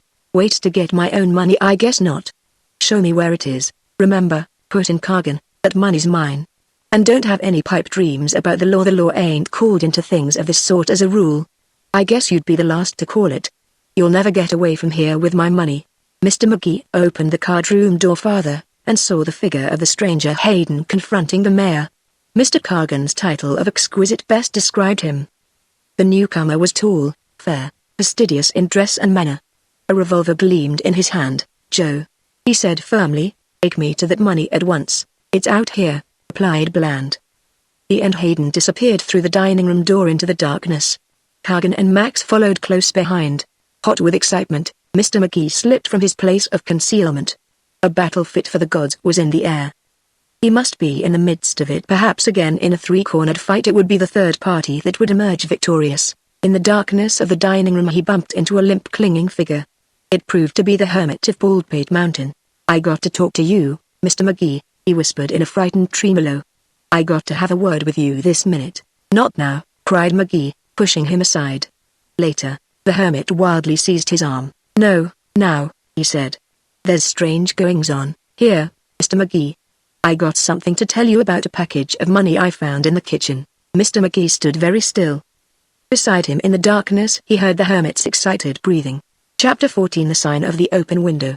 Undecided, Mr. McGee looked toward the kitchen door, from behind which came the sound of men's voices. Then he smiled, turned and led Mr. Peters back into the office. The hermit of Baldpate fairly trembled with news. Since I broke in on you yesterday morning, he said in a low tone as he took a seat on the edge of a chair, one thing has followed another so fast that I'm a little dazed. I can't just get the full meaning of it all. You have nothing on me there, Peters, McGee answered. I can't either.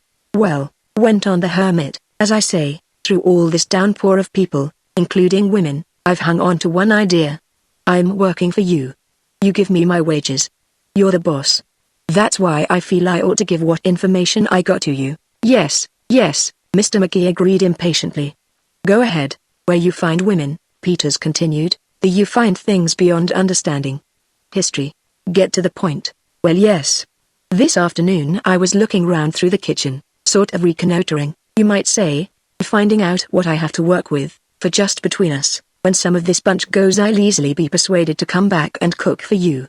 I was hunting around in the big refrigerator with a candle, thinking maybe some little token of food had been left over from last summer's rush, something in a can that time cannot with a nor custom stale, as the poet says, and away up on the top shelf, in the darkest corner, I found a little package. Quick, Peters, cried McGee, where is that package now? I'm coming to that, went on the hermit, not to be hurried. What struck me first about the thing was it didn't have any dust on it. Aha, I says, or words to that effect. I opened it. What do you think was in it? I don't have to think, I know, said McGee. Money. In the name of heaven, Peters, tell me where you've got the thing. Just a minute, Mr. McGee. Let me tell it my way. You're right. There was money in that package. Lots of it. Enough to found a university, or buy a woman's gowns for a year. I was examining it careful like when a shadow came in the doorway. I looked up. Who? Asked McGee breathlessly. That little blinky-eyed Professor Bolton was standing there, most owlish and interested. He came into the refrigerator. That package you have in your hand, Peters, he says, belongs to me. I put it in cold storage so it would keep. I'll take it now. Well, Mr. McGee, I'm a peaceful man. I could have battered that professor into a learned sort of jelly if I'd wanted to. But I'm a great admirer of Mr. Carnegie, on account of the library, and I go in for peace. I knew it wasn't exactly the thing, but, you gave him the package? That's hardly the way I would put it, Mr. McGee. I made no outcry or resistance when he took it. I'm just a cook, I says, in this house. I ain't the trusted old family retainer that retains its fortunes like a safety deposit vault. So I let go the bundle. It was weak of me, I know, but I sort of got the habit of giving up money, being married so many years. Peters, said Mr. McGee, I'm sorry your grip was so insecure, but I'm mighty glad you came to me with this matter. He told me I wasn't to mention it to anybody, replied the hermit, but as I say, I sort of look on it that we were here first, and if our guests get to chasing untold wealth up and down the place, we ought to let each other in on it. Correct, answered McGee. You are a valuable man, Peters. I want you to know that I appreciate the way you have acted in this affair. 4 shadowy figures tramped in through the dining room door. I should say, he continued, that the menu you propose for dinner will prove most gratifying. What? Oh yes, sir, said Peters. Is that all? Quite, smiled McGee. Unless just a minute, this may concern you on my word, there's another new face at Baldpate. He stood up, and in the light of the fire met Hayden. Now he saw that the face of the latest comer was scheming and weak, and that under a small blonde moustache a very cruel mouth sought to hide. The stranger gazed at McGee with an annoyance plainly marked. A friend of mine, Mr. O'Downs, Mr. McGee, muttered Bland. Oh, come now, smiled McGee. Let's tell our real names. I heard you greeting your friend a minute ago. How are you, Mr. Hayden? He held out his hand. Hayden looked him angrily in the eyes. Who the devil are you? He asked. Do you mean, said McGee, that you didn't catch the name? It's McGee William Hello Earl McGee. I hold a record hereabouts, Mr. Hayden. I spent nearly an hour at Baldpate Inn alone. You see, I was the first of our amiable little party to arrive. Let me make you welcome. Are you staying to dinner? You must. I'm not, growled Hayden. Don't believe him, Mr. McGee, sneered the mayor. He doesn't always say what he means. He's going to stay, all right. Yes, you'd better, Mr. Hayden, advised Bland. How delighted, I'm sure, snapped Hayden. He strolled over to the wall, and in the light of the fire examined a picture nonchalantly. The pride of our inn, Mr. McGee, following, explained pleasantly, the Admiral. It is within these very walls in summer that he plays his famous game of solitaire. Hayden wheeled quickly, and looked McGee in the eyes. A flush crossed his face, leaving it paler than before. He turned away without speaking. Peters, said McGee, you heard what Mr. Hayden said. An extra plate at dinner, please. I must leave you for a moment, gentlemen. He saw that their eyes followed him eagerly, full of suspicion, menacing. We shall all meet again, very shortly. Hayden slipped quickly between McGee and the stairs.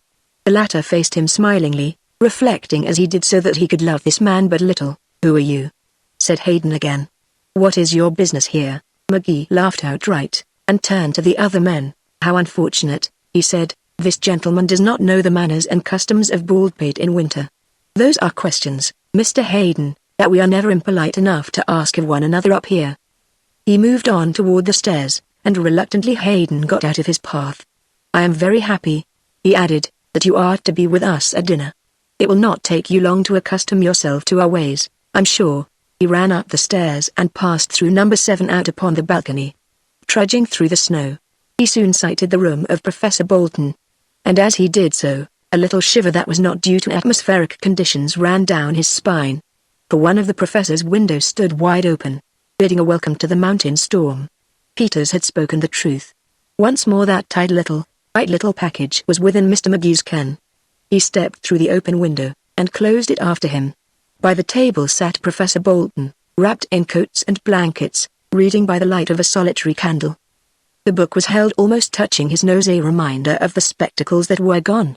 As McGee entered, the old man looked up, and a very obvious expression of fright crossed his face. Good evening, Professor, said McGee easily. Don't you find it rather cool with the window open? Mr. McGee, replied the much-wrapped gentleman. I am that rather disturbing progressive a fresh air devotee. I feel that God's good air was meant to be breathed, not barricaded from our bodies. Perhaps, suggested McGee, I should have left the window open. The old man regarded him narrowly. I have no wish to be inhospitable, he replied. But if you please, certainly, answered McGee. He threw open the window. The professor held up his book. I was passing the time before dinner with my pleasant old companion, Montaigne. Mr. McGee, have you ever read his essay on liars? Never, said McGee. But I do not blame you for brushing up on it at the present time, Professor. I have come to apologize. Yesterday morning I referred in a rather unpleasant way to a murder in the chemical laboratory at one of our universities. I said that the professor of chemistry was missing.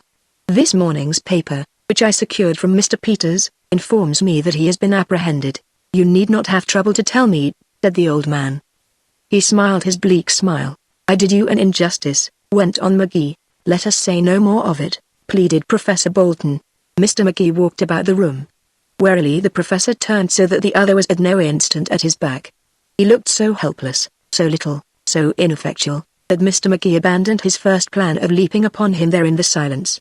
By more subtle means than this must his purpose be attained, I suppose, he said. Your love of fresh air accounts for the strolls on the balcony at all hours of the night? The old man merely blinked at him. I mustn't stop, McGee continued. I just wanted to make my apology, that's all. It was unjust of me. Murder, that is hardly in your line. By the way, were you by any chance in my room this morning? Professor Bolton.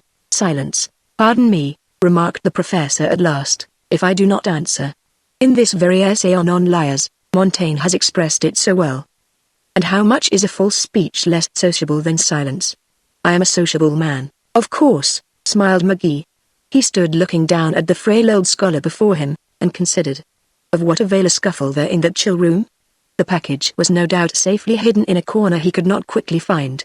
No, he must wait, and watch. Goodbye, until dinner, he said, and may you find much in your wise companion's book to justify your conduct. He went out through the open window, and in another moment stood just outside Miss Norton's room. She put a startled head out at his knock. Oh, it's you, she said. I can't invite you in. You might learn terrible secrets of the dressing table. Mama is bedecking herself for dinner. Has anything happened? Throw something over your head, Juliet, smiled McGee. The balcony is waiting for you. She was at his side in a moment, and they walked briskly along the shadowy white floor. I know who has the money, said McGee softly. Simply through a turn of luck, I know. I realize that my protestations of what I am going to do have bored you. But it looks very much to me as if that package would be in your hands very soon. She did not reply. And when I have got it, and have given it to you if I do, he continued, what then? Then, she answered, I must go away very quickly. And no one must know, or they will try to stop me. And after that, the deluge, she laughed without mirth. Up above them the great trees of Baldpate Mountain waved their black arms constantly as though sparring with the storm. At the foot of the buried roadway they could see the lamps of Upper Asquith Falls. Under those lamps prosaic citizens were hurrying home with the supper groceries through the night. And not one of those citizens was within miles of guessing that up on the balcony of Baldpate Inn a young man had seized a young woman's hand, and was saying wildly, "Beautiful girl, I love you." Yet that was exactly what Billy McGee was doing. The girl had turned her face away. You've known me just 2 days, she said. If I can care this much in 2 days, he said, think, but that's old, isn't it? Sometime soon I'm going to say to you, whose girl are you? And you're going to look up at me with a little heaven for two in your eyes and say, I'm Billy McGee's girl. So before we go any further I must confess everything. I must tell you who this Billy McGee is, this man you're going to admit you belong to. My dear, you read the future glibly, she replied. Are your prophecies true, I wonder? Absolutely. Some time ago, on my soul, it was only yesterday, I asked if you had read a certain novel called The Lost Limousine, and you said you had, and that it wasn't sincere.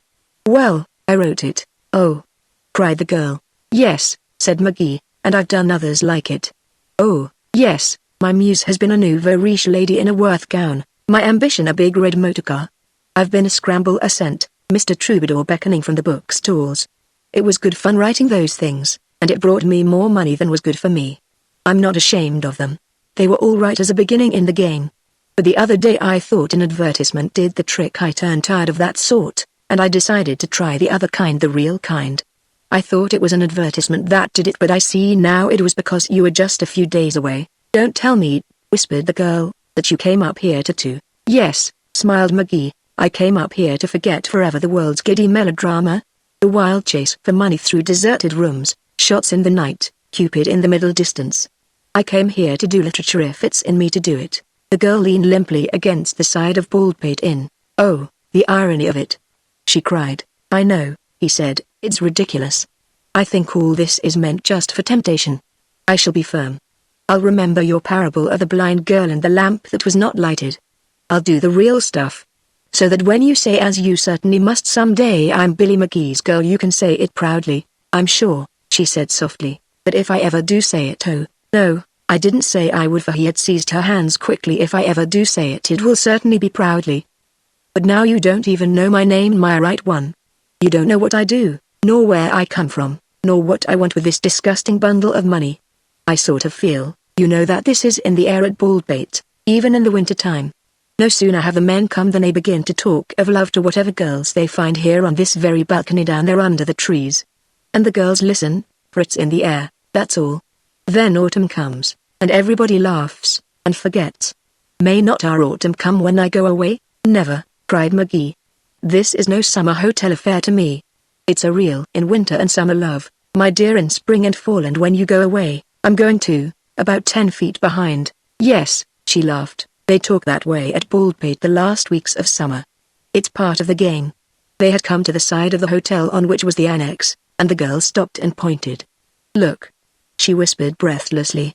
In a window of the annex had appeared for a moment a flickering yellow light. But only for a moment. I know, said Mr. McGee. There's somebody in there. But that isn't important in comparison. This is no summer affair, dear. Look to the thermometer for proof. I love you. And when you go away, I shall follow. And the book. I have found better inspiration than Baldpate Inn. They walked along for a time in silence. You forget, said the girl, you only know who has the money. I will get it, he answered confidently. Something tells me I will. Until I do, I am content to say no more. Goodbye, said the girl. She stood in the window of the room, while a harsh voice called, that you, dearie? From inside. And I may add, she smiled, that in my profession a following is considered quite desirable. She disappeared, and Mr. McGee, after a few minutes in his room, descended again to the office. In the center of the room, Elijah Quimby and Hayden stood face to face. What is it, Quimby? Asked McGee. I just ran up to see how things were going, Quimby replied, and I find him here, our latest guest, smiled McGee. I was just reminding Mr. Hayden, Quimby said, his teeth set, an angry light in his eyes, that the last time we met he ordered me from his office. I told you, Mr. McGee, that the suburban railway once promised to make use of my invention. Then Mr. Kendrick went away and this man took charge. When I came around to the offices again he laughed at me. When I came the second time, he called me a loafer and ordered me out. He paused, and faced Hayden again. I've grown bitter, here on the mountain, he said, as I've thought over what you and men like you said to me, as I've thought of what might have been and what was. Yes, I've grown pretty bitter. Time after time I've gone over in my mind that scene in your office. As I've sat here thinking, you've come to mean to me all the crowd that made a fool of me. You've come to mean to me all the crowd that said the public be damned in my ear. I haven't ever forgot how you ordered me out of your office. Well? Asked Hayden. And now, Quimby went on, I find you trespassing in a hotel left in my care. The tables are turned. I ought to show you the door.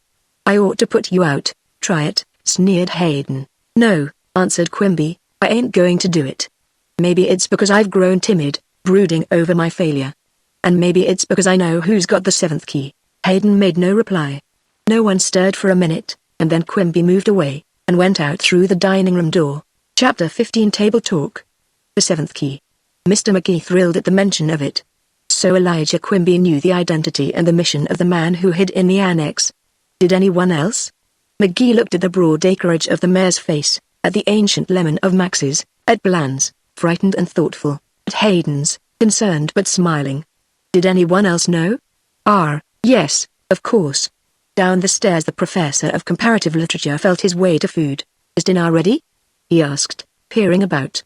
The candles flickered weakly as they fought the stronger shadows. Winter roared at the windows. Somewhere above a door crashed shut.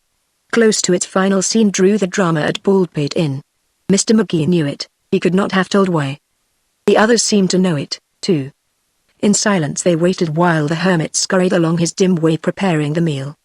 In silence they sat while Miss Norton and her mother descended. Once there was a little flurry of interest when Miss Thornhill and Hayden met at the foot of the stairs. "Myra!" Hayden cried. "In heaven's name, what does this mean?" "Unfortunately," said the girl, "I know all it means." And Hayden fell back into the shadows. Finally the attitude of the hermit suggested that the dinner was ready. "I guess you might as well sit down," he remarked. "It's all fixed, what there is to fix. This place don't need a cook, it needs a commissary department." "Peters," reproved McGee. "That's hardly courteous to our guests." "Living alone on the mountain," replied the hermit from the dining room door, "you get to have such a high regard for the truth you can't put courtesy first. You want to, but you haven't the heart." The winter guests took their places at the table, and the second December dinner at Baldpate Inn got underway. But not so genially as on the previous night did it progress.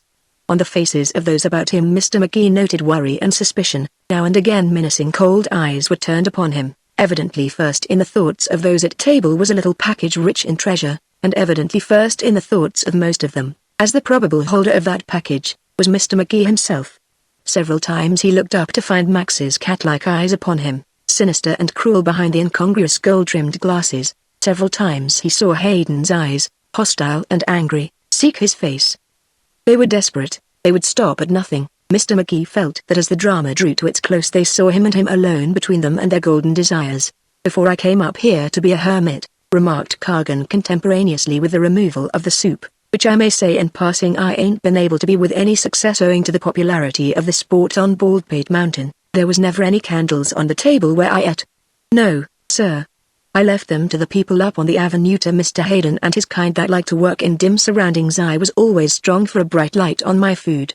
What I'm afraid of is that I'll get the habit up here, and will be wanting Charlie to set out a silver candelabrum with my lager. Candles'd be quite an innovation at Charlie's, wouldn't they, Lou?" "Too swell for Charlie's," commented Mr. Max. "Except after closing hours. I've seen 'em in use then, but the idea wasn't glory and decoration." "I hope you don't dislike the candles, Mr. Cargan," remarked Miss Norton. "They add such a lot to the romance of the affair, don't you think?" "I'm terribly thrilled by all this. The rattling of the windows, and the flickering light. 2 lines of a poem keep running through my head. My lord," he followed after one who whispered in his ear. "The weeping of the candles and the wind is all I hear." I don't know who the lord was, nor what he followed, perhaps the 7th key. But the weeping candles and the wind seem so romantic and so like Baldpate Inn tonight. "If I had a daughter your age," commented Cargan, not unkindly, "she'd be at home reading Laura Jean Libby by the fire, and not chasing after romance on a mountain. That would be best for her, I'm sure," replied the girl sweetly. "For then she wouldn't be likely to find out things about her father that would prove disquieting." "Dearie!" cried Mrs. Norton. No one else spoke, but all looked at the mayor. He was busily engaged with his food. Smiling his amusement, Mr. McGee sought to direct the conversation into less personal channels. "We hear so much about romance, especially since its widely advertised death," he said. "And to every man I ever met, it meant something different. Mr. Cargan, speaking as a broad-minded man of the world, what does romance mean to you?"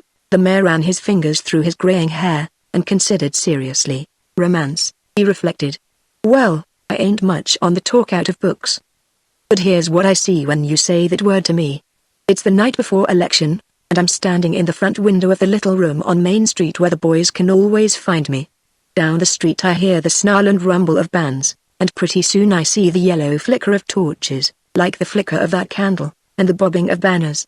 And then the boys march by. All the boys. Pat Doherty, and Bob Larson, and Matt Sanders, all the boys. And when they get to my window they wave their hats and cheer.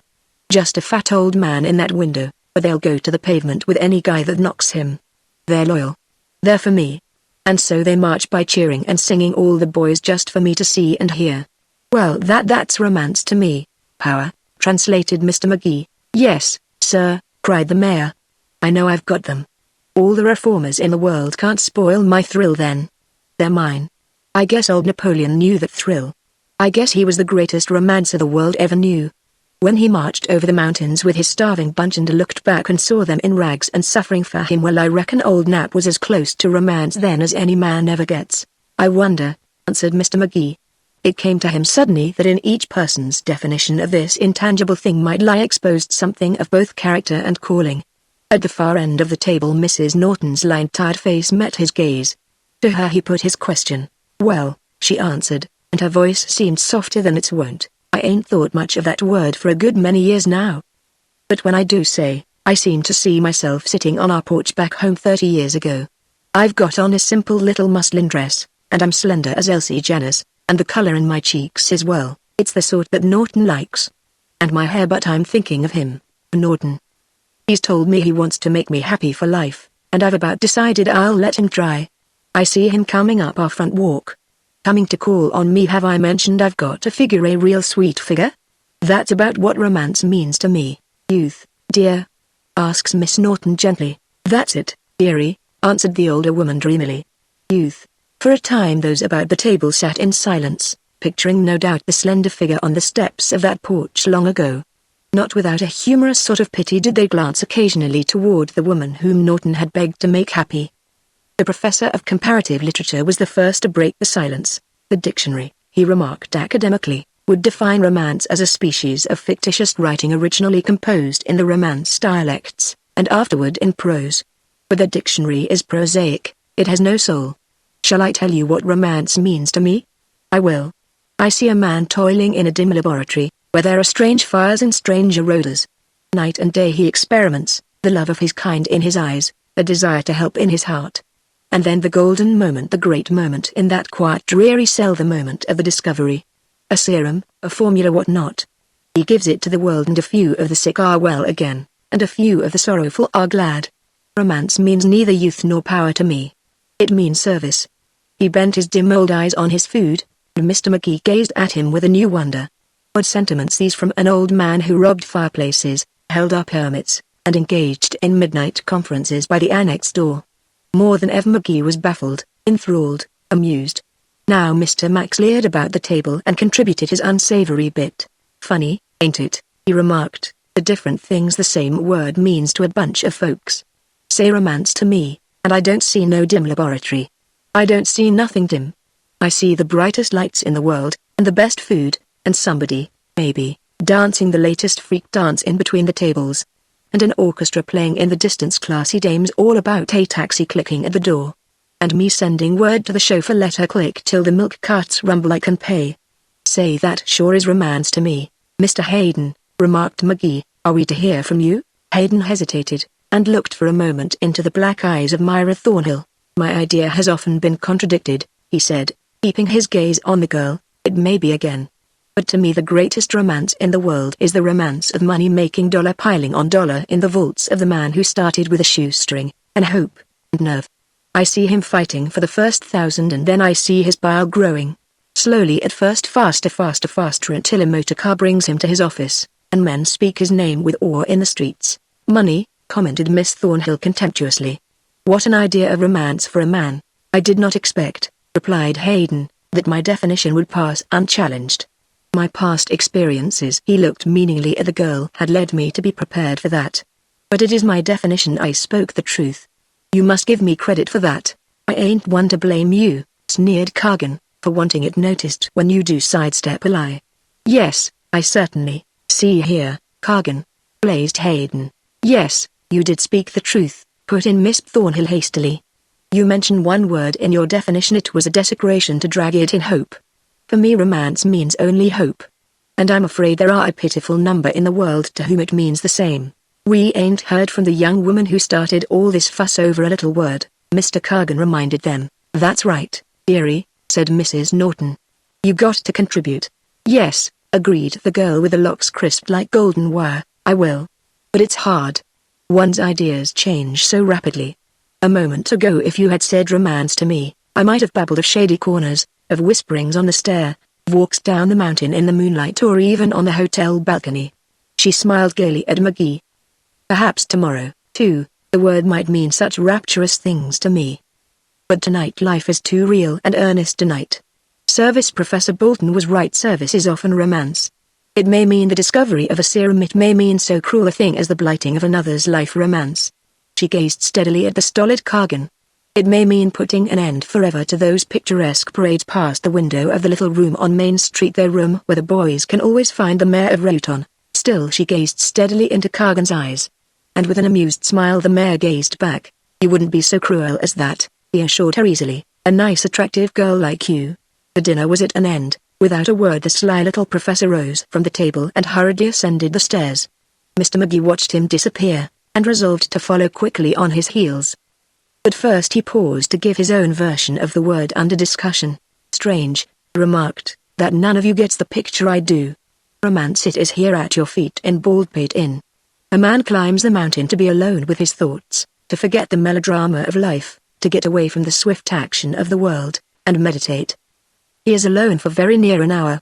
Then a telephone bell tinkles, and a youth rises out of the dark to prate of a lost Arabella, and haberdashery.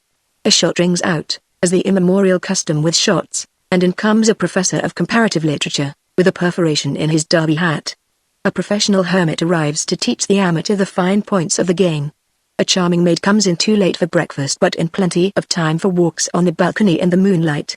The mayor of a municipality condescends to stay for dinner. A battle in the snow ensues. There is a weird talk of a sum of money. More guests arrive.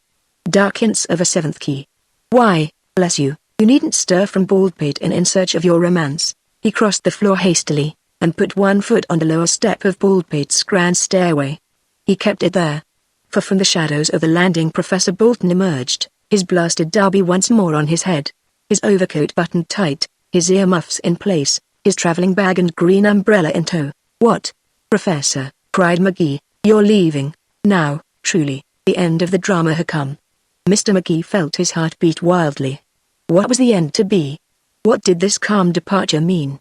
Surely the little man descending the stair was not, Daniel-like, thrusting himself into this lion's den with the precious package in his possession. "Yes," the old man was saying slowly. "I am about to leave." The decision came suddenly. "I am sorry to go. Certainly I have enjoyed these chance meetings." "See here, Doc," said Mr. Bland, uneasily feeling of his purple tie, "you're not going back and let them reporters have another fling at you?" "I fear I must," replied the old man. "My duty calls." "Yes, they will hound me. I shall hear much of peroxide blondes. I shall be asked again to name the 10 greatest in history, a difficult, not to say dangerous task. But I must face the music, as the vulgar expression goes. I bid you goodbye, Mr. Bland. We part friends, I am sure. Again be comforted by the thought that I do not hold the ruined derby against you. Even though, as I have remarked with unpleasant truth, the honorarium of a professor at our university is not large." He turned to McGee. "I regret more than I can say," he continued, "parting from you. My eyes fell upon you first on entering this place. We have had exciting times together. My dear Miss Norton, knowing you has refreshed an old man's heart. I might compare you to another with yellow locks, but I leave that to my younger colleagues. Mr. Kagan, goodbye. My acquaintance with you I shall always look back on." But the mayor of Reuton, Max and Bland closed in on the old man. "Now look here, Doc," interrupted Kagan. "You're bluffing. Do you get me? You're trying to put something over.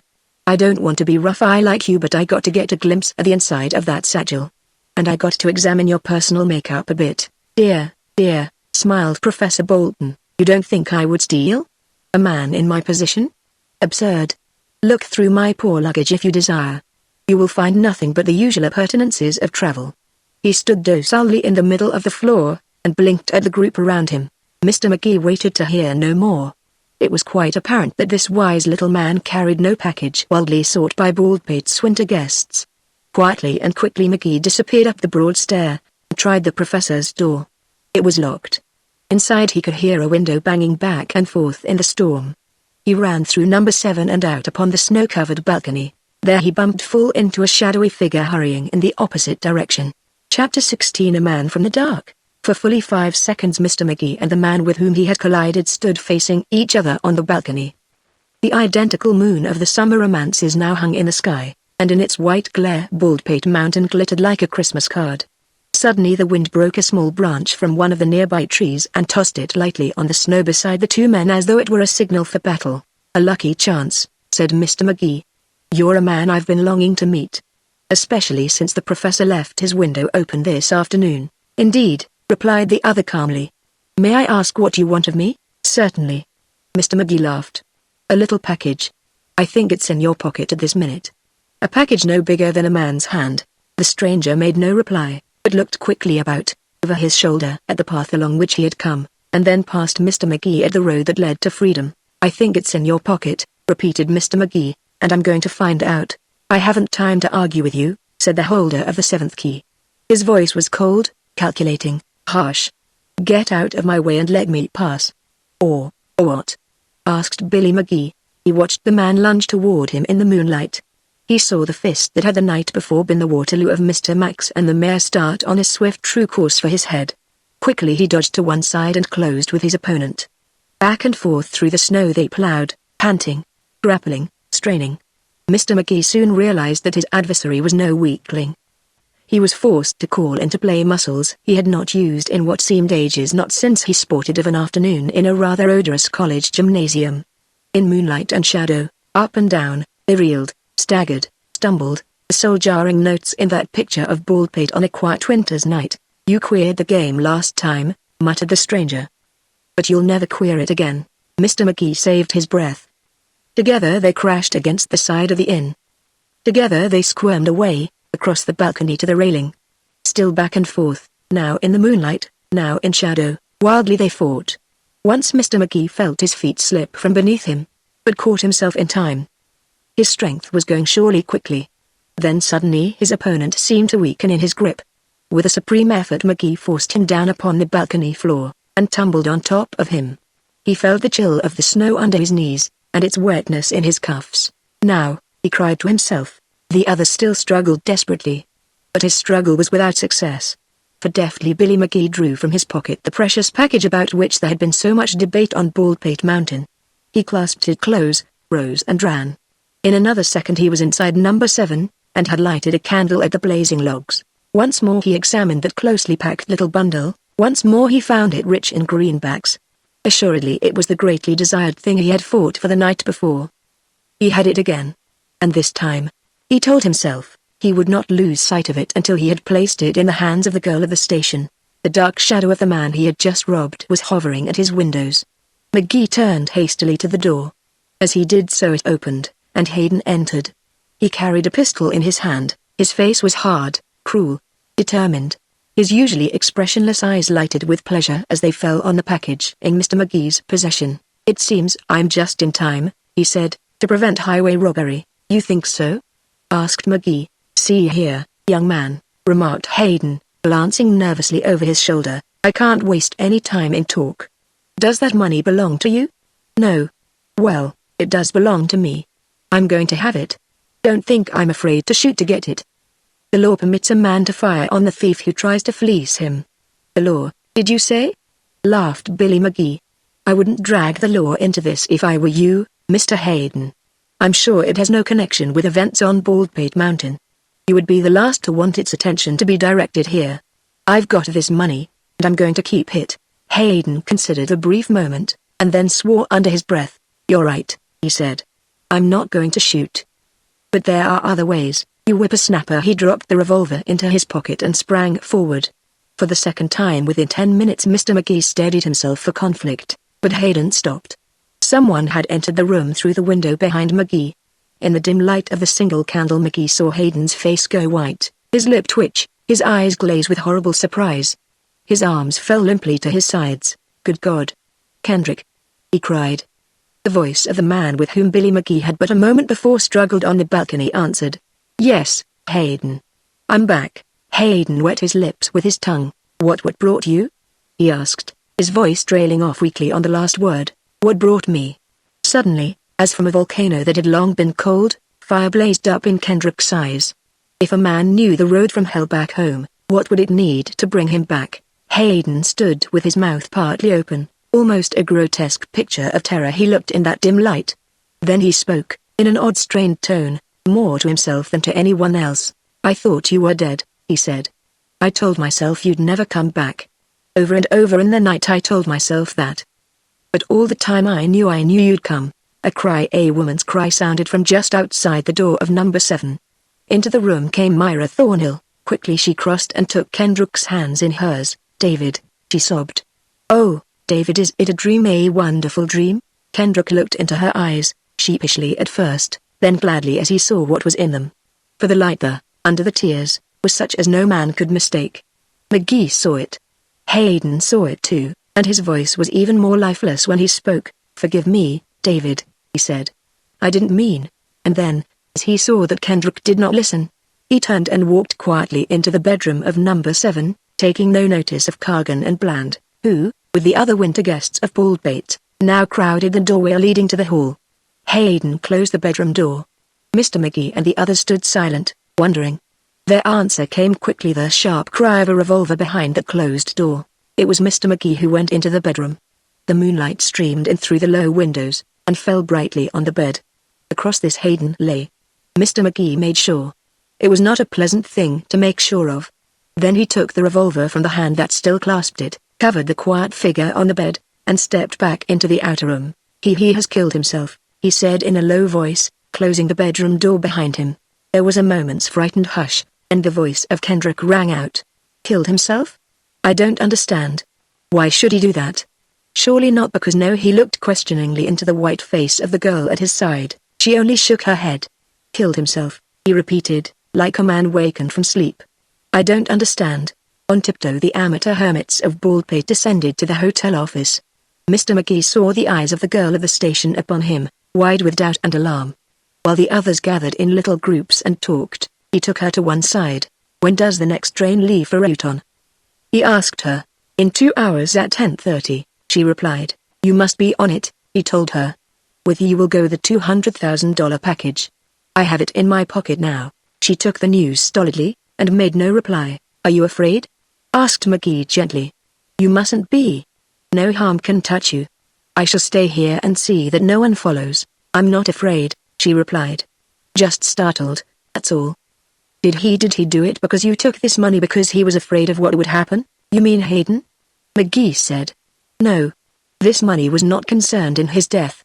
That is an affair between Kendrick and him." "I see," answered the girl slowly. "I'm so glad it wasn't their money. I couldn't bear it if it were." "May I call your attention," remarked McGee, "to the fact that the long reign of I'm going to is ended, and the rule of I've done it has begun? I've actually got the money. Somehow, it doesn't seem to thrill you the way I thought it would." "But it does, oh, it does," cried the girl. "I was upset for a moment. It's glorious news, and with you on guard here, I'm not afraid to carry it away down the mountain and to Reuton. I'll be with you in a moment, ready for the journey." She called Mrs. Norton and the two went rather timidly upstairs together. Mr. McGee turned to his companions in the room, and mentally called their roll. They were all there. The professor, the mayor, Max, Bland, Peters, Miss Thornhill, and the newcomer Kendrick, a man prematurely old, grayed at the temples, and with a face yellowed by fever. He and the professor were talking earnestly together, and now the old man came and stood before McGee. "Mr. McGee," he said seriously, "I learned from Kendrick that you have in your possession a certain package of money that has been much buffeted about here at Baldpate Inn. Now I suggest no, I demand." "Pardon me, Professor," Mr. McGee interrupted. "I have something to suggest, even to demand. It is that you, and everyone else present, select a chair and sit down. I suggest, though I do not demand, that you pick comfortable chairs. For the vigil that you are about to begin will prove a long one." "What do you mean?" asked the mayor of Reuton, coming militantly to Professor Bolton's side. McGee did not reply. Miss Norton and her mother came down the stair, the former wrapped in a greatcoat. She stood on the bottom step, her cheeks flushed, her eyes ablaze. Mr. McGee, going to her side, reflected that she looked charming and wonderful, and wished he had time to admire. But he hadn't. He took from one pocket the pistol he had removed from the hand of Hayden, from the other the celebrated package of money. "I warn you all," he said, "I will shoot anyone who makes a move for this bundle. Miss Norton is going to take it away with her. She is to catch the 10:30 train for Reuton. The train arrives at its destination at 12. Much as it pains me to say it, no one will leave this room before 12:15. "You crook!" roared Cargan. Mr. McGee smiled as he put the package in the girl's hand. "Possibly," he said. "But, Mr. Cargan, the blackness of the kettle always has annoyed the pot. Do not be afraid," he added to the girl. "Every gentleman in this room is to spend the evening with me. You will not be annoyed in any way." He looked around the menacing circle. "Go," he said, "and may the gods of the mountain take care of you." The little professor of comparative literature stepped forward and stood pompously before McGee. "One moment," he remarked. "Before you steal this money in front of our very eyes, I want to inform you who I am, and who I represent here." "This is no time," replied McGee, "for light talk on the subject of blondes." "This is the time," said the professor warmly, "for me to tell you that Mr. Kendrick here and myself represent at Baldpate in the prosecuting attorney of Raton County." "We, Cargan, big, red, volcanic," interrupted Drayton, he bellowed. "Drayton sent you here? The rat. The pup. Why, I made that kid. I put him where he is. He won't dare touch me, won't he?" returned Professor Bolton. "My dear sir, you are mistaken. Drayton fully intends to prosecute you on the ground that you arranged to pass Ordinance Number 45, granting the suburban railway the privilege of merging with the Civic, in exchange for this bribe of $200,000. "He won't dare," cried Cargan. "I made him, before election," said the professor. "I believe he often insisted to you that he would do his duty as he saw it." "Of course he did," replied Cargan. "But that's what they all say. He intends to keep his word." The mayor of Raton slid into the shadows. "To think he'd do this thing to me," he whined. "After all I've done for him. As I was saying, Mr. McGee," continued the professor, "Mr. Kendrick and I came up here to secure this package of money as evidence against Cargan and the man above. I speak with the voice of the law when I say you must turn this money over to me." For answer McGee smiled at the girl. "You'd better go now," he said. "It's a long walk down the mountain." "You refuse?" cried the professor. "Absolutely don't we, Miss Norton," said McGee. "Absolutely," she repeated bravely. "Then, sir," announced the old man crushingly, "you are little better than a thief, and this girl is your accomplice. So it must look, on the face of it," assented McGee. The girl moved to the big front door, and McGee, with his eyes still on the room, backed away until he stood beside her. He handed her his key. "I give you," he said, "to the gods of the mountain. But it's only a loan. I shall surely want you back. I can't follow 10 feet behind, as I threatened it will be 10 hours instead. Good night, and good luck." She turned the key in the lock. "Billy McGee," she whispered, "yours is a faith beyond understanding. I shall tell the gods of the mountain that I am to be returned. Good night, you dear." She went out quickly, and McGee, locking the door after her, thrust the key into his pocket. For a moment no one stirred. Then Mr. Max leapt up and ran through the flickering light to the nearest window. There was a flash, a report, and Max came back into the firelight examining a torn trouser's leg. "I don't mean to kill anybody," explained Mr. McGee. "Just to wing them. But I'm not an expert. I might shoot higher than I intend. So I suggest that no one else try a break for it." "Mr. McGee," said Miss Thornhill, "I don't believe you have the slightest idea who that girl is, nor what she wants with the money." "That," he replied, "makes it all the more exciting, don't you think?" "Do you mean the professor?" exploded. "You don't know her? Well, you young fool, it's rather fine of you," remarked Miss Thornhill. "It's asinine, if it's true." The professor voiced the other side of it. "You have said yourself, or at least you claim to have said," Mr. McGee reminded him, "one girl like that is worth 1,000,000 suffragettes, and can make just as much trouble," complained Professor Bolton. "I shall certainly see to it that the Hermit's book has an honored place in our college library." Out of the big chair into which he had sunk came the wail of the uncomprehending Cargan. "He's done this thing to me after all I've done for him." "I hope everyone is quite comfortable," remarked Mr. McGee, selecting a seat facing the crowd. "It's to be a long wait, you know." There was no answer. The wind roared lustily at the windows. The firelight flickered redly on the faces of Mr. McGee's prisoners. Chapter 17. The professor sums up. In Upper Falls the clock on the old town hall struck 9. Mr. McGee, on guard in Baldpate's dreary office, counted the strokes. She must be halfway down the mountain now. Perhaps at this very moment she heard Quimby's ancient gate creaking in the wind. He could almost see her as she tramped along through the snow, the lovely heroine of the most romantic walk of all romantic walks on Baldpate to date. Halfway to the waiting room where she had wept so bitterly, halfway to the curious station agent with a mop of ginger hair. Tonight there would be no need of a troubadour to implore "Weep no more, my lady." William Earl McGee had removed the cause for tears. It was a long vigil he had begun, but there was no boredom in it for Billy McGee. He was too great a lover of contrast for that. As he looked around on the ill-assorted group he guarded, he compared them with the happier people of the In Summer Nights, about whom the girl had told him. Instead of these surly or sad folk sitting glumly under the pistol of romantic youth, he saw maids garbed in the magic of muslin flit through the shadows. Lights glowed softly, A waltz came up from the casino on the breath of the summer breeze. Under the red and white awnings, youth and joy and love had their day on a night. The hermit was on hand with his postal carded romance. The trees gossiped in whispers on the mountain, and, too, the rocking chair fleet gossiped in whispers on the veranda, pausing only when the admiral sailed by in his glory. Eagerly it ran down its game. This girl, this Myra Thornhill, he remembered, had herself been a victim. After Kendrick disappeared she had come there no more, for there were ugly rumors of the man who had fled. Mr. McGee saw the girl and her long-absent lover whispering together in the firelight. He wondered if they, too, imagined themselves at Baldpate in the summer, if they heard the waltz in the casino, and the laughter of men in the grill room. 10 o'clock, said the town hall pompously. She was at the station now. In the room of her tears she was waiting, perhaps her only companion the Jackie of the See the World poster, whose garb was but a shade bluer than her eyes. Who was she? What was the bribe money of the suburban railway to her? Mr. McGee did not know, but he trusted her, and he was glad she had won through him. He saw Professor Bolton walk through the flickering half-light to join Myra Thornhill and Kendrick. It must be past by now. Yes, from far below in the valley came the whistle of a train.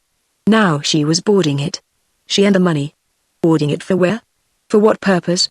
Again the train whistled. The siege, remarked Mr. McGee, is more than half over, ladies and gentlemen.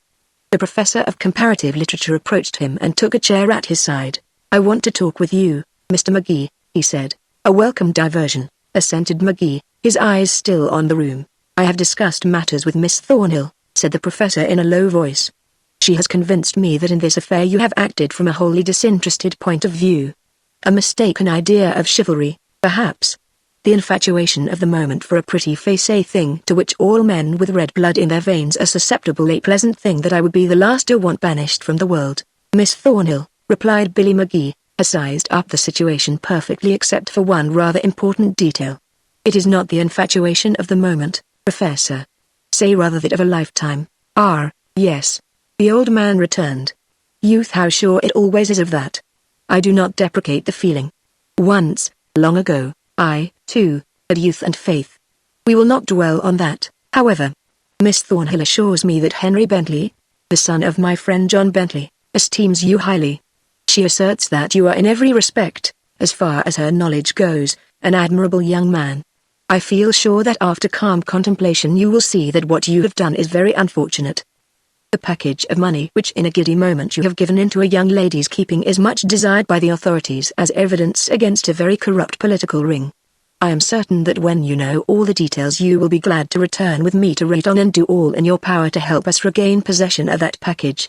And now the town hall informed Mr. McGee that the hour was 11. He pictured a train flying like a black shadow through the white night.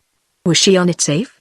Professor Bolton, he said, there couldn't possibly be anyone anywhere more eager than I to learn all the details of this affair, to hear your real reason for coming to Baldpate Inn, and to have the peroxide blonde incident properly classified and given its niche in history.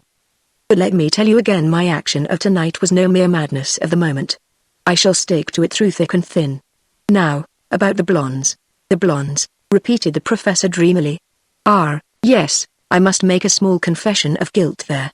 I did not come here to escape the results of that indiscreet remark, but I really made it about a year ago. Shall I ever forget? Hardly. The newspapers and my wife won't let me. I can never again win a new honor, however dignified, without being referred to in print as the peroxide blonde advocate. The thing has made me furious. However, I did not come to Baldpate Inn to avoid the results of a lying newspaper story, though many a time, a year ago, when I started to leave my house and saw the reporters camped on my doorstep, I longed for the seclusion of some such spot as this. On the night when Mr. Kendrick and I climbed Baldpate Mountain, I remarked as much to him. And so it occurred to me that if I found any need of explaining my presence here, the blonde incident would do very well. It was only a white lie, a blonde one, corrected Mr. McGee. I forgive you, Professor. And I'm mighty glad the incident really happened, despite the pain it caused you. For it in a way condones my own offense and it makes you human, too. If to err is human, it does, agreed Professor Bolton. To begin with, I am a member of the faculty of the University of Rayton, situated, as you no doubt know, in the city of the same name. For a long time I have taken a quiet interest in our municipal politics. I have been up in linguistic arms against this odd character Cargan, who came from the slums to rule us with a rod of iron. Everyone knows he is corrupt, that he is wealthy through the sale of privilege, that there is actually a fixed schedule of prices for favors in the way of city ordinances. I have often denounced him to my friends. Since I have met him well, it is remarkable, is it not? The effect of personality on one's opinions? I expected to face a devil, with the usual appurtenances. Instead I have found a human, rather likable man. I can well understand now why it is that the mob follows him like sheep. However, that is neither here nor there. He is a crook, and must be punished even though I do like him immensely. Mr. McGee smiled over to where the great bulk of Cargan slouched in a chair. He's a bully old scout, he remarked. Even so, replied the professor, his high-handed career of graft in Reuton must come to a speedy close. He is of a type fast vanishing through the awakening public conscience. And his career will end, I assure you, despite the fact that you, Mr. McGee, have seen fit to send our evidence scurrying through the night at the behest of a chit of a girl. I beg your pardon, I shall continue. Young Drayton, the new county prosecutor, was several years back a favorite pupil of mine. After he left law school he fell under the spell of the picturesque mayor of Reuton. Cargan liked him and he rose rapidly. Drayton had no thought of ever turning against his benefactor when he accepted the first favors, but later the open selling of men's souls began to disgust him. When Cargan offered him the place of prosecutor, a few months ago, Drayton assured him that he would keep his oath of office. The mayor laughed. Drayton insisted. Cargan had not yet met the man he could not handle. He gave Drayton the place. The old man leaned forward, and tapped McGee on the knee. It was in me, remember, he went on, that Drayton confided his resolve to serve the public. I was delighted at the news. A few weeks ago he informed me his first opportunity was at hand. Through one of the men in his office he had learned that Hayden of the Suburban Electric was seeking to consolidate that road, which had fallen into partial disrepute under his management during the illness of Thornhill, the president, with the Civic. The consolidation would raise the value of the Suburban nearly $2 million at the public's expense. Hayden had seen Cargan. Cargan had drafted Ordinance No. 45, and informed Hayden that his price for passing it through the council would be the sum you have juggled in your possession on Baldpate Mountain, $200,000. A mere trifle, remarked McGee sarcastically. So Cargan made Hayden see. Through long experience in these matters the mayor has become careless. He is the thing above the law, if not the law itself. He would have had no fear in accepting this money on Main Street at midday. He had no fear when he came here and found he was being spied on. But Hayden, there was the difficulty that began the drama of Baldpate Inn. Hayden had few scruples, but as events tonight have well proved, Mr. McGee, he was a coward at heart. I do not know just why he lies on your bed upstairs at this moment. A suicide, that is a matter between Kendrick and him, and one which Kendrick himself has not yet fathomed. As I say, Hayden was afraid of being caught. Andy Ruh, manager of Baldpate Inn for the last few summers, is in some way mixed up in the Suburban. It was he who suggested to Hayden that an absolutely secluded spot for passing this large sum of money would be the inn. The idea appealed to Hayden. Cargan tried to laugh him out of it. The mayor did not relish the thought of a visit to Baldpate Mountain in the dead of winter, particularly as he considered such precautions unnecessary. But Hayden was firm. This spot, he pointed out, was ideal, and the mayor at last laughingly gave in. The sum involved was well worth taking a little trouble to gain. Professor Bolton paused, and blinked his dim old eyes. So the matter was arranged. He continued. Mr. Bland, a clerk in Hayden's employ, sent up here with the money, which he placed in the safe on the very night of our arrival. The safe had been left open by Ruh. Bland did not have the combination. He put the package inside, swung shut the door, and awaited the arrival of the mayor. I was present, smiled McGee, at the ceremony you mention. Yes. All these plans, as I have said, were known to Drayton. A few nights ago he came to me. He wanted to send an emissary to Baldpate, a man whom Cargan had never met, one who could perhaps keep up the pretense of being here for some other reason than a connection with the bribe. He asked me to undertake the mission, to see all I could, and if possible to secure a package of money. This last seemed hardly likely. At any rate, I was to gather all the evidence I could. I hesitated. My library fire never looked so alluring as on that night. Also, I was engaged in some very entertaining researches. I beg your pardon? Said Billy McGee. Some very entertaining research work. Yes, reflected McGee slowly, I suppose such things do exist. Go on. Please. I had loudly proclaimed my championship of civic virtue, however, and here was a chance to serve Reuton. I acquiesced. The day I was to start up here, poor Kendrick came back. He, too, had been a student of mine, a friend of both Drayton and Hayden. 7 years ago he and Hayden were running the Suburban together, under Thornhill's direction. The two young men became mixed up in a rather shady business deal, which was more of Hayden's weaving than Kendrick's. Hayden came to Kendrick with the story that they were about to be found out, and suggested that one assume the blame and go away.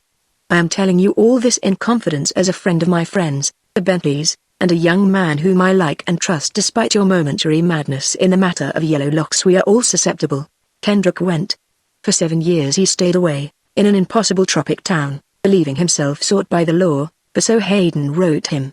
Not long ago he discovered that the matter in which he and Hayden had offended had never been disclosed after all. He hurried back to the States. You can imagine his bitterness. He had been engaged to Myra Thornhill, and the fact that Hayden was also in love with her may have had something to do with his treachery to his friend. McGee's eyes strayed to where the two victims of the dead man's falsehood whispered together in the shadows, and he wondered at the calmness with which Kendrick had greeted Hayden in the room above.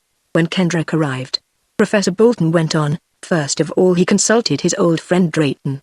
Drayton informed him that he had nothing to fear should his misstep be made public, for in reality there was, at this late day, no crime committed in the eyes of the law. He also told Kendrick how matters stood, and of the net he was spreading for Hayden. He had some fears, he said, about sending a man of my years alone to Baldpate Inn. Kendrick begged for the chance to come, too. So, without making his return known in Reuton, 3 nights ago he accompanied me here. 3 nights, it seems years. I had secured keys for us both from John Bentley. As we climbed the mountain, I noticed your light, and we agreed it would be best if only one of us revealed ourselves to the intruders in the inn. So Kendrick let himself in by a side door while I engaged you and Bland in the office. He spent the night on the 3rd floor. In the morning I told the whole affair to Quimby, knowing his interest in both Hayden and Kendrick, and secured for Kendrick the key to the annex. Almost as soon as I arrived, the curtain went up on the melodrama, suggested Mr. McGee. You stated vividly and with truth, Professor Bolton replied. Night before last the ordinance numbered 45 was due to pass the council. It was arranged that when it did, Hayden, through his man Ruh, or personally, would telephone the combination of the safe to the mayor of Reuton. Cargan and Bland sat in the office watching for the flash of light at the telephone switchboard, while you and I were Max's prisoners above. Something went wrong. Hayden heard that the courts would issue an injunction making Ordinance Number 45 worthless. So, although the council obeyed Cargan's instructions and passed the bill, Hayden refused to give the mayor the combination. The old man paused and shook his head wonderingly. Then melodrama began in dead earnest. He continued.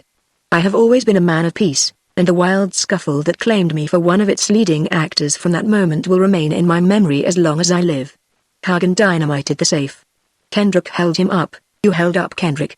I peeked through your window and saw you place the package of money under a brick in your fireplace. The curtains were down, interrupted McGee. I found a half-inch of open space, explained the old man. Yes, I actually lay on my stomach in the snow and watched you. In the morning, for the first time in my life, I committed robbery. My punishment was swift and sure. Bland swooped down upon me. Again this afternoon, I came upon the precious package, after a long search, in the hands of the hermit of Baldpate.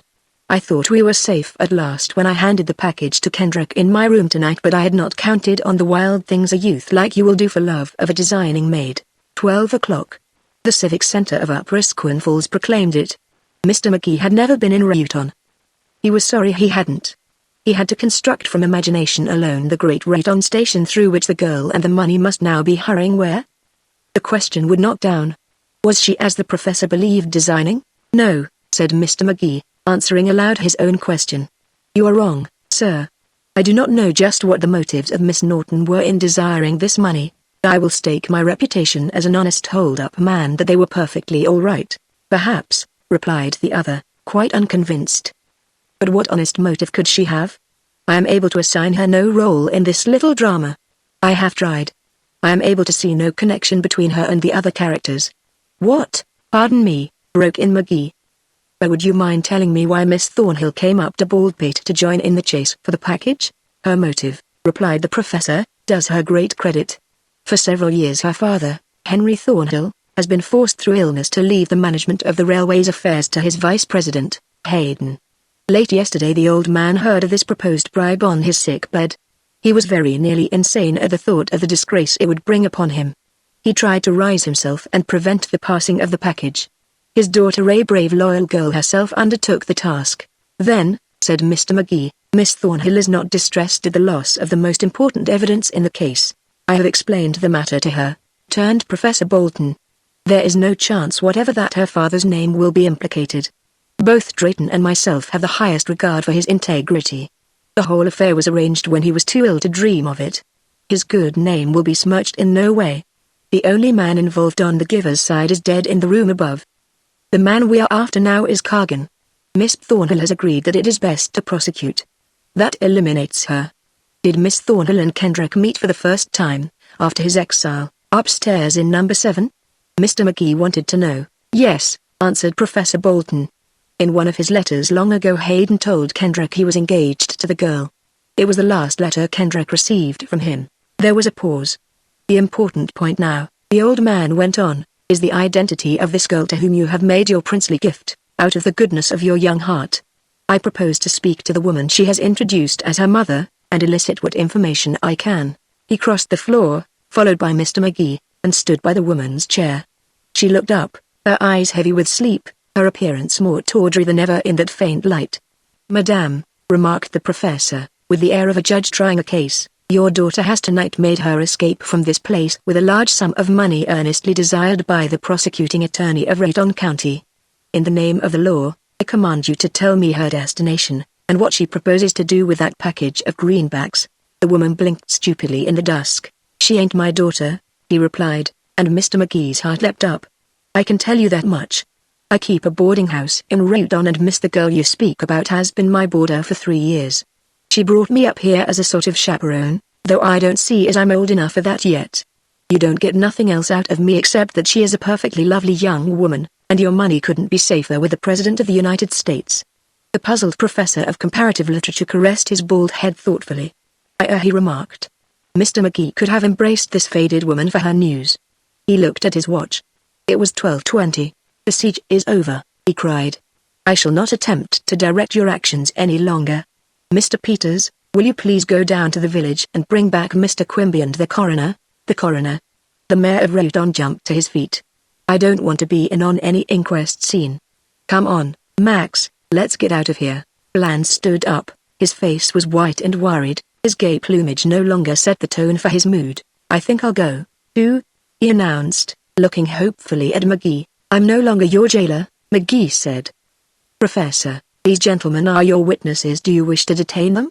See here, cried the mayor angrily, there ain't no question but that you can find me in Rayton any time you want me.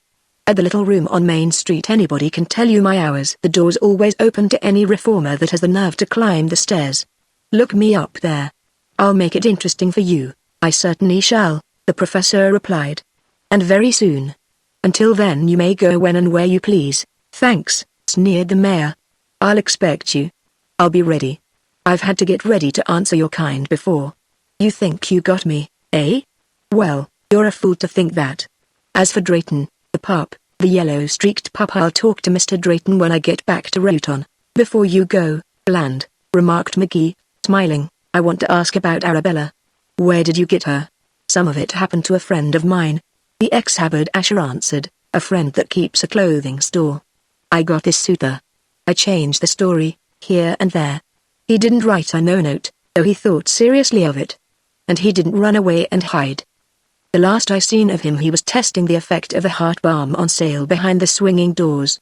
Mr. Magee laughed, but over the long lean face of Bland not the ghost of a smile flitted. He was frightened, through and through. You're a fine bunch, sneered Mr. Max. Reformers, eh? Well, you'll get what the rest of them always got.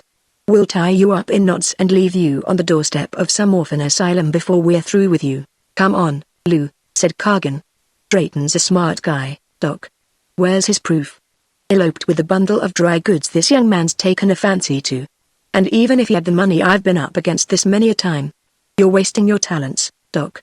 Good night. Come on, boys. The three stamped out through the dining room, and from the window Mr. Magee watched them disappear down the road that stretched to Asquith Falls. Chapter 18. A red card. Mr. Magee turned back from the window to the dim interior of the hotel office. He who had come to Baldpate into court loneliness had never felt so lonely in his life. For he had lost sight of her in the great Raton station of his imagination. She had slipped from his dreams to go where he could not follow, even in thought.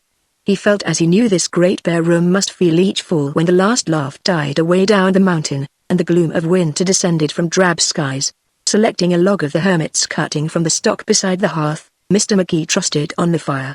There followed a shower of sparks and a flood of red light in the room.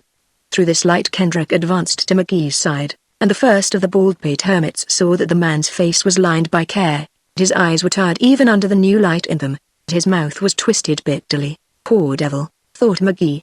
Kendrick drew up chairs for himself and Magee, and they sat down. Behind them the bulky Mrs. Norton dozed, dreaming perhaps of her Raton boarding house, while Miss Thornhill and the professor talked intermittently in low tones. The ranks at Baldpate were thinning rapidly. Before long the place must settle back with a sigh in the cold, to wait for its first summer girl. Mr. Magee, said Kendrick nervously, you have become involved in an unkind, a tragic story. I do not mean the affair of the bribe. I refer to the matter between Hayden and myself. Before Peters comes back with the men he went for, I should like to tell you some of the facts of that story. If you had rather not, began Magee. No, replied Kendrick, I prefer that you should know. It was you who took the pistol from his hand. I do not believe that even I can tell you all that was in Hayden's mind when he went into that other room and closed the door. It seems to me preposterous that a man of his sort should take his life under the circumstances. I feel, somehow, that there is a part of the story even I do not know. But let that be. He bowed his head in his hands. Ever since I came into this room, he went on, the eyes of a pompous little man have been following me about. They have constantly recalled to me the nightmare of my life. You have noticed, no doubt, the pictures of the Admiral that decorate these walls? I have, replied Magee. He gazed curiously at the nearest of the portraits. How persistently this almost mythical starched man wove in and out of the melodrama at Baldpate Inn. Well, continued Kendrick, the Admiral's eyes haunt me. Perhaps you know that he plays a game of solitaire. I have good reason to remember that game. It is a silly and consequential game. You would scarcely believe that it once sent a man to hell. He stopped. I'm beginning in the middle of my story, he apologized. Let me go back. 6 years ago I was hardly the man you see now. I was at least 20 years younger. Hayden and I worked together in the office of the suburban railway. We had been close friends at college. I believed in him and trusted him, although I knew he had certain weaknesses. I was a happy man. I had risen rapidly. I was young, the future was lying golden before me, and I was engaged. The daughter of Henry Thornhill, our employer, the girl you have met here at Baldpate, had promised to be my wife. Hayden had also been a suitor, but when our engagement was announced he came to me like a man, and I thought his words were sincere. One day Hayden told me of a chance we might take which would make us rich. It was not altogether within the law, but it was the sort of thing that other men were doing constantly, and Hayden assured me that as he had arranged matters it was absolutely safe. My great sin is that I agreed we should take the chance, a sin for which I have paid, Mr. Magee, over and over. Again he paused, and gazed steadily at the fire. Again Magee noted the grey at his temples, the aftermath of fevers in his cheeks. We took the chance, he went on. For a time everything went well. Then one blustering March night Hayden came to me and told me we were certain to be caught. Some of his plans had gone awry. I trusted him fully at the time. You understand, he was the man with whom I had sat on the window seat of my room at college, settling the question of immortality, and all the other great questions young men settle at such times. I have at this moment no doubt that he was quite truthful when he said we were in danger of arrest. We arranged to meet the next night at the Argus Club and decide on what we should do. We met in the library of the club. Hayden came in to me from the card room adjoining, where he had been watching the Admiral doddering over his eternal game.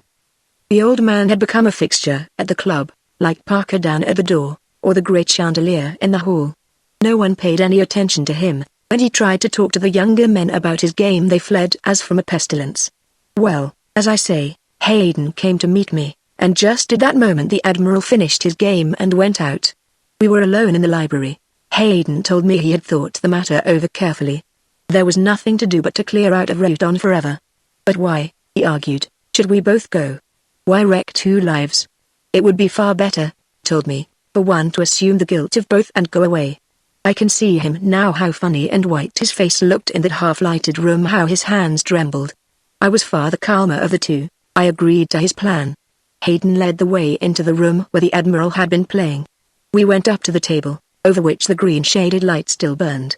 On it lay 2 decks of cards, face up. Hayden picked up the nearest deck, and shuffled it nervously. His face God, it was like the snow out there on the mountain. Kendrick closed his eyes, and McGee gazed at him in silent pity.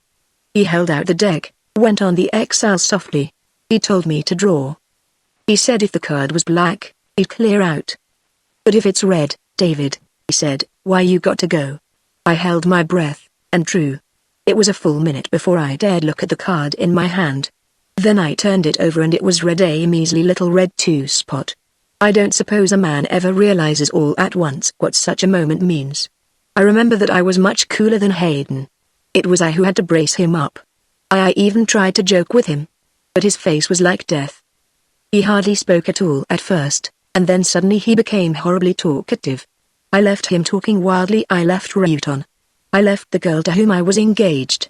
To break the silence that followed, Mr. McGee leaned forward and stirred the logs. I don't want to bore you, Kendrick said, trying to smile. I went to a little town in South America. There was no treaty of extradition nor anything else civilized and decent. I smoked cigarettes and drank what passed for rum, on the balcony of an impossible hotel, and otherwise groped about for the path that leads to the devil. After a year, I wrote to Hayden. He answered, urging me to stay away. He intimated that the thing we had done was on my shoulders. I was ashamed, frightfully unhappy. I didn't dare write to her. I had disgraced her. I asked Hayden about her, and he wrote back that she was shortly to marry him. After that I didn't want to come back to Reuton. I wanted most to die. A year crept by on the balcony of that impossible hotel. 6 of them. The first in bitter memories, memories of a red card that danced fiendishly before my eyes when I closed them. The last in a fierce biting desire to come back to the world I had left. At last, a few months ago, I wrote to another college friend of mine, Drayton, and told him the whole story. I did not know that he had been elected prosecutor in Reuton. He answered with a kind pitying letter, and finally I knew the horrible truth. Nothing had ever happened. The thing we had done had never been discovered. Hayden had lied. He had even lied about his engagement to Myra Thornhill. There, he had made a reality out of what was simply his great desire. You can imagine my feelings. 6 years in a tomb, a comic opera sort of tomb, where a silly surf was forever pounding, and foolish palms kept waving. 6 years for nothing. 6 years, while Hayden, guiltier than I, stayed behind to enjoy the good things of life, to plead for the girl whose lover he had banished. I lost no time in coming north. 3 days ago I entered Drayton's office. I was ready and willing that the wrong Hayden and I had done should be made public. Drayton informed me that legally there had been no crime, that Hayden had straightened things out in time, that we had defrauded no one. And he told me that for whatever sin I had committed he thought I had more than atoned down there in that town that God forgot. I think I had.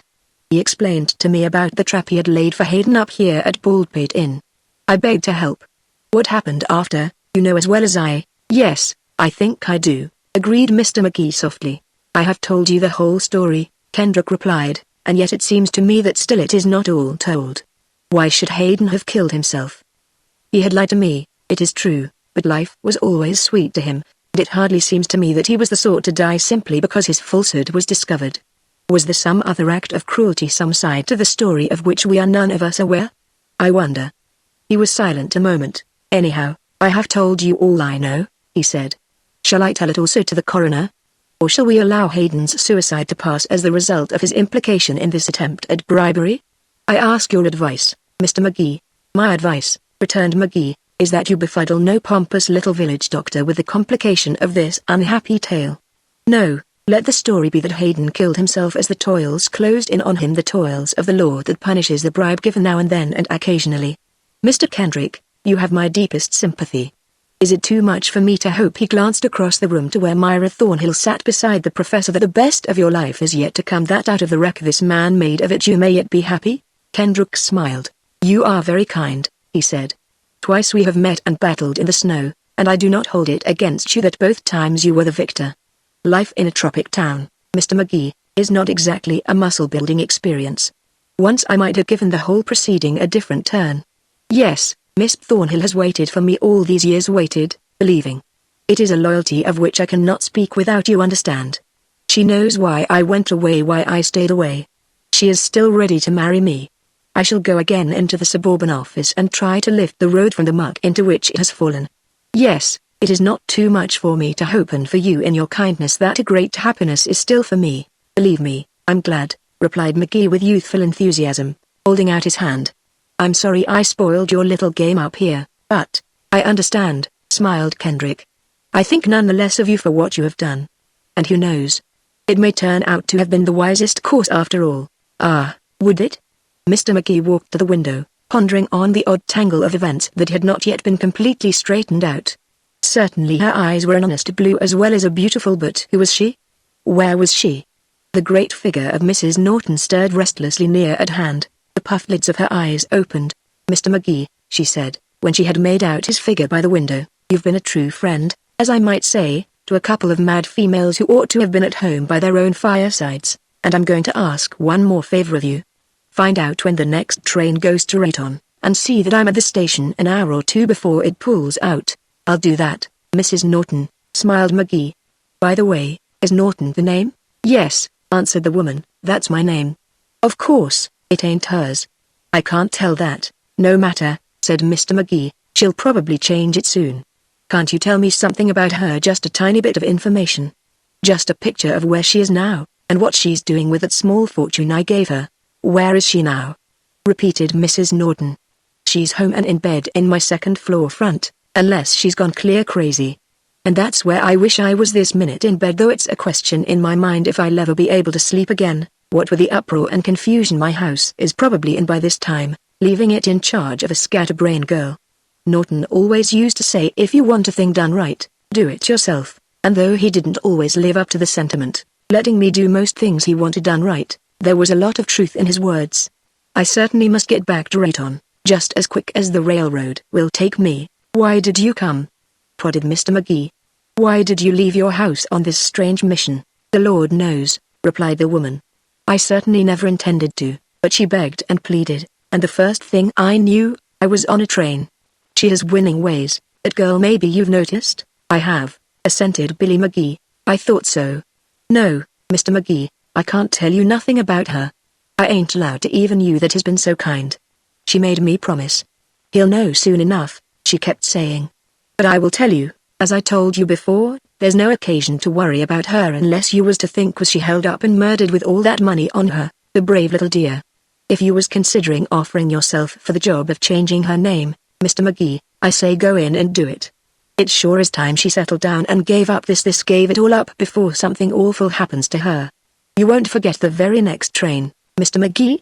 The very next, McGee agreed. In through the dining room door stamped Quimby, grave of face, dazed at being roused from sleep, and with him an important little man whose duty it was to investigate at Upper Asquith Falls such things as had happened that night at Baldpate.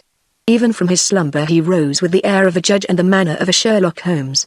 For an hour he asked questions, and in the end he prepared to go in a seemingly satisfied state of mind. Quimby's face was very odd when he came downstairs after a visit to the room above. Poor fellow, he said to McGee. I'm sorry he was so young. For such as Quimby carry no feud beyond the gates. He went over and took Kendrick's hand. I never had a chance, he said, to thank you for all you tried to do for me and my invention. And it came to nothing in the end? Kendrick asked. Nothing, Quimby answered. I had to creep back to Baldpate Mountain, finally broke and discouraged. I have been here ever since. All my blueprints, all my models, they are locked away forever in a chest up in the attic. Not forever, Quimby, Kendrick replied.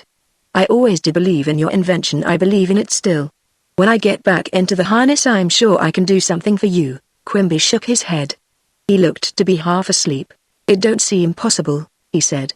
No, it's all been buried so long, all the hope, all the plans, it don't seem possible it could ever come to life again. But it can, and it will, cried Kendrick. I'm going to lay a stretch of track in Rayton with your joints. That's all you need, they'll have to use them then. We'll force the Civic into it. We can do it, Quimby, we surely can. Quimby rubbed his hand across his eyes. You'll lay a stretch of track, he repeated. That's great news to me, Mr. Kendrick. I can't thank you now. His voice was husky. I'll come back and take care of him, he said, jerking his head toward the room upstairs. I got to go now this minute. I got to go and tell my wife. I got to tell her what you've said. Chapter 19 Nexie and Omnes, as Shakespeare has it. At 4 in the morning Baldpate Inn, wrapped in the arms of winter, had all the rare gaiety and charm of a baseball bleachers on Christmas Eve. Looking gloomily out the window, Mr. Magee heard behind him the steps on the stairs and the low cautions of Quimby, and 2 men he had brought from the village, who were carrying something down to the dark carriage that waited outside. He did not look around. It was a picture he wished to avoid. So this was the end of his 2.5 days of solitude, the end of his light-hearted exile on Baldpate Mountain. He thought of bland, lean and white of face, gay of garb, fleeing through the night, his Arabella fiction disowned in the real tragedy that had followed. He thought of Cargan and Max, also fleeing, wrathful, sneering, by Bland's side. He thought of Hayden, jolting down the mountain in that black wagon. So it ended most preposterous, and with William Earl Magee madly, desperately, in love. By the gods, in love. In love with a fair gay-hearted girl for whom he had fought, and stolen, and snapped his fingers at the law as it blinked at him in the person of Professor Bolton. Billy Magee, the calm, the unsusceptible, who wrote of a popular Cupid but had always steered clear of his shots. In love with a girl whose name he did not know, whose motives were mostly in the fog.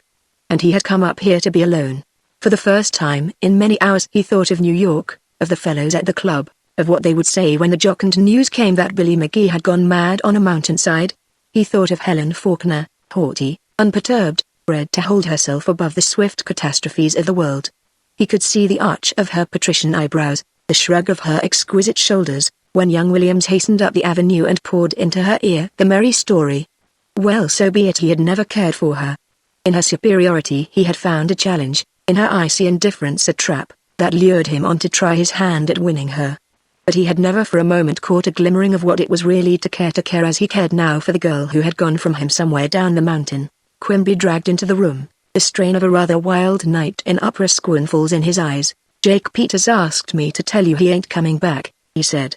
"Miss Quimby is getting breakfast for you down at our house. You better pack up now and start down, I reckon. Your train goes at 6:30. Mrs. Norton jumped up, proclaiming that she must be aboard that train at any cost. Miss Thornhill, the professor and Kendrick ascended the stairs, and in a moment Magee followed. He stepped softly into number 7, the tragedy of the rooms was still in the air. Vague shapes seemed to flit about him as he lighted a candle. They whispered in his ear that this was to have been the scene of achievement, that here he was to have written the book that should make his place secure. Well, fate had decreed it otherwise. It had set plump in his path the melodrama he had come up to Baldpate to avoid. Ironic fate, she must be laughing now in the sleeve of her kimono. Feeling about in the shadows, Magee gathered his things together, put them in his bags, and with a last look at number 7, closed the door forever on its many excitements. A shivering group awaited him at the foot of the stair.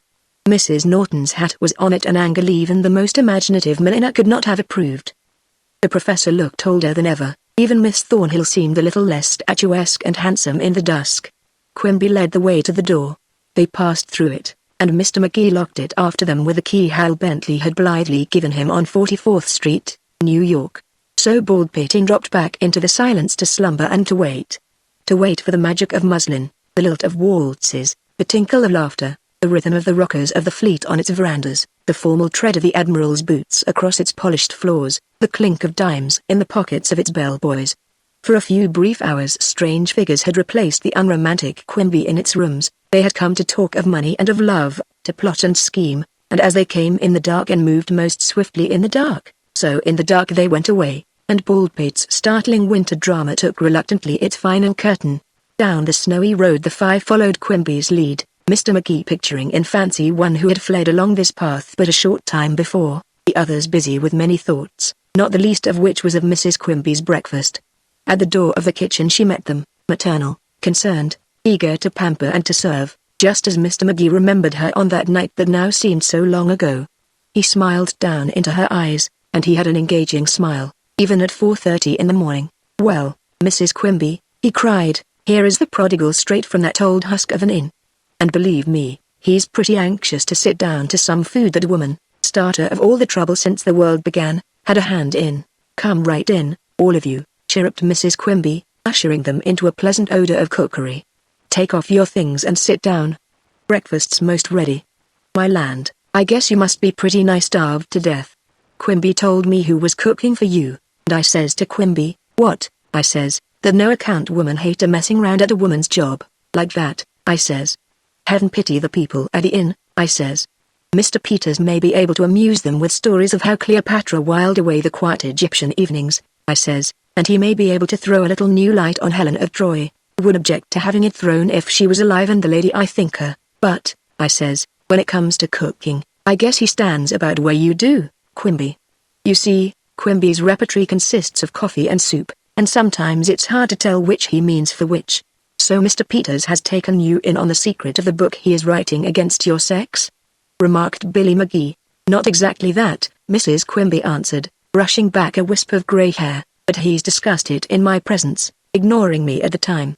You see, he comes down here and reads his latest chapters to Quimby o' nights, and I've caught quite a lot of it on my way between the cook stove and the sink. I ain't no judge of books, remarked Mrs. Norton from a comfortable rocking chair, but I'll bet that one's the limit. You're right, Mom, Mrs. Quimby told her.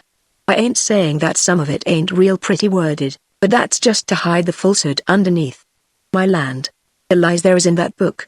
You don't need to know much about history to know that Jake Peters has made it over to fit his argument, and that he ain't made it over so well but what the old seams show here and there, and the place where the braid was as plain as daylight.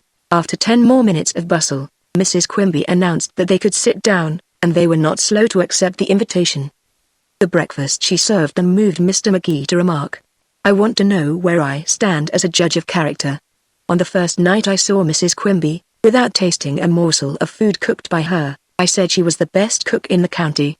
The professor looked up from his griddle cakes. Why limit it to the county? He asked. I should say you were too parsimonious in your judgment.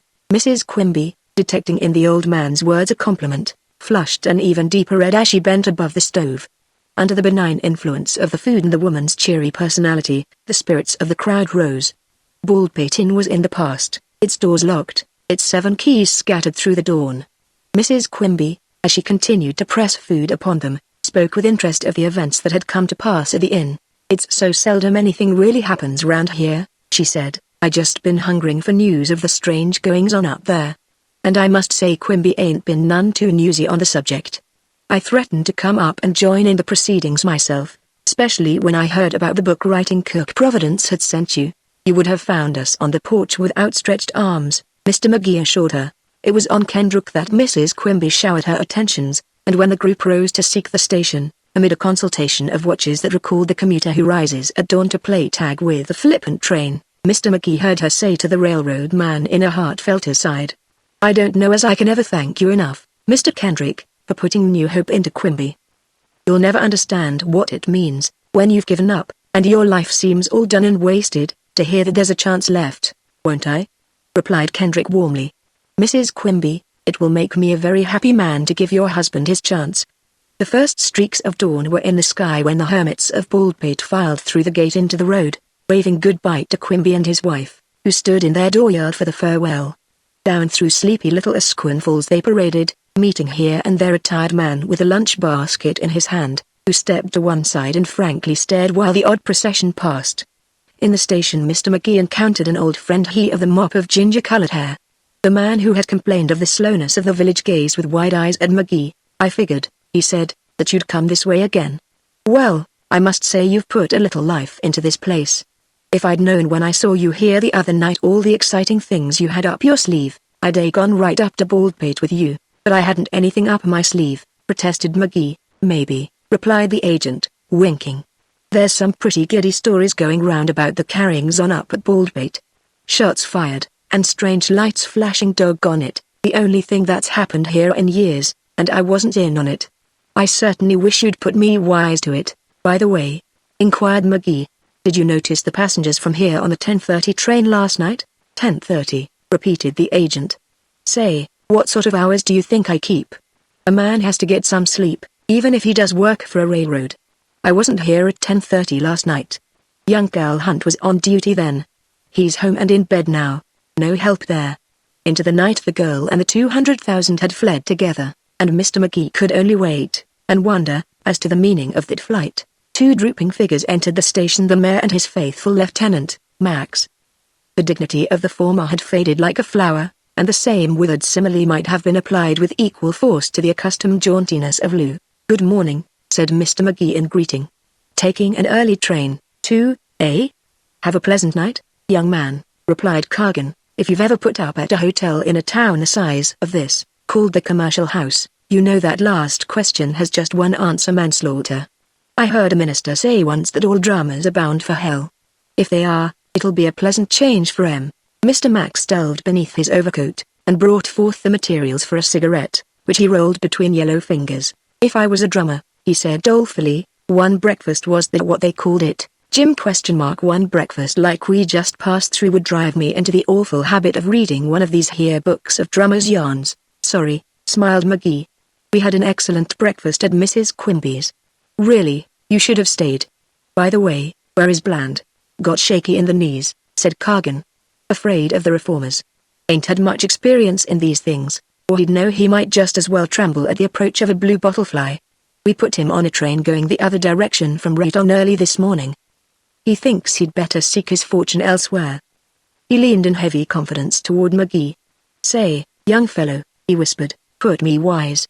That little sleight of hand game you worked last night had me dizzy. Where's the coin? Where's the girl? What's the game?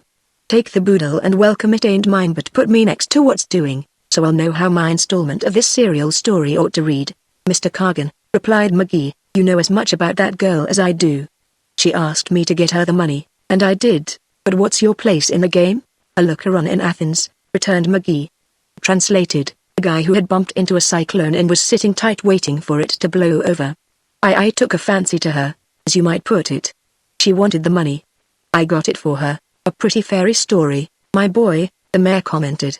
"Absolutely true," smiled Magee. "What do you think of that for an explanation, Lou?" inquired Cargan. "She asked him for the money and he gave it to her."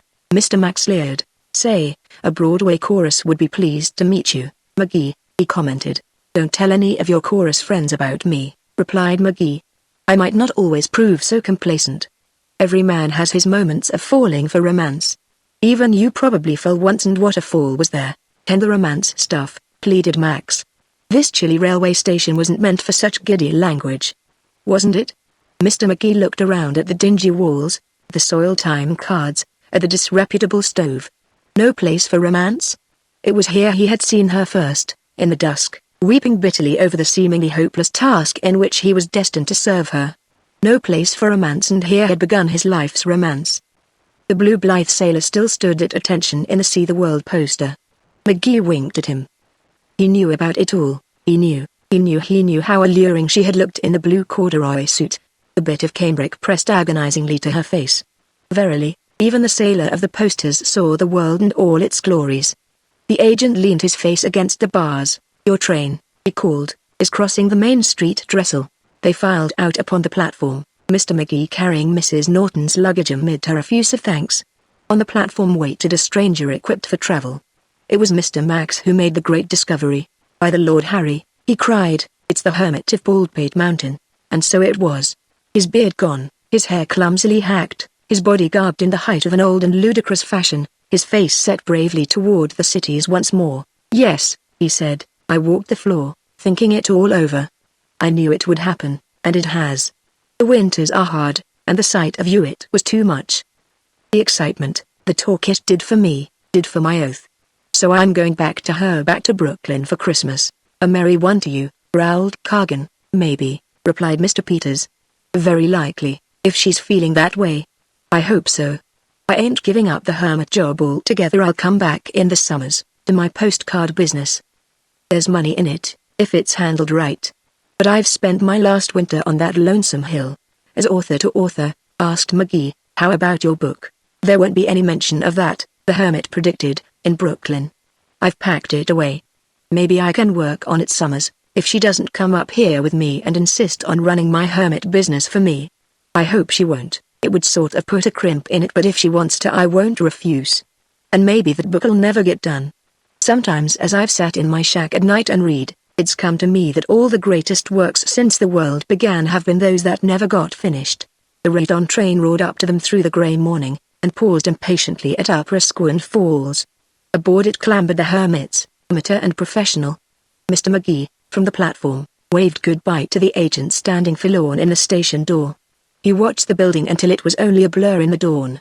A kindly feeling for it was in his heart. After all, it had been in the waiting room. Chapter 20 The Admiral's Game.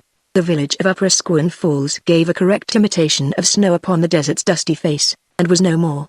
Bidding a reluctant goodbye to upstate romance, Mr. McGee entered the solitary day coach which, with a smoker, made up the local to Reuton. He spent a few moments adjusting Mrs. Norton to her new environment, and listened to her voluble expressions of joy in the fact that her boarding house loomed ahead. Then he started for the smoker. On his way he paused at the seat occupied by the ex-hermit of Baldpate, and fixed his eyes on the pale blue necktie Mr. Peters had resurrected for his return to the world of men. "Pretty, ain't it?" remarked the hermit, seeing whither Mr. McGee's gaze drifted. "She picked it. I didn't exactly like it when she first gave it to me, but I see my mistake now. I'm wearing it home as a sort of a white flag of truce. Or almost white. Do you know, Mr. McGee, I'm somewhat nervous about what I'll say when I come into her presence again about my inaugural address, you might put it. What would be your conversation on such an occasion? If you'd been away from a wife for 5 years, what would you say when you drifted back?" "That would depend," replied McGee, "on the amount of time she allowed me for my speech." "You've hit the nail on the head," replied Mr. Peters admiringly. "She's quick. She's like lightning. She won't give me any time if she can help it. That's why I'd like to have a wonderful speech already, something that would hold her spellbound and tongue-tied until I finished. It would take a literary classic to do that." "What you want," laughed McGee, "is a speech with a punch." "Exactly," agreed Mr. Peters. "I guess I won't go over to Brooklyn the minute I hit New York. I guess I'll study the lights along the big street, and brush elbows with the world a bit, before I reveal myself to her. Maybe if I took in the few shows, but don't think I won't go to her. My mind is made up. And I guess she'll be glad to see me, too. In her way. I got to fix it with her, though, to come back to my postcard trade in the summers. I wonder what she'll say to that. Maybe she could stay at the inn under an assumed name while I was hermiting up at the shack." He laughed softly. "It'd be funny, wouldn't it?" he said. "Her sitting on the veranda watching me sell postcards to the ladies, and listening to the various stories of how a lost love has blighted my life, and so forth. Yes, it'd be real funny, only Ellen never had much sense of humor. That was always her great trouble. If you ever marry, Mr. McGee, and I suppose you will, take my advice. Marry a sense of humor first, and a woman incidental like." Mr. McGee promised to bear this counsel in mind, and went forward into the smoking car. Long rows of red plush seats, unoccupied save for the mayor and Max, greeted his eye. He strolled to where they sat, about halfway down the car, and lighted an after-breakfast cigar. Max slouched in the unresponsive company of a cigarette on one side of the car. Across the aisle the mayor of Reuton leaned heavily above a card table placed between two seats. He was playing solitaire. Mr. McGee wondered whether this was merely a display of bravado against scheming reformers, or whether Mr. Cargan found in it real diversion. Curious, he slid into the place across the table from the mayor. "Napoleon," he remarked lightly, "whiled away many a dull hour with cards, I believe." Clumsily the mayor shuffled the cards. He flung them down one by one on the polished surface of the table rudely, as though they were reform votes he was counting. His thick lips were tightly closed, his big hands hovered with unaccustomed uncertainty over the pasteboards. "Quit your kidding," he replied. "I don't believe cards was invented in Nap's day. Was they? It's a shame a fellow can't have a little admiration for a great leader like Nap without all you funny boys jollying him about it. That boy sure knew how to handle the voters. I've read a lot about him, and I liked his style." "You let history alone," snarled Mr. Max, across the aisle, "or it'll repeat itself and another guy I know'll go to the island." "If you mean me," returned Cargan, "forget it. There ain't no Saint Helena in my future." He winked at McGee. "Lou's a little peevish this morning," he said. "Had a bad night." He busied himself with the cards. Mr. McGee looked on, only half interested. Then, suddenly, his interest grew. He watched the mayor build, in 2 piles. He saw that the deck from which he built was thick. A weird suspicion shot across his mind. "Tell me," he asked, is the Admiral's game of solitaire?" "Exactly what I was going to ask," said a voice. McGee looked up. Kendrick had come in, and stood now above the table. His tired eyes were upon it, fascinated, his lips twitched strangely. "Yes," answered the mayor, "this is the Admiral's game. You'd hardly expect me to know it, would you?" I don't hang out at the swell clubs where the Admiral does. They won't have me there. But once I took the Admiral on a public service board with me one time when I wanted a lot of dignity and no brains pretty bad, and he sort of come back by teaching me his game in the long dull hours when we had nothing to do but serve the public. The thing gets a hold on you, somehow. Let's see now the spade now the heart. Kendrick leaned closer. His breath came with a noisy quickness that brought the fact of his breathing insistently to McGee's mind. I never knew how it was played, he said. Something told Mr. McGee that he ought to rise and drag Kendrick away from that table. Why? He did not know. Still, it ought to be done. But the look in Kendrick's eyes showed clearly that the proverbial wild horses could not do it then. Tell me how it's played, went on Kendrick, trying to be calm. You must be getting old, replied the mayor. The Admiral told me the young men at his club never took any interest in his game. Solitaire, he says to me, is an old man's trade. It's a great game, Mr. Kendrick. A great game, repeated Kendrick. Yes, it's a great game. His tone was dull. I want to know how it's played, he said again. The six of clubs, reflected the mayor, throwing down another card. Say, she's going fine now. There ain't much to it. You use two decks, exactly alike. Shuffle 'em together. The 8 of hearts, the jack of say. That's great. You lay the cards down here, just as they come like this. He paused. His huge hand held a giddy pasteboard. A troubled look was on his face. Then he smiled happily, and went on in triumph. And then you build, Mr. Kendrick, he said. The reds and the blacks. You build the blacks on the left, and the reds on the right. Do you get me? Then say, what's the matter? For Kendrick had swayed and almost fallen on the Admiral's game, the game that had once sent a man to hell. Go on, he said, bracing. Nothing's the matter. Go on. Build, damn it, build.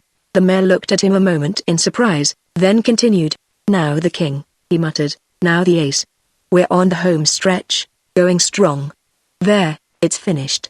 It's come out right. A great game, I tell you. He leaned back. Kendrick's fever-yellowed face was like a bronze mask. His eyes were fiercely on the table and the two decks of cards that lay there. And when you finished, he pointed. When you finished, Mr. Cargan picked up the deck on the left. All black, he said, when the game comes out right. And the other? Kendrick persisted softly. He pointed to the remaining deck. A terrible smile of understanding drew his thin lips taut. And the other, Mr. Cargan? Red, replied Cargan. What else could it be? All red. He picked it up and shuffled through it to prove his point. Kendrick turned like a drunken man and staggered back down the aisle. McGee rose and hurried after him. At the door he turned, and the look on his face caused McGee to shudder. You heard? He said helplessly. My God. It's funny, isn't it? He laughed hysterically, and drawing out his handkerchief, passed it across his forehead. A pleasant thing to think about, a pleasant thing to remember. Professor Bolton pushed open the smoker door. I thought I'd join you, he began. Why, David, what is it? What's the matter? Nothing, replied Kendrick wildly. There's nothing the matter. Let me by, please. He crossed the swaying platform and disappeared into the other car. For a moment the professor and McGee gazed after him, and then without a word moved down the car to join Cargan and Max. McGee's mind was dazed by the tragedy he had witnessed. A pleasant thing to think about. He did not envy Kendrick his thoughts. The mayor of Redon had pushed aside the cards and lighted a huge cigar. Well, Doc, he remarked jocosely, how's trade? Sold any new schemes for renovating the world to the upstate troops? I should think this would be sort of an off-season for the reform business. Peace on earth, goodwill toward men. That ain't exactly a good advertisement for the reformers, is it? It's an excellent one, replied Professor Bolton. The first essential of goodwill toward men is not to rob and debauch them. Oh, well, Doc, don't let's argue the matter, replied Cargan easily. I ain't in the humor for it, anyhow. You got your beliefs, and I got my beliefs. And that ain't no reason why we should not smoke a couple of good cigars together. Have one? Thanks. Reluctantly the old man took a gay-banded Havana from the mayor's huge fist. You're very kind. I suppose it's sort of a blow to you, the mayor went on, that your plans up there on the mountain went all to smash. It ought to teach you a lesson, Doc. There ain't nothing to the reform gag. The train slowed down at a small yellow station. Mr. McGee peered out the window. Hooperstown, he read, right on 10 miles. He saw Mr. Max get up and leave the car. Not a thing to it, Doc, Cargan repeated. Your bunch has tried to get me before. You've shouted from the housetops that you had the goods on me. What's always happened? Your own creatures have acquitted you, replied the professor, from a cloud of Kargan cigar smoke. Fair-minded men decided that I hadn't done wrong. I tell you, Doc, there's dishonest graft, and I'm against that always. And there's honest graft, the rightful perquisites of a high office. That's the trouble with you church politicians. You can't see the difference between the two. I'm not a church politician, protested the professor. I'm bitterly opposed to the lily-white crowd who continually rant against the thing they don't understand. I'm practical as you, and when, noiselessly Mr. Max slid up to the group, and stood silent. His eyes wide, his yellow face pitiful, the fear of a dog about to be whipped in his every feature. Jim, he cried, Jim. You got to get me out of this. You got to stand by me. Why, what's the matter, Lou? Asked the mayor in surprise. Matter enough, whined Max. Do you know what's happened? Well, I'll tell. Mr. Max was thrust aside, and replaced by a trained newsboy. Mr. McGee felt that he should always remember that boy, his straw-colored hair, his freckled beaming face, his lips with their fresh perpetual smile. All the morning papers, gents, proclaimed the boy. Get the Roton Star. All about the bribery. He held up the paper. Its huge black headlines looked dull and old and soggy. But the story they told was new and live and startling. The mayor trapped, shrilled the headlines. Attempt to pass big bribe at Baldpate foiled by star reporter. Hayden of the Suburban commits suicide to avoid disgrace. Give me a paper, boy, said the mayor. Yes, a star. His voice was even, his face unmoved. He took the sheet and studied it, with an easy smile. Clinging in fear to his side, Max read, too. At length Mr. Kargan spoke, looking up at McGee. So, he remarked. So reporters, eh? You and your lady friend? Reporters for this lying sheet the Star? Mr. McGee smiled up from his own copy of the paper. Not I, he answered. But my lady friend, yes. It seems she was just that. A Star reporter you can call her, and tell no lie, Mr. Mayor. Chapter 21 The Mayor is welcomed home. It was a good story, the story which the mayor, Max, the professor and the McGee read with varying emotions there in the smoking car. The girl had served her employers well, and Mr. McGee, as he read, felt a thrill of pride in her. Evidently the employers had felt that same thrill. For in the captions under the pictures, in the headlines, and in a first-page editorial, none of which the girl had written, the Star spoke admiringly of its woman reporter who had done a man's work, who had gone to Baldpate and had brought back a gigantic bribe fund alone and unaided. Indeed? Smiled Mr. McGee to himself. In the editorial on that first page the triumphant cry of the Star arose to shatter its fellows in the heavens. At last, said the editor, the long campaign which his paper alone of all the Radon papers had waged against a corrupt city administration was brought to a successful close. The victory was won. How had this been accomplished? Into the Star office had come rumors, a few days back, of the proposed payment of a big bribe at the inn on Baldpate Mountain. The paper had decided that one of its representatives must be on the ground. It had debated long whom to send. Miss Evelyn Rhodes, its well-known special writer, had got the tip in question. She had pleaded to go to the inn. The editor, considering her sex, had sternly refused. Then gradually he had been brought to see the wisdom of sending a girl rather than a man. The sex of the former would put the guilty parties under surveillance off guard. So Miss Rhodes was dispatched to the inn. Here was her story. It convicted Kargan beyond a doubt. The very money offered as a bribe was now in the hands of the Star editor, and would be turned over to Prosecutor Drayton at his request. All this under the disquieting title Prison Stripes for the Mayor. The girl's story told how, with one companion, she had gone to Upper Squin Falls. There was no mention of a station waiting room, nor of the tears shed therein on a certain evening, Mr. McGee noted. She had reached the inn on the morning of the day when the combination was to be phoned. Bland was already there. Shortly after came the mayor and Max. You got to get me out of this, McGee heard Max pleading over Kargan's shoulder. Keep still, replied the mayor roughly.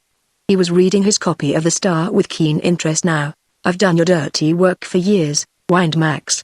Who puts on the rubber shoes and sneaks up dark alleys hunting votes among the garbage, while you do the Old Glory stunt on Main Street.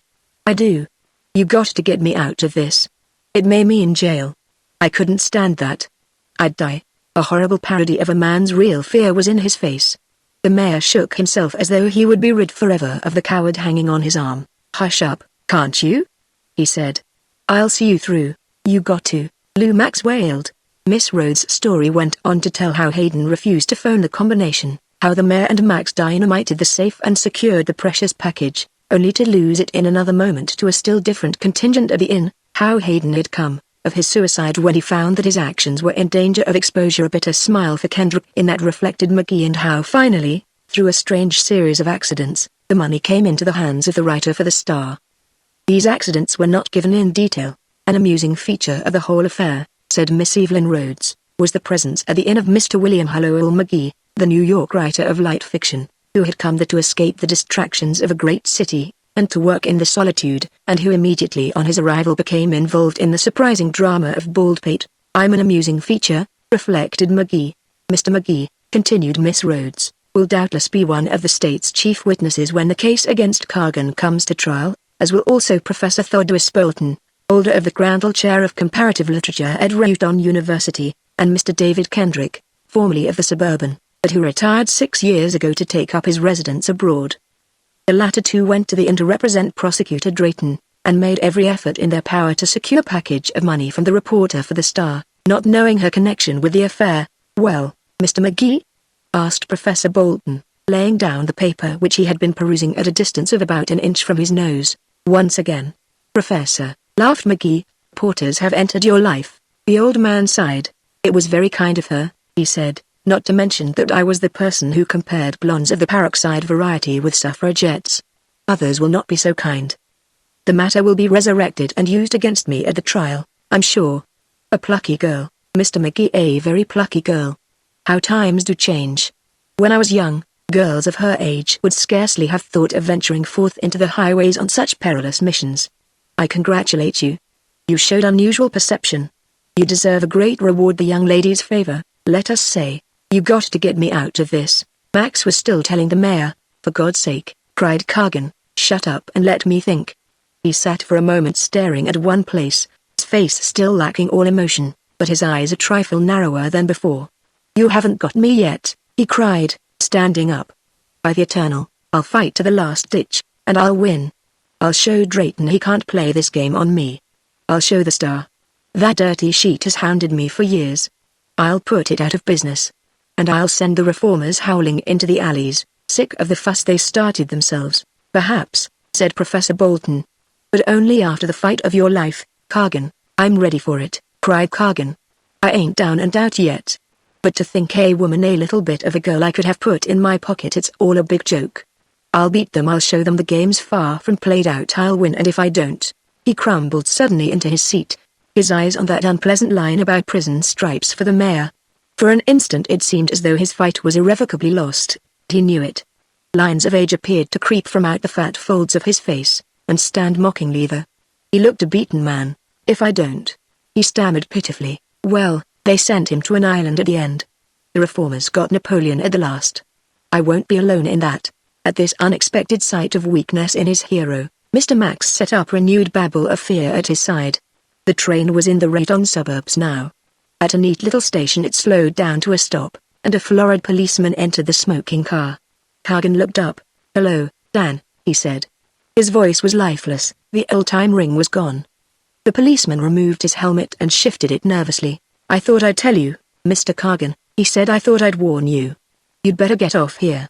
There's a big crowd in the station at Reuton. They're waiting for you, sir. They've heard you're on this train.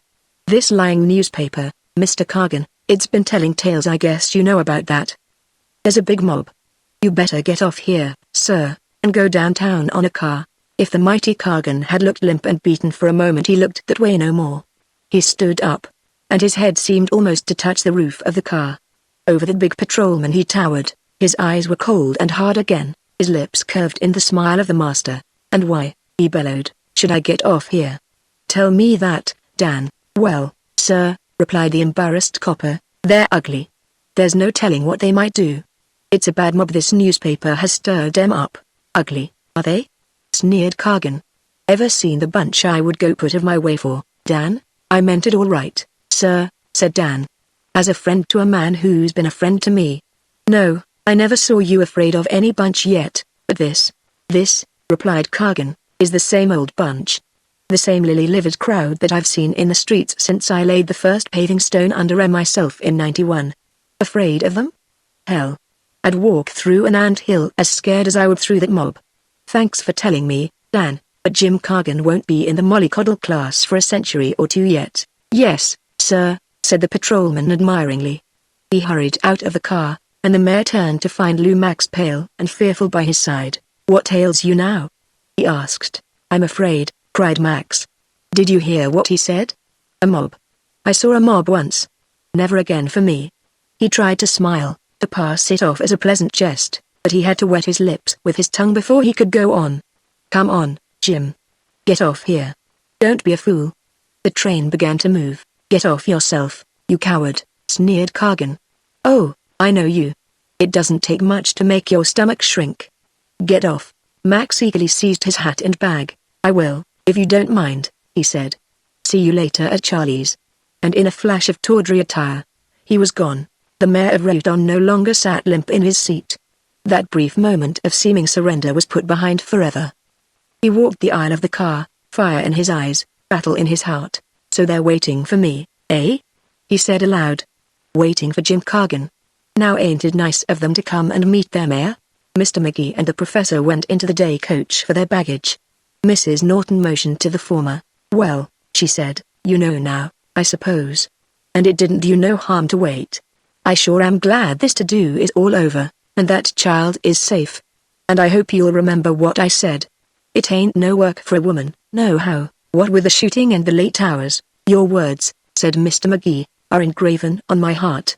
He proceeded to gather her baggage with his own, and was thus engaged when Kendrick came up. The shadow of his discovery in the smoking car an hour before still haunted his sunken eyes, but his lips were half smiling with the new joy of living that had come to him.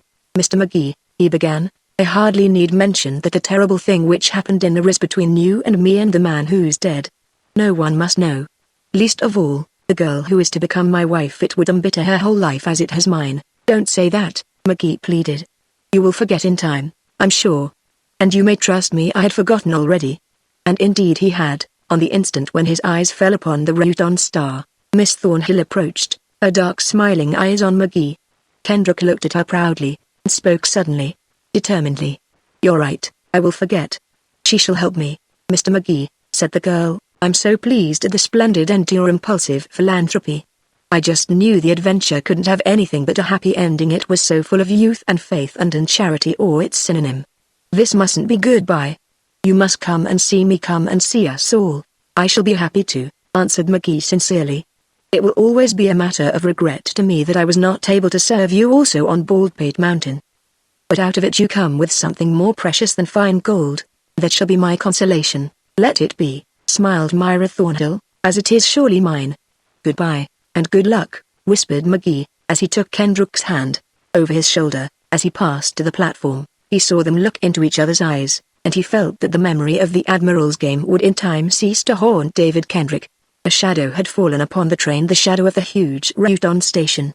In the half-light on the platform Mr. McGee encountered the mayor of Rayton. Above the lessening roar of the train there sounded ahead of them the voices of men in turmoil and riot. Mr. Cargan turned upon McGee a face as placid and dispassionate as that of one who enters an apple orchard in May. The boys, he smiled grimly, welcoming me home. Then the train came to a stop, and Mr. McGee looked down into a great array of faces, and heard for the first time the low unceasing rumble of an angry mob. Afterward he marveled at that constant guttural roar, how it went on, humming like a tune, never stopping, disconnected quite from the occasional shrill or heavy voices that rang out indistinguishable words. The mayor looked coolly down into those upturned faces, listened a moment to the rumble of 1,000 throats, then he took off his derby with satiric politeness. Glad to see one and all, he cried. And now above the mutterings angry words could be heard. That's him, that's $200,000 Cargan, how's the weather on Baldpate? And other sarcastic flings. Then a fashion of derisive cackles came and went. After which, here and there, voices spoke of ropes, of tar and feathers. And still the mayor smiled as one for whom the orchard gate swung open in May.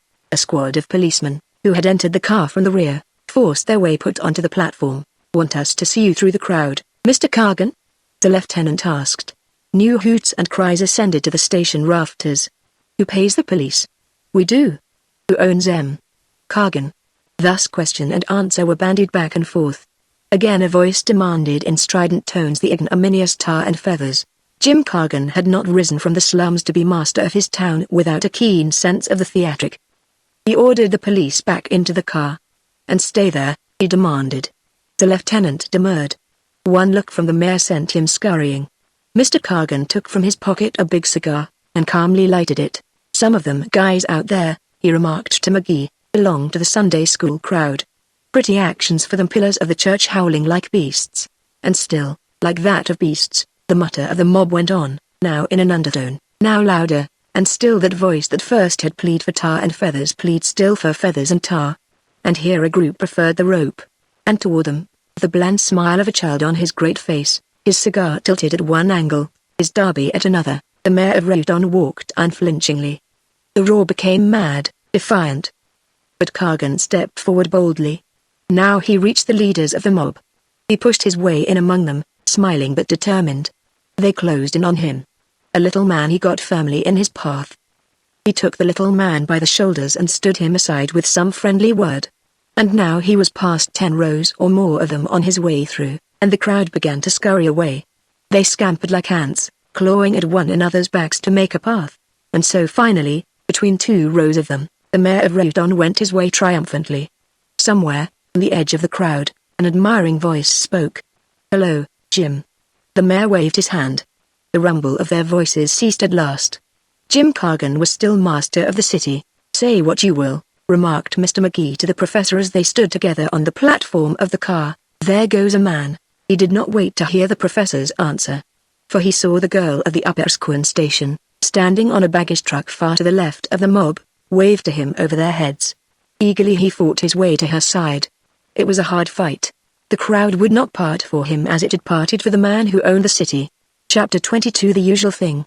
"Hello, Mr. Hold-Up Man." The girl seized Mr. McGee's proffered hand and leapt down from the truck to his side.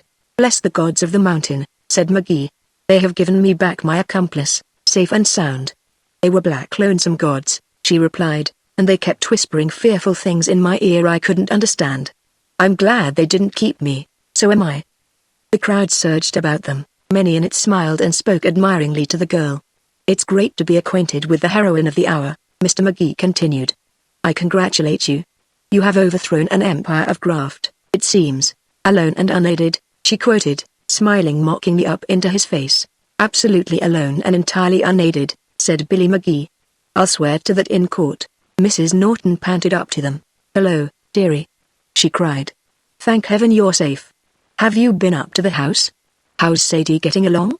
"I just know everything is topsy-turvy." "Not at all," replied Miss Rhodes. Breakfast passed off like clockwork at 7, and even Mr. Golden had no complaints to offer. "Dear, I must thank you for all you've done for me." "It was splendid." "Not now," objected Mrs. Norton. "I got to get up to the house now. What with Christmas only 2 days away, and a lot of shopping to be done, I can't linger in this drafty station for thanks. I want you to bring Mr. McGee right up to the house for lunch.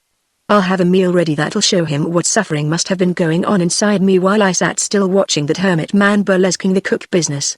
"Delighted," said McGee. "I'll find you a cab." He led the way to a row of such vehicles, Mrs. Norton and the girl following.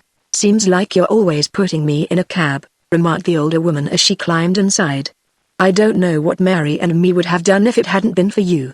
You're a mighty handy person to have around, Mr. McGee. Ain't he, dearie?" She winked openly at McGee. "And a delightful one," agreed the girl, in a matter-of-fact tone. Mrs. Norton was driven away up the snowy street. As Mr. McGee and the girl turned, they beheld the hermit of Baldpate staring with undisguised exultation at the tall buildings of Reuton. "Why, it's Mr. Peters!" the girl cried. "Yes," replied McGee. "His prediction has come true. We and our excitement proved too much for him. He's going back to Brooklyn and to her. I'm so glad," she cried. She stretched out her hand to the hermit. He took it, somewhat embarrassed. "Glad to see you," he said. "You certainly appear to have stirred things up, miss. But women are good at that. I've always said, Mr. McGee tells me you're going back, after all?" She broke in. "Yes," returned Peters. "I knew it. I told you so. It was all right in the summer, when the bands played, and the warm wind was hermiting on the mountain, too. But in the fall, it's always been hard, and I've heard the white lights calling. Calling why? I've even heard Ellen. This fall you came, and there was something doing on Baldpate, and I knew that when you went, I'd just naturally have to go, too. So I'm going." "Splendid," commented the girl. "It'll be somewhat delicate," continued the hermit, bursting in on Ellen after all these years.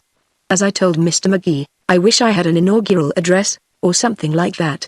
"I have it," responded Evelyn Rhodes.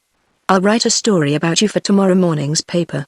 All about how the Christmas spirit has overcome the hermit of Baldpate, and how he's going back to his wife, with his heart filled with love for her. It is filled, isn't it?" "Well, yes," agreed Mr. Peters. "I reckon you might call it that. And then you can send her a copy of the paper, and follow it up in person." "A good idea," commented Billy McGee. "At first glance, yes," studied Peters. "But, on the other hand, it would be the death knell of my postcard business, and I'm calculating to go back to Baldpate next summer and take it up again. No, I'm afraid I can't let it be generally known that I've quit living in a shack on the mountain for love of somebody or other." "Once more," smiled McGee, big business muscles the press. "Not that I ain't obliged to you for the offer," added the hermit. "Of course," said the girl, "I understand. And I wish you the best of luck along with a Merry Christmas." "The same to you," replied the hermit heartily. Miss Rhodes and I will see you again," predicted Mr. McGee, "next summer at Baldpate Inn." The hermit looked at the girl, turned her face away. "I hope it'll turn out that way, I'm sure," he said. "I'll let you have a reduction on all postcards, just for old time's sake. Now I must find out about the New York trains." He melted into the crowd, an odd figure still, his garb in a fashion long forgotten, his clumsily hacked hair brushing the collar of his ancient coat. McGee and the girl found the check room, and after he had been relieved of the burden of his baggage, set out up the main street of Roton. It was a typical upstate town, deep in the throes of the holiday season. The windows of the stores were green with holly, the faces of the passers-by reflected the excitements of Christmas and of the upheaval in civic politics which were upon them almost together. "Tell me," said the girl, "are you glad at the way it has turned out? Are you glad I was no Lady Captain Kidd?" "It has all turned out or is about to turn out beautifully," Mr. McGee answered. "You may remember that on the veranda of Baldpate Inn I spoke of one summer hotel flirtation that was going to prove more than that." "Let me—" A laugh interrupted. "You don't even know my name." "What's the matter with Evelyn Rhodes?" suggested McGee. "Nothing. It's a perfectly good name. But it isn't mine. I just write under it. I prefer Mary, anyhow," smiled Billy McGee. "She called you that?" "It's Mary." "Mary what?" "You have no idea," said he, "how immaterial that is." They came upon a throng blocking the sidewalk in front of a tall building of stone. The eyes of the throng were on bulletins. It muttered much as they had muttered who gathered in the station. "The office of the Star," explained the girl. "The crowd is looking for new excitement.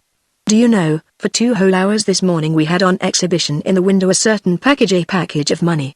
"I think," smiled McGee, "I've seen it somewhere." "I think you have. Drayton came and took it from us as soon as he heard. But it was the very best proof we could have offered the people. They like to see for themselves. It's a passion with them.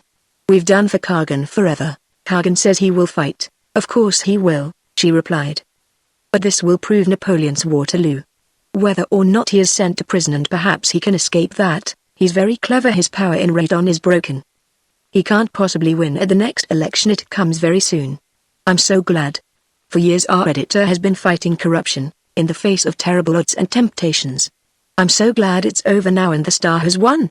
"Through you," said McGee softly. "With someone to help," she smiled. "I must go upstairs now and find out what new task is set for me." Mr. McGee postponed the protest on the tip of his tongue, and, climbing the gloomy stairs that newspapers always affect, they came into the city room of the Star. Though the paper had been long on the street, the excitement of the greatest coup of years still lingered in the place. McGee saw the deferential smiles that greeted the girl, and watched her as she made her way to the city editor's desk. In a moment she was back at his side. "I've got my assignment," she smiled ruefully. They descended to the street. "It's wonderful," she went on, "how curt a city editor can be with anyone who pulls off a good story. The job I've got now reminds me of the experience of an old New York reporter who used to work on the Star." With difficulty they threaded their way through the crowd, and moved along beside the green-decked windows.